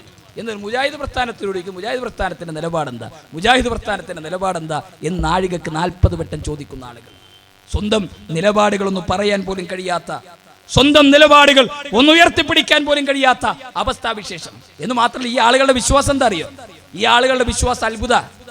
ഇവിടെ മജീഷ്യൻ മുതുകാട് ഈ കുറച്ച് മുമ്പ് പിറ്റേ ദിവസത്തെ നാളത്തെ പത്രത്തിലെ തലക്കെട്ടുകൾ ഞാൻ ഇന്ന് തന്നെ എഴുതി വെച്ചിട്ടുണ്ട് എന്ന് പറഞ്ഞിട്ട് ഒരു വെല്ലുവിളി നടത്തിയില്ല. അദ്ദേഹം അതൊക്കെ ലോക്കറിലാക്കി സൂക്ഷിച്ച് പിറ്റേ ദിവസം പത്രം വാങ്ങി ആ മുതുകാടിന്റെ ലോക്കറും തുറന്നു നോക്കുമ്പോൾ ലോക്കറിൽ വെച്ച പേപ്പറിൽ എഴുതിയ ഹെഡിങ് തന്നെ പിറ്റേ ദിവസത്തെ മലയാള പത്രത്തിൽ. ഉടനെ വിസ്ഡം വിഭാഗത്തിന്റെ സംസ്ഥാന നേതാവ് അബൂബക്കർ സലഫിയുടെ പ്രസംഗം എന്താ? മജീഷ്യൻ മുതുകാട് ജിന്നിനെ ഉപയോഗിച്ചിട്ടാണ് അത് എഴുതി രേഖപ്പെടുത്തിയത്. ഇന്നും യൂട്യൂബിൽ നിങ്ങൾക്ക് കിട്ടും അബൂബക്കർ സലഫിന്റെ പ്രസംഗം. ഈ വിശ്വാസവും വെച്ച് ജീവിക്കുന്ന പണ്ഡിതന്മാർ ഇവർ മുജാഹിദുകളാണ്. മുതുകാടിനോട് അവരൊക്കെ ചോദിച്ചു, ജിന്നിന്റെ സഹായം, ജിന്നു എന്താ സാധനം തന്നെ ഉപരിക്ക് അറിയേണ്ടി. ഇത്തരം വിശ്വാസ രാഹിത്യങ്ങളിലേക്ക്, ഇത്തരം വിശ്വാസ ജീർണതകളിലേക്ക് ജമാൽ ചെറുവാടി എന്ന് പറയുന്ന ഒരാളുണ്ടല്ലോ പെരിന്തൽമണ്ണയിൽ. ഹനീഫ് കായക്കൂടി എപ്പോഴും അദ്ദേഹത്തിന്റെ അനുഭവം പറയാറുണ്ട്. അത്ഭുത. നമ്മൾക്ക് ഒരു മുജാഹിദിനെ സംബന്ധിച്ചിടത്തോളം ഒരിക്കലും ആലോചിക്കാൻ പോലും കഴിയാത്ത ജീർണത. ജമാൽ ചെറുവാടി പെരിന്തൽമണ്ണയിൽ ഒരു വാദപ്രതിവാദത്തിന്റെ സമയത്ത്, വ്യവസ്ഥ എഴുതുന്ന സമയത്ത് ഹനീഫ് മൗലവി പെരിന്തൽമണ്ണയിലെത്തി. ജമാൽ ചെറുവാടിന്റെ റൂമിലെ രാത്രി താമസിച്ച് അങ്ങനെ രാവിലെ മൗലാന ഹോസ്പിറ്റലിലെ പള്ളിയിൽ നിസ്കരിച്ച് ചെറുവാടിയോടൊപ്പം 2 ചെറുപ്പക്കാരും കൂടി ഉണ്ട് റൂമിലേക്ക് ചെന്നു. ആ ചെറുപ്പക്കാരെ ഒരു കസേരയിലിരുത്തി കുറച്ച് ജമാൽ ചെറുവാടി ഇങ്ങനെ ഓതാൻ തുടങ്ങി. അപ്പോഴാ കായക്കുടിക്ക് ഒരു ഫോൺ വന്ന് പുറത്തേക്ക് പോയി. മൗലവി പറഞ്ഞ ഫോണുമായിട്ട് ഞാൻ തിരിച്ചു വരുമ്പോൾ കാണുന്ന കാഴ്ച, ആ ചെറുപ്പക്കാരിൽ ഒരാളെ കസേരയിലിരുത്തി അദ്ദേഹത്തിന്റെ തല ഇങ്ങനെ കസേര ഇങ്ങനെ മുടി ഇങ്ങനെ ബാക്കിലേക്ക് പിടിച്ചിങ്ങനെ മുഖം മലർത്തി വെച്ച് തലയിൽ നമ്മൾ മുടിവെട്ട് കടയിലൊക്കെ ഉപയോഗിക്കണ, ബാർബർ ഷോപ്പിൽ ഉപയോഗിക്കണ വെള്ളം ചീറ്റിക്കണ സ്പ്രെയർ കൊണ്ട് കൺമുഖത്തേക്ക് വെള്ളം ഇങ്ങനെ ശക്തമായി ചീറ്റിക്കുക. അപ്പൊ വെള്ളം ശക്തിയായിട്ട് ഇങ്ങനെ മുഖത്ത് വരുമ്പോൾ കണ്ണൊക്കെ ചിമ്മും. അപ്പൊ കായക്കൊടിനെ വിളിച്ചിട്ട് ജമാൽ പറഞ്ഞു, കായക്കൊടി ദാ ജിന്നാണ് ആ മുഖത്തിങ്ങനെ ആ കണ്ണൊക്കെ ഇങ്ങനെ അടച്ചോണ്ടിരിക്കുന്നത്. കുറച്ച് വെള്ളം കയ്യിലെടുത്തിട്ട് ഒരു ജമാൽ ചെറുവാടിന്റെ മുഖത്ത് കൊഴിച്ചാലും ജമാൽ ചെറുവാടിന്റെ കണ്ണും ഇങ്ങനെ ആ വേദന കൊണ്ടൊന്ന് അടയും. ഈ വിശ്വാസത്തിലേക്കാണോ നമ്മുടെ ചെറുപ്പക്കാരെ നമ്മൾ പറഞ്ഞേക്കേണ്ടത്? ഈ നിലപാടുകളിലേക്കാണോ നമ്മുടെ ചെറുപ്പക്കാരെ നമ്മൾ പറഞ്ഞേക്കേണ്ടത്? ഈ വിശ്വാസമാണോ നമ്മുടെ വിശ്വാസമായി നമ്മൾ ഉയർത്തിപ്പിടിക്കേണ്ടത്? അപ്പൊ എത്ര വലിയ വിശ്വാസ രാഹിത്യങ്ങളിലാണ് ഈ ആളുകൾ എത്തപ്പെട്ടത് എന്ന് എന്റെ പ്രിയപ്പെട്ട സഹോദരങ്ങളെ നിങ്ങൾ ഓർക്കേണ്ടതില്ലേ, അറിയേണ്ടതില്ലേ? ഇതിന്റെ നിലപാട് പറയാൻ ഹുസൈൻ സലഫിക്കുന്നവരെ കഴിഞ്ഞിട്ടുണ്ടോ? ഇതിലെ നിലപാട് പറയാൻ ഇവർക്ക് ആർക്കെങ്കിലും കഴിഞ്ഞിട്ടുണ്ടോ? മാത്രല്ല, വാദപ്രതിവാദത്തിന് ആദ്യം ഭയങ്കര പൂതിയായിരുന്നു. നാട്ടിൽ മുഴുവൻ വാദപ്രതിവാദത്തിനുണ്ടോ എന്ന് വെല്ലുവിളിയാണ്. അപ്പോ ഫൈസൽ മൊയ്ലിയാർ വന്ന ശേഷം ഫൈസൽ മൊയ്ലിയാർക്ക് അവരെ കൂട്ടത്തിൽ വിസ്ഡം വിഭാഗത്തിൽ എന്തെങ്കിലും ഒരു ഉള്ളിലൊരു സംഘടന ഉണ്ടായ ഉടനെ മൂപ്പർക്ക് അതിന്റെ നിലപാട് അല്ല തന്റെ നിലനിൽപ്പൊന്ന് ഭദ്രമാക്കണം. ഉടനെ മൂപ്പര് ആരെങ്കിലും വെല്ലുവിളിക്കും.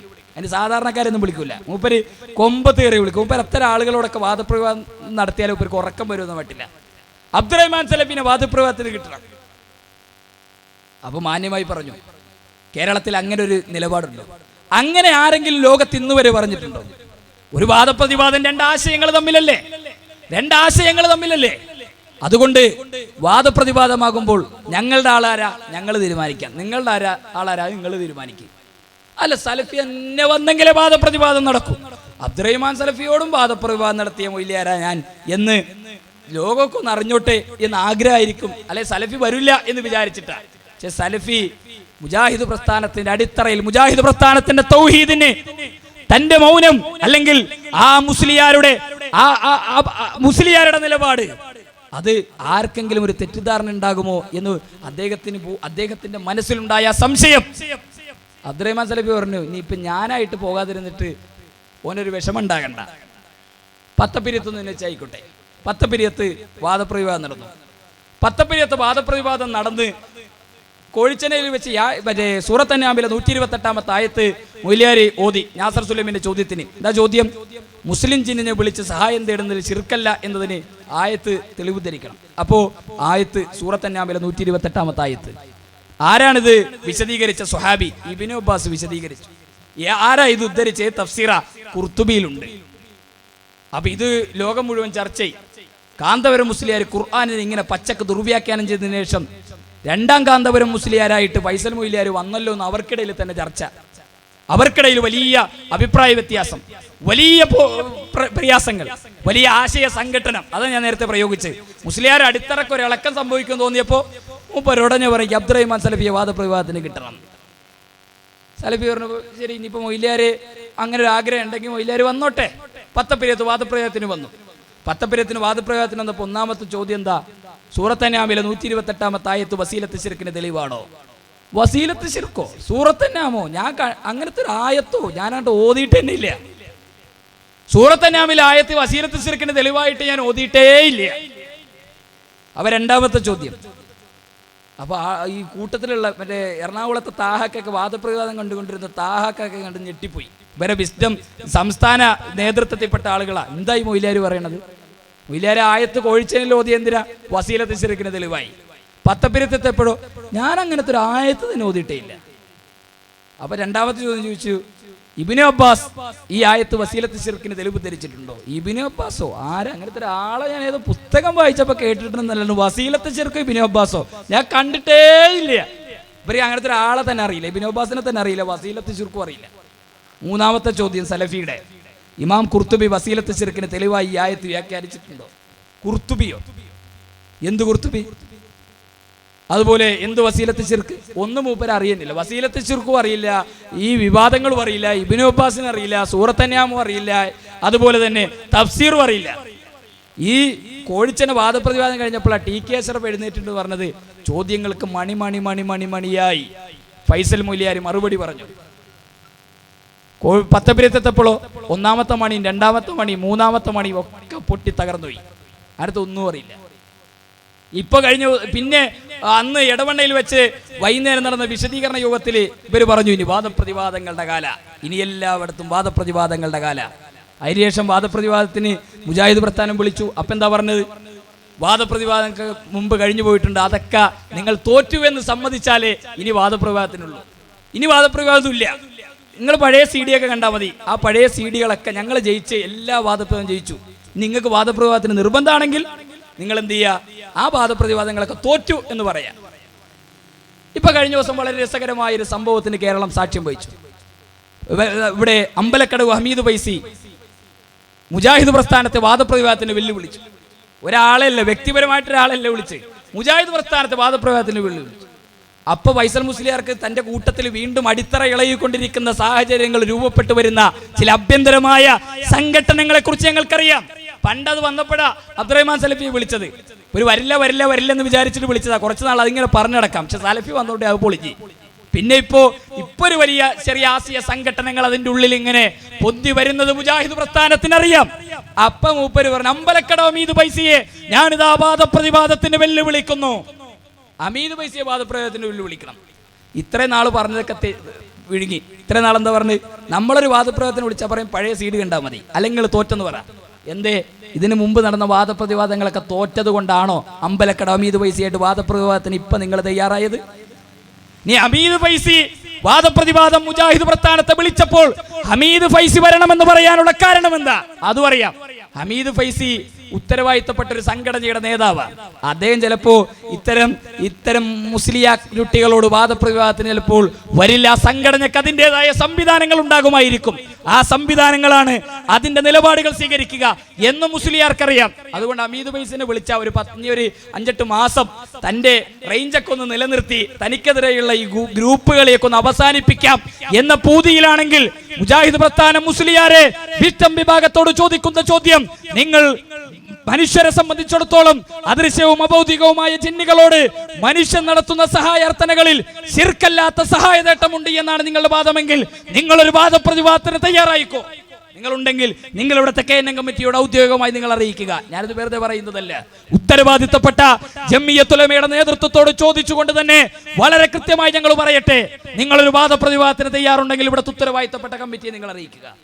മനുഷ്യനെ സംബന്ധിച്ച് അദൃശ്യവും അബോധികവുമായ ജിന്നിനോട് മനുഷ്യൻ നടത്തുന്ന സഹായാർത്ഥനകളിൽ ശിർക്കല്ലാത്ത സഹായതേട്ടമുണ്ട് എന്ന് നിങ്ങൾ കോഴിച്ചനയിൽ എഴുതിയ വാദവുമായി ബന്ധപ്പെട്ട് ഒരു വാദപ്രതിവാദത്തിന് തയ്യാറുണ്ടെങ്കിൽ നിങ്ങൾ തയ്യാറായിക്കോ. ഞങ്ങൾക്ക് എങ്ങനെ ഇന്നാൾ ഹുസൈൻ സലഫി വരണമെന്ന് ഞങ്ങൾ വാദിക്കണില്ല. ഹുസൈൻ സലഫി വരില്ല എന്ന് ഞങ്ങൾക്കറിയാം. അതുകൊണ്ട് ഹുസൈൻ സലഫിനെ വെല്ലുവിളിച്ചിട്ട് അങ്ങനെ പറഞ്ഞു മൊയ്ലാരുട്ടിനെ പോലെ തൻ്റെ സ്റ്റാൻഡ് ഒന്ന് കുറച്ചു കാലത്തേക്ക് കൂടി തകർന്നുകൊണ്ടിരിക്കുന്ന സ്റ്റാൻഡിന്റെ അടിത്തറ കെട്ടാൻ ഞങ്ങൾക്ക് ഏതായാലും ആഗ്രഹമില്ല. നിങ്ങളുടെ കൂട്ടത്തിൽ ഒരൽപ്പം വിവരമുണ്ട് എന്ന് നിങ്ങൾ പറയുന്ന കേരളത്തിന്റെ സ്റ്റേജുകളിൽ ഈ വിഷയങ്ങൾ പറഞ്ഞു നടക്കുന്ന ആർക്കും കടന്നു വരാം. നിങ്ങൾ ഈ വിഷയത്തിൽ ഒരു വാദപ്രതിവാദത്തിന് തയ്യാറുണ്ടെങ്കിൽ നിങ്ങൾ വാ. നമ്മൾ വിളിച്ചപ്പോൾ പറയും പഴയ സീഡ് കണ്ടാൽ മതി, അല്ലെങ്കിൽ അതിൽ നിങ്ങൾ തോറ്റു എന്ന് സമ്മതിക്കും. പമ്പലക്കട അമീദ് വൈസിയെ വിളിച്ചപ്പോൾ ഈ നിലപാടൊക്കെ മറന്നുപോയോ? ഈ നിലപാടൊക്കെ മാഞ്ഞുപോയോ? മുമ്പ് നടന്ന സംവാദങ്ങളൊക്കെ തോറ്റത് കൊണ്ടാണോ അമീദ് വൈസിയായിട്ട് നിങ്ങൾ ഇപ്പോൾ ഒരു സംവാദത്തിന് വന്നത്, തയ്യാറായത്? ഇനി അമീദ് വൈസിന്റെ കൂട്ടത്തിൽ ആരാകണമെന്ന് അവര് തീരുമാനിച്ചോളും. നിങ്ങളുടെ കൂട്ടത്തിൽ ആരാകണം നിങ്ങൾ തീരുമാനിച്ചോ, അതല്ല ഒരു മര്യാദ. അപ്പൊ സ്വന്തം പാളയത്തിൽ പടയൊരുങ്ങുമ്പോൾ, തനിക്കെതിരെ പടയൊരുങ്ങുമ്പോൾ ഈ നിലപാട് സ്വീകരിക്കുന്ന മുസ്ലിയാരുടെ തനിനിറം കേരളത്തിലെ മുസ്ലിം സമൂഹത്തിന് ബോധ്യപ്പെടുന്നുണ്ട് എന്ന വസ്തുത സഹോദരങ്ങളെ നമ്മൾ മനസ്സിലാക്കണം. ഇവർ തയ്യാറാവില്ല. ഇവരൊരിക്കലും ഒരു കാരണവശാൽ ഒരിക്കലും തയ്യാറാവില്ല. ഈ വിവാദം ഒന്ന് മറന്നു കിട്ടിയെങ്കിൽ എന്ന് ആഗ്രഹിക്കുന്നവരാണ് ഇവർ. പക്ഷെ നിങ്ങൾക്കറിയുമോ, കേരളത്തിലെ വ്യത്യസ്തങ്ങളായ തെരുവുകളിൽ, വ്യത്യസ്തങ്ങളായ ഒരുപാട് പ്രദേശങ്ങളിൽ നമ്മുടെ പാവപ്പെട്ട മക്കളെ ഒരുമിച്ച് കൂട്ടി ഈ പിഴച്ച വിശ്വാസം അവരുടെ തലച്ചോറുകളിലേക്ക് അടിച്ചു കയറ്റാൻ പരിശ്രമിച്ചു കൊണ്ടിരിക്കുന്ന ഈ ആളുകളെ നമ്മൾ തിരിച്ചറിയണം. മാത്രമല്ല, ഇവരുണ്ടാക്കിയ അപകടം എന്താ അറിയോ? ഇത് നിസ്സാര കാര്യമായിട്ട് നിങ്ങൾ മനസ്സിലാക്കരുത്. ഇവരുണ്ടാക്കിയ അപകടം എന്താ അറിയോ? ഇത് എന്റെ കയ്യിലുള്ള പുസ്തകം വിസ്ഡം വിഭാഗത്തിന്റെ നേതൃത്വത്തിൽപ്പെട്ട സൈഫർ സാദിഖ് മദീനി എന്ന് പറയുന്ന ഒരാളുണ്ട്. കേരളത്തിൽ വിസ്ഡം വിഭാഗത്തിന് വേണ്ടി വ്യാപകമായി സൗദി അറേബ്യയിലൊക്കെ പ്രസംഗിച്ച് നടക്കുന്ന ആളാണ്. അദ്ദേഹം നമ്മുടെ കൂട്ടത്തിൽ മുജാഹിദ് പ്രസ്ഥാനത്തിൽ ഉണ്ടായിരുന്ന കാലത്ത് രക്ഷയുടെ കപ്പൽ എന്ന് പറഞ്ഞിട്ടൊരു പുസ്തകം എഴുതി. രക്ഷയുടെ കപ്പൽ. ആ പുസ്തകത്തിൽ ശിർക്കിന്റെ ഇനങ്ങൾ എന്ന് പറഞ്ഞിട്ടൊരു പേജ് ഉണ്ട്. ആ പേജിൽ അദ്ദേഹം ശിർക്കിന്റെ ഇനങ്ങൾ വിശദീകരിക്കുക, അല്ലാഹുവല്ലാത്തവരോടുള്ള പ്രാർത്ഥന, അതുപോലെ തന്നെ നേർച്ചകൾ നേരുക, കബറാളികളെ വിളിച്ചു തേടുക, ജിന്നുകളോടും പിശാചുക്കളോടും സഹായം തേടുക, മരിച്ചവരെ ഭയപ്പെടുക, പിശാചും ജിന്നിനും നമുക്ക് രോഗം നൽകുവാനോ രോഗം ശഫിയാക്കുവാനോ കഴിയുമെന്ന് വിശ്വസിക്കുക, അതിനു വേണ്ടി ആവശ്യപ്പെടുക. ഇതെല്ലാം ശിർക്കിന്റെ ഇനങ്ങളാണ്. ഇത് മുജാഹിദായിരുന്ന കാലത്ത് എഴുതിയ പുസ്തകം. വിസ്ഡം വിഭാഗത്തേക്ക് മാറി വിസ്ഡം വിഭാഗത്തിന്റെ തൗഹീദ് സ്വീകരിച്ച്, എന്നിട്ട് കേരളത്തിലെ തൗഹീദ് പറയാൻ വിസ്ഡം വിഭാഗത്തിന് ഒരു പുസ്തകം ഇത് റീപ്രിന്റ് ചെയ്ത് കൊടുത്തു. ഇതേ പുസ്തകം 2012 ശേഷം റീപ്രിന്റ് ചെയ്ത് പുറത്തിറക്കി. രക്ഷയുടെ കപ്പൽ. അതിൽ ശിർക്കിന്റെ ഇനങ്ങൾ. അതേ പേജ് പാരഗ്രാഫ് എന്താ അറിയോ? അല്ലാഹു അല്ലാത്തവരോടുള്ള ദുആ, ഖബറുകൾക്കും ജിന്നുകൾക്കും മറ്റും നൽകുന്നതായ നേർച്ചകൾ, ബലികൾ, മരിച്ചവരും ജിന്നും പിശാചുക്കളും തങ്ങൾക്ക് ഉപദ്രവങ്ങൾ ഉണ്ടാക്കുമെന്ന പേടി, ഖബറുകൾക്കും ജാറങ്ങൾക്കും ചുറ്റും ചെയ്തുകൊണ്ടിരിക്കുന്നത് പോലെ ബുദ്ധിമുട്ടുകൾ നീങ്ങുവാനും ആവശ്യ നിർവഹണത്തിനുമൊക്കെ അള്ളാഹുവിന് മാത്രം കഴിയുന്ന കാര്യങ്ങൾ അവനല്ലാത്തവരിൽ നിന്നും പ്രതീക്ഷിക്കൽ എന്നിവയെല്ലാം അതിന്റെ ഇനങ്ങളാണ്. ഒരു വരി കാണാനില്ല. മുജാഹിദായിരുന്നപ്പോൾ എഴുതിയ ഒരു വരി വിസ്ഡം വിഭാഗത്തിന്റെ തൗഹീദ് സ്വീകരിച്ചപ്പോൾ കാണാനില്ല. അതാണ് വിസ്ഡം വിഭാഗത്തിന്റെ തൗഹീദ് സ്വീകരിച്ചാലുള്ള പ്രശ്നം. ഒരു വരി നഷ്ടപ്പെടും. ആ വരി നഷ്ടപ്പെട്ടാൽ ഒരു മനുഷ്യന്റെ തലയില്ല, ഓന് വേറെ ഒരു പരിക്കില്ല. ഒരാൾ തെങ്ങുന്ന് വീണു, അപ്പൊ എന്താ പ്രശ്നം? അവന്റെ തലയായിട്ട് തെറിച്ചുപോയി, വേറൊരു കുഴപ്പമില്ല, ശരീരത്തിനൊരു പരിക്കില്ല എന്ന് പറഞ്ഞാൽ അവനുകൊണ്ട് വല്ല കാര്യമുണ്ടോ? പിന്നെ വല്ല പരിക്കും പറ്റാനുണ്ടോ? ഇതുപോലെ കേരളത്തിലെ നൂറുകണക്കിന് തൗഹീദ് പറഞ്ഞ പണ്ഡിതന്മാരുടെ നാവുകൾക്ക് പിശാച് കെട്ടിട്ടതാണ് വിസ്ഡം വിഭാഗത്തിലേക്ക് കൂടുമാറിയപ്പോൾ സംഭവിച്ചത്. എന്താ സംഭവിച്ചത്? ജിന്നുകളോടും പിശാചുക്കളോടും സഹായം തേടുക അത് ശിർക്കാണ് എന്ന് മുജാഹിദായിരുന്ന കാലത്ത് എഴുതിയ വരി വിസ്ഡം വിഭാഗത്തിലേക്ക് കൂട്ടുകൂടി പുസ്തകം റീപ്രിന്റ് ചെയ്ത് പുറത്തിറക്കിയപ്പോൾ എഴുതാൻ കഴിഞ്ഞില്ല. ഈ വരി എഴുതിയിട്ടില്ലെങ്കിൽ പിന്നെന്തിന് മുജാഹിദ് പ്രസ്ഥാനം? ഈ വരി എഴുതിയിട്ടില്ലെങ്കിൽ പിന്നെന്ത് മുജാഹിദ്? അവനും തൗഹീദ് പ്രസ്ഥാനവും തമ്മിൽ എന്തു ബന്ധം? അതാണ് ഈ ഇത്ര ഗൗരവമായി മുജാഹിദ് പ്രസ്ഥാനം ഈ വിഷയം കേരളക്കരയിൽ വിശദീകരിക്കാനുള്ള കാരണം എന്നെന്റെ പ്രിയപ്പെട്ട സഹോദരങ്ങളെ നിങ്ങൾ തിരിച്ചറിയണം. ഇത്തരത്തിൽ നൂറുകണക്കിന് തൗഹീദുള്ള പാവപ്പെട്ട സ്വർഗത്തിന്റെ പടിവാതിൽക്കലേക്ക് കടന്നു വന്ന മുജാഹിദുകളെ നരകത്തിന്റെ വഴികളിലേക്ക് തിരിച്ചു വിളിച്ച പൗരോഹിത്യത്തിനെതിരെയാണ് മുജാഹിദ് പ്രസ്ഥാനം പോരാടുന്നത്. ഇന്ന് ഈ തൗഹീദ് പറഞ്ഞ പണ്ഡിതന്മാരെ കാണാനില്ല, ഈ തൗഹീദ് പ്രസംഗിക്കുന്ന പണ്ഡിതന്മാരെ കാണാനില്ല. ജിന്നുകളോടും മലക്കുകളോടും ഭൗതികമായ സഹായം തേടുന്നത് ശിർക്കാണെന്ന് പറയാൻ ഇന്നുവരെ ഇവർക്ക് കഴിഞ്ഞിട്ടില്ല, കഴിയുന്നില്ല. അതുകൊണ്ട് വളരെ കൃത്യമായി നമ്മുടെ നിലപാടുകൾ നമ്മൾ ഉയർത്തിപ്പിടിക്കണം. വളരെ ശക്തമായ ഒരു നിലപാടിലേക്കാണ് മുജാഹിദ് പ്രസ്ഥാനം ഇന്ന് കടന്നു വന്നിരിക്കുന്നത്. കേരളത്തിലെ മുജാഹിദ് പ്രസ്ഥാനങ്ങൾ രണ്ട് കൈവഴികളായി ഒഴുകിയിരുന്ന മുജാഹിദുകൾ ഒരു ശക്തമായ ഒന്നിച്ച് ഒരുമയോടുകൂടി കേരളക്കരയിലെ ശിർക്കിനും അന്ധവിശ്വാസങ്ങൾക്കുമെതിരെ പൊരുതുന്ന ഒരു സാഹചര്യത്തിലാണ് ഇന്നുള്ളത്. നമ്മുടെ സന്തോഷം നമുക്ക് ആസ്വദിച്ച് തീർക്കാൻ കഴിഞ്ഞിട്ടില്ല. ചില സന്തോഷങ്ങൾ അങ്ങനെയാണ്, അനുഭവിച്ചു തീർക്കാൻ കുറെ കാലെടുക്കും. കുറെ കാലം കേരളത്തിൽ ഇന്ന് ഒരുമിച്ച് കൂടുന്ന നൂറുകണക്കിന് ആളുകൾ, നൂറുകണക്കിന് പരിപാടികൾ, ഒരുപാട് കാരണവന്മാർ, അവരെല്ലാവരും അവരുടെയൊക്കെ സന്തോഷത്തിന് അതിരില്ലാത്ത അത്രയും സന്തോഷമാണ് അവർക്കുള്ളത്. അവരുടെയൊക്കെ മനസ്സുകളുടെ തേട്ടമാണ് മുജാഹിദ് പ്രസ്ഥാനങ്ങളുടെ ഐക്യത്തിലൂടെ ഇത് സംഭവിച്ചിരിക്കുന്നത്. ഈ ഐക്യവും ഈ സ്നേഹവും ശിർക്കിനെതിരെയുള്ള പോരാട്ടത്തിനുള്ള ഒരു തുടക്കമായി മാറേണ്ടതുണ്ട്. നമ്മുടെ ഐക്യത്തെയും നമ്മുടെ സ്നേഹത്തെയും തകർത്തെറിയാൻ കടന്നു വരുന്ന കുറുക്കന്മാരെയും കൊതുകുകളെയും ഈച്ചകളെയും തിരിച്ചറിയാനുള്ള വിവേകം മുജാഹിദ് പ്രസ്ഥാനത്തിന്റെ പ്രവർത്തകന്മാർ തീർച്ചയായും കാണിക്കേണ്ടതുണ്ട്. അന്ധവിശ്വാസങ്ങളുടെ നെരിപ്പോടുകളുമായി ജീവിതം നയിക്കുന്ന പതിനായിരങ്ങൾക്ക് തൗഹീദിന്റെ വെളിച്ചം നൽകാൻ നമ്മളല്ലാതെ മറ്റാരുമില്ല എന്ന തിരിച്ചറിവ് എന്റെ പ്രിയപ്പെട്ട കാരണവന്മാർക്കും രക്ഷിതാക്കൾക്കും ഉണ്ടാകണം. പലരും വിചാരിക്കുന്നത്, പലരും ചോദിക്കുന്നത് അധികാരത്തിന്റെ വെച്ചുമാറലുകളാണോ മുജാഹിദുകൾ നടത്തിയത്, അധികാരം ആഗ്രഹിച്ചുകൊണ്ടാണോ നിങ്ങൾ ഇങ്ങനെ ഒന്നായത് എന്ന് ചോദിക്കുന്നവരുണ്ട്. ഞങ്ങൾക്ക് പറയാനുള്ളത് സ്വഹാബത്തിന്റെ പാരമ്പര്യമാണ് മുജാഹിദുകൾക്ക് പിൻപറ്റാനുള്ളത്, സ്വഹാബത്തിന്റെ നിലപാടുകളാണ് മുജാഹിദുകൾക്ക് പിൻപറ്റാനുള്ളത്. അള്ളാഹുവിന്റെ റസൂലിന്റെ സമീപത്തേക്ക് ഒരിക്കൽ ഒരു സ്വഹാബി കടന്നു വന്നു. ആ സ്വഹാബി ചോദിച്ചു, നബിയേ ഞാൻ മുസ്ലിം ആകട്ടെ. ഒരാൾ കടന്നു വന്നിട്ട് പറഞ്ഞു എനിക്ക് മുസ്ലിം ആകണം. ഒരു അറാബിയ. റസൂലുള്ളാഹി അദ്ദേഹത്തിന്റെ ഇസ്ലാം സ്വീകരിച്ചിട്ട് അയാളുടെ അടുത്ത ചോദ്യം എന്താ അറിയോ? നബിയെ എനിക്ക് ഹിജറ പോകണം, ഞാൻ ഹിജറ പോയിക്കോട്ടെ. റസൂലുള്ളാഹി സ്വല്ലല്ലാഹി അലൈഹി വസല്ലം ഹിജറക്ക് അനുവാദം നൽകി. പ്രവാചകൻ ഹിജറക്ക് അനുവാദം നൽകിയ കാലത്താ.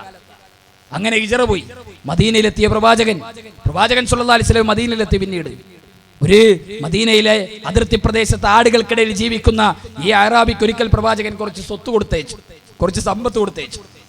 സമ്പത്തുമായിട്ട് കടന്നു വന്ന ഈ സ്വഹാബികളെ കണ്ടപ്പോൾ ഇയാൾ ചോദിച്ചു എന്തിനാ ഇത്? അയാൾ പറഞ്ഞു, ആ സ്വഹാബികൾ പറഞ്ഞു, ഇത് പ്രവാചകൻ സ്വല്ലല്ലാഹി അലൈഹി വസല്ലം ഒനീമത്ത് സ്വത്തുനിന്ന് താങ്കൾക്ക് തന്നയച്ചതാ. അയാൾ ആ സമ്പത്തുമായിട്ട് റസൂലുള്ളാഹി സ്വല്ലല്ലാഹി അലൈഹി വസല്ലം അടുക്കലേക്ക് മദീനത്തെ പള്ളിയിലേക്ക് തിരിച്ചു ചെന്നു. എന്നിട്ട് പറഞ്ഞു, നബിയെ അങ്ങാണ് ഇത് കൊടുത്തയച്ചത്, അതെ ഇത് താങ്കൾക്കുള്ളതാ. അദ്ദേഹം പറഞ്ഞു, എനിക്കത് ആവശ്യമില്ല നബിയെ, ഞാനിതല്ല പ്രതീക്ഷിച്ചത്, ഞാനിത് പ്രതീക്ഷിച്ച് മുസ്ലിം ആയതല്ല, ഞാനിത് പ്രതീക്ഷിച്ച് ഇസ്ലാമിലേക്ക് കടന്നു വന്നതല്ല. ഞാൻ ആഗ്രഹിക്കുന്നത്, ഞാൻ പ്രതീക്ഷിക്കുന്നത് നബിയെ എന്റെ തൊണ്ടക്കുഴിയിൽ ശത്രുവിന്റെ ഒരു അമ്പ് തറച്ച് ആ യുദ്ധക്കളത്തിൽ പിടഞ്ഞു മരിക്കുന്ന ഒരു ദിവസത്തെയാണ് ഞാൻ പ്രതീക്ഷിക്കുന്നത്. ഞാൻ അധികാരം ആഗ്രഹിച്ചും സ്ഥാനമാനങ്ങൾ ആഗ്രഹിച്ചും കടന്നു വന്നതല്ല നബിയെ, എന്റെ തൊണ്ടക്കുഴിയിൽ ഒരു അമ്പേറ്റ് അങ്ങേക്ക് വേണ്ടി മരിക്കുന്നതാണ് ഞാൻ ആഗ്രഹിക്കുന്നത് എന്ന് പറഞ്ഞ സ്വഹാബത്തിന്റെ പാരമ്പര്യ മുജാഹിദ് പ്രസ്ഥാനത്തിന്റെ പാരമ്പര്യം, മുജാഹിദുകളുടെ നിലപാട്. ആ നിലപാടാണ് മുജാഹിദ് പ്രസ്ഥാനത്തിന്റെ നിലപാട്. ഏതാനും ദിവസങ്ങൾ കഴിഞ്ഞു, ഒരു മനുഷ്യന്റെ ജനാസയുമായി സ്വഹാബത്ത് മദീനത്തെ പള്ളിയിലേക്ക് കടന്നു വരിക. നബി സല്ലല്ലാഹി അലൈഹി വസല്ലം ചോദിച്ചു, ഇതാരുടെ മയ്യത്ത, ഇതാരുടെ ജനാസയാ? സ്വഹാബത്ത് പറഞ്ഞു, നബിയെ ഏതാനും ദിവസങ്ങൾക്ക് മുമ്പ് അങ്ങയുടെ സമീപത്ത് തൊണ്ടക്കുഴിൽ അമ്പേറ്റ് മരിക്കണമെന്ന് ആഗ്രഹിച്ചു കൊണ്ട് കടന്നു വന്നവനില്ലേ, അവന്റെ മയ്യത്താണിത് എന്ന് പ്രവാചകൻ സ്വല്ലല്ലാഹു അലൈഹി വസല്ലമയോട് സ്വഹാബത്ത് പറയുമ്പോൾ നബി സ്വല്ലല്ലാഹു അലൈഹി വസല്ലമയുടെ മറുപടി, അല്ലാഹുമായുള്ള കരാറുകൾ സത്യസന്ധമായി പൂർത്തീകരിച്ചുകൊണ്ട് കടന്നു പോകുന്ന ചിലരുണ്ട് എന്ന് പ്രവാചകൻ സ്വല്ലല്ലാഹു അലൈഹി വസല്ലമ ആ സ്വഹാബികൾക്ക് സർട്ടിഫിക്കറ്റ് കൊടുക്കുകയാണ്. ആ പ്രതീക്ഷയാണ് മുജാഹിദ് പ്രസ്ഥാനത്തിന്റെ ഐക്യങ്ങളിലൂടെ നാം കാണേണ്ടത്. ആ സ്വപ്നമാണ് നമ്മൾ കാണേണ്ടത്. ആ പ്രതീക്ഷയാണ് നമുക്കുള്ളത്. ശിർക്കിന്റെ അന്ധവിശ്വാസങ്ങൾ കട്ടപിടിച്ച ഇരുട്ടറകളിലേക്ക്, ശിർക്ക് കട്ടപിടിച്ച കരിമ്പാട്ട കൂട്ടങ്ങളിലേക്ക് തൗഹീദിന്റെ വെളിച്ചവുമായി കടന്നു ചെന്ന് അതിനെ തകർത്തെറിയാനുള്ള ദൃഢനിശ്ചയമാണ് മുജാഹിദ് പ്രവർത്തകരെ നമുക്കുണ്ടാകേണ്ടത്. ആ വിശ്വാസമാണ് നമുക്ക് കരുത്തു പകരേണ്ടത്. ഉഹദ് യുദ്ധം കഴിഞ്ഞ് നബി സല്ലല്ലാഹു അലൈഹി വസല്ലമയ്ക്കും സ്വഹാബത്തിനും ചെറിയ പരിക്കുകളൊക്കെ പറ്റി വലിയ പ്രയാസങ്ങളൊക്കെ അനുഭവിച്ച ഘട്ടം മഹാനായ സയ്യിദ് ബിൻ സാബിത്ത് റളിയല്ലാഹു അൻഹു വിളിച്ചിട്ട് റസൂലുള്ളാഹി പറഞ്ഞു, സഅദ് ബിൻ റബീഅയെ യുദ്ധക്കളത്തിൽ എവിടെയെങ്കിലും കാണുന്നുണ്ടോ എന്ന് അന്വേഷിക്കണം. യുദ്ധക്കളത്തിൽ എവിടെയെങ്കിലും സഅദ് ബിൻ റബീഅയെ കണ്ടാൽ എന്റെ അസ്സലാമു അലൈക്കും താങ്കൾ പറയണം. എന്നിട്ട് അദ്ദേഹത്തിന്റെ വിശേഷം നിങ്ങൾ അന്വേഷിക്കണം. എന്താ വിശേഷം അതുകൂടി അന്വേഷിക്കണം. മഹാനായ സയ്യിദ് ബിൻ സാബിത്ത് റളിയല്ലാഹു അൻഹു വലിയ പ്രയാസങ്ങളൊക്കെ അനുഭവിച്ച ഉഹദ് യുദ്ധക്കളത്തിലൂടെ നടന്നുപോയി. അങ്ങനെ യുദ്ധക്കളത്തിന്റെ ഒരു ഭാഗത്ത് സഅദ് ബിൻ റബീഅയെ കണ്ടു. ശത്രുക്കളുടെ ആയുധങ്ങളേറ്റ് മരണാസന്നനായി കിടക്കുന്ന സഅദ് ബിൻ റബീഅ. ആ സഅദ് ബിൻ റബീഅ റളിയല്ലാഹു അൻഹുവിനെ കാണുമ്പോ സെയ്ദ് റളിയല്ലാഹു അൻഹു ചെന്നിട്ട് പറഞ്ഞു, അങ്ങയോട് അല്ലാഹുവിന്റെ റസൂൽ സലാം പറഞ്ഞിട്ടുണ്ട്. സലാം മടക്കി സഅദ് ബിൻ റബീഅ റളിയല്ലാഹു അൻഹു ചോദിച്ചു, ഇനി എന്തെങ്കിലും എന്നോട് അല്ലാഹുവിന്റെ റസൂൽ പറഞ്ഞു? അപ്പോ സെയ്ദ് റളിയല്ലാഹു അൻഹു പറഞ്ഞു, താങ്കളുടെ അവസ്ഥ എന്താ, വിശേഷം എന്താ എന്ന് കൂടി ചോദിച്ചിട്ടുണ്ട്. മഹാനായ സഅദ് ബിൻ റബീഅ റളിയല്ലാഹു അൻഹു മറുപടി, താങ്കളുടെ വിശേഷം അല്ലാഹുവിന്റെ റസൂൽ ചോദിച്ചിട്ടുണ്ടെങ്കിൽ പ്രവാചകന്റെ അടുക്കൽ ചെന്ന് താങ്കൾ പറയണം, ഈ സഅദ് ബിൻ റബീഅ ഇതാ യുദ്ധക്കളത്തിൽ കിടക്കുമ്പോൾ അന അജിദു റീഹൽ ജന്ന, സ്വർഗ്ഗത്തിന്റെ അടിച്ചു വീശുന്ന പരിമളം ഞാൻ ആസ്വദിക്കുന്നുണ്ട് എന്ന്, ഞാനിതാ ഈ സന്ദർഭത്തിൽ സ്വർഗ്ഗത്തിന്റെ പരിമളം ആസ്വദിക്കുന്നുണ്ട് എന്ന് അല്ലാഹുവിന്റെ റസൂലിനോട് താങ്കൾ പറയണം എന്ന് സെയ്ദ് ബിൻ സാബിത്ത് റളിയല്ലാഹു അൻഹുവിനോട് സഅദ് ബിൻ റബീഅ റളിയല്ലാഹു അൻഹു പറഞ്ഞേക്കുകയാണ്. മുജാഹിദ് പ്രവർത്തകരെ, നമ്മുടെ നിലപാടതായിരിക്കണം, നമ്മുടെ ആദർശം അതായിരിക്കണം, നമ്മുടെ വിശ്വാസം അതായിരിക്കണം. ഇരുട്ടറകളുമായി തൗഹീദിന്റെ ശത്രുക്കൾ കടന്നു വരുമ്പോൾ ആ ശത്രുക്കളുടെ കൈപിടിച്ച് തൗഹീദിന്റെ വെളിച്ചത്തിലേക്ക് തിരിച്ചു കൊണ്ടുവരാനുള്ള പ്രവർത്തനങ്ങളിലായിരിക്കണം നാം നമ്മുടെ പ്രവർത്തനങ്ങൾ ഒരുമിക്കേണ്ടതും. അതുകൊണ്ട് എല്ലാ വിശ്വാസരാഹിത്യങ്ങളിൽ നിന്നും മാറി നിൽക്കാനും തൗഹീദിന് വേണ്ടി മുന്നോട്ട് പോകാനും നമുക്ക് സാധിക്കണം. നമ്മുടെ മുജാഹിദ് പ്രസ്ഥാനത്തിന്റെ ഐക്യത്തിലൂടെ മുഴുവൻ ശിർക്ക്, വിദ്അത്ത്, അന്ധവിശ്വാസത്തിന്റെയും കോട്ടകുത്തങ്ങളെ തകർത്തെറിയാൻ അള്ളാഹു നമുക്ക് തൗഫീക്ക് നൽകി അനുഗ്രഹിക്കുമാറാകട്ടെ. അറിഞ്ഞുമറിയാതെയും ജീവിതത്തിൽ സംഭവിച്ചു പോയ പാളിച്ചകൾ അള്ളാഹു നമുക്ക് വിട്ടുകൊടുത്ത് മാപ്പാക്കി തരുമാറാകട്ടെ. അല്ലാഹുവേ, രോഗികളായ മുഴുവൻ ആളുകളുടെ രോഗങ്ങൾ നീ ശിഫയാക്കി കൊടുക്കണം റഹ്മാനെ. മരണപ്പെട്ടു പോയ മുഴുവൻ ആളുകളുടെയും ഖബർ ജീവിതം നീ വിശാലമാക്കി കൊടുക്കുകയും ഞങ്ങളെയും അവരെയും നിന്റെ ജന്നാത്തുൽ ഫിർദൗസിൽ നീ ഒരുമിച്ച് ചേർത്ത് അനുഗ്രഹിക്കണം റഹ്മാനെ. ഞങ്ങളുടെ നേതാക്കന്മാർ, ഞങ്ങളെ നയിക്കുന്ന ഞങ്ങളുടെ പണ്ഡിതന്മാർ, അല്ലാഹു ഈ പ്രസ്ഥാനത്തെ ശക്തമായി നയിക്കുവാനുള്ള കരുത്തും തൗഫീഖും നീ അവർക്ക് പ്രദാനം ചെയ്യണം റഹ്മാനെ. സകല അന്ധവിശ്വാസികളുടെയും കൈകൾ പിടിക്കാനുള്ള ശക്തിയും കഴിവും ഞങ്ങൾക്ക് നീ പ്രദാനം ചെയ്യണം റഹ്മാനെ. റബ്ബന തഖബ്ബൽ മിന്നാ ഇന്നക അൻതസ് സമീഉൽ അലീം വതുബ് അലൈനാ ഇന്നക അൻതത് തവ്വാബുർ റഹീം. ആമീൻ ആമീൻ ബിറഹ്മതിക യാ അർഹമർ റഹീമീൻ വൽഹംദുലില്ലാഹി റബ്ബിൽ ആലമീൻ. അസ്സലാമു അലൈക്കും വറഹ്മത്തുള്ളാഹി വബറകാതുഹു.